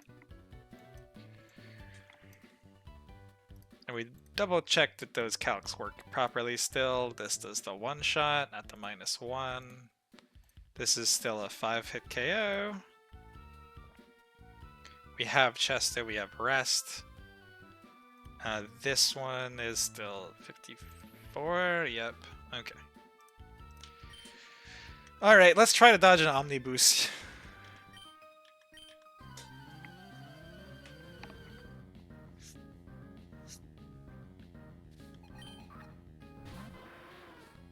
This is the craziest part of the fight to me right here. I thought this Arcanine was going to be a big problem. And the Mudsdale is not intimidated.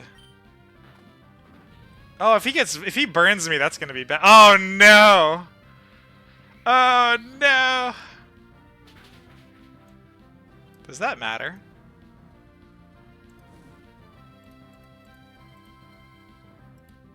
No. Mudsdale was not intimidated, but was burned. Is slow as shit. Must remember that. Like a stuck tank. This should still prompt Lumineon because it's later in the party anyways. Okay. Well, we made a little whoopsie. That's not too bad, though.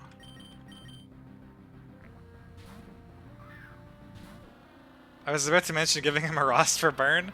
He needs the soft sand to guarantee the one-shot. All the burns! Jesus Christ! -1. Yeah. Does he? Is it Rost? If I go Rost, yeah. That's fine.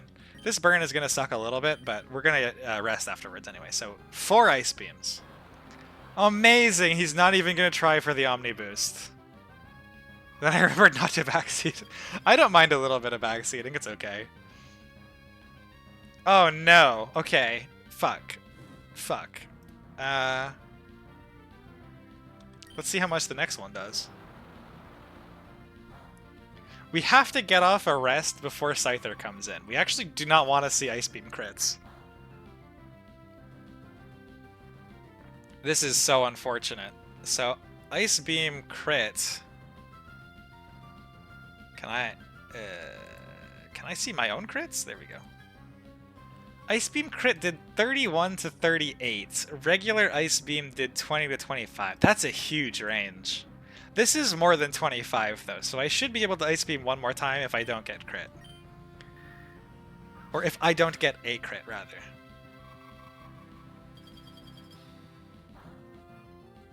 Even if he was adamant?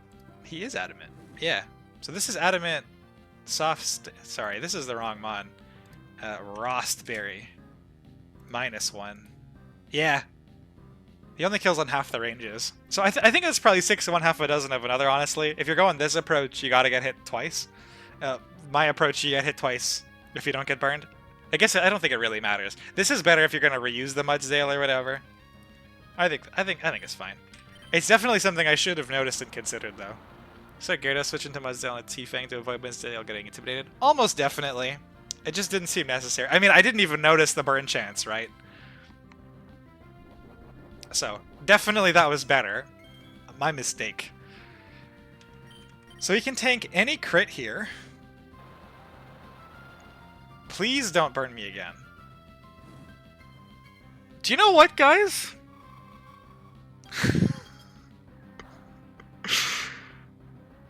That sucks. That sucks a lot.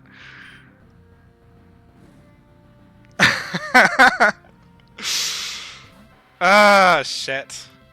Okay. Is he gonna try to... He should not try to rock smash me still. We think. I am way outside of one-shot range. 87%. I die to a crit now. Some of the time. We're pretty sure he Swords Dances. I'm at 104. I died of 4 rolls of crit, and we think he Swords Dances. We Ice Beam. We're not gonna try to steer around this fucking +2 Scyther monster.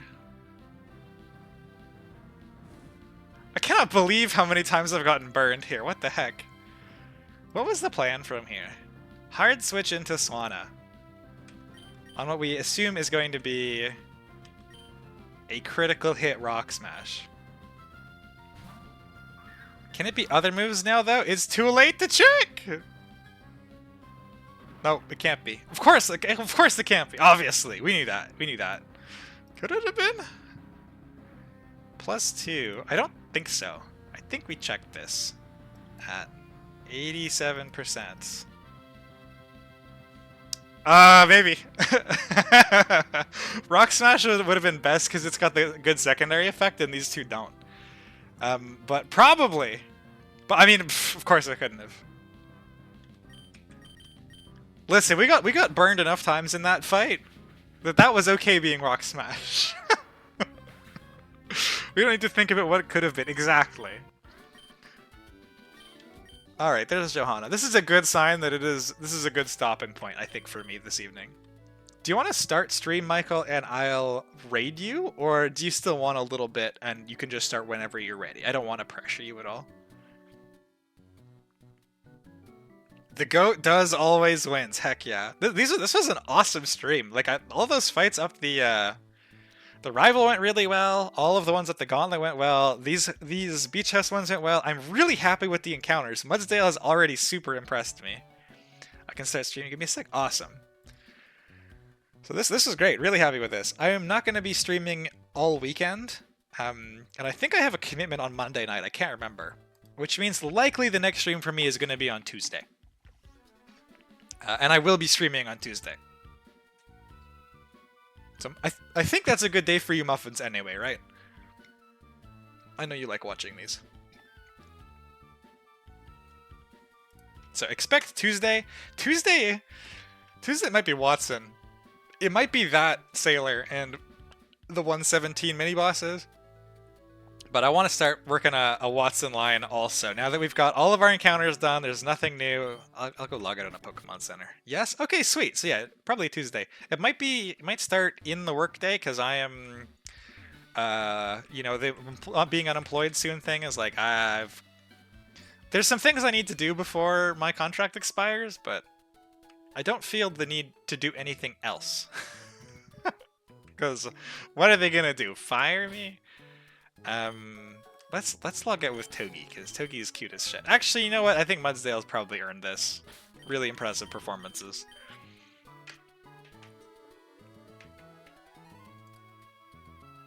Oh, I see Michael is live. Now I gotta find the raid button again. Let's go. I think it cuts me off as soon as I push the raid button. So again, thank you guys very much for watching. Always appreciate the audience. And let's go see Michael do some rain battles and a spicy double at the end. And I will hopefully see you in the see you in the Discord for sure, and then I'll see you Tuesday. And now let me solve for a moment while I figure out raid. Raid channel.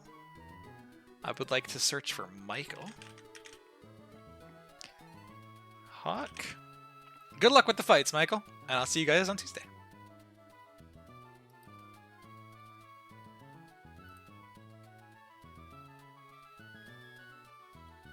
Okay, raid should be loading.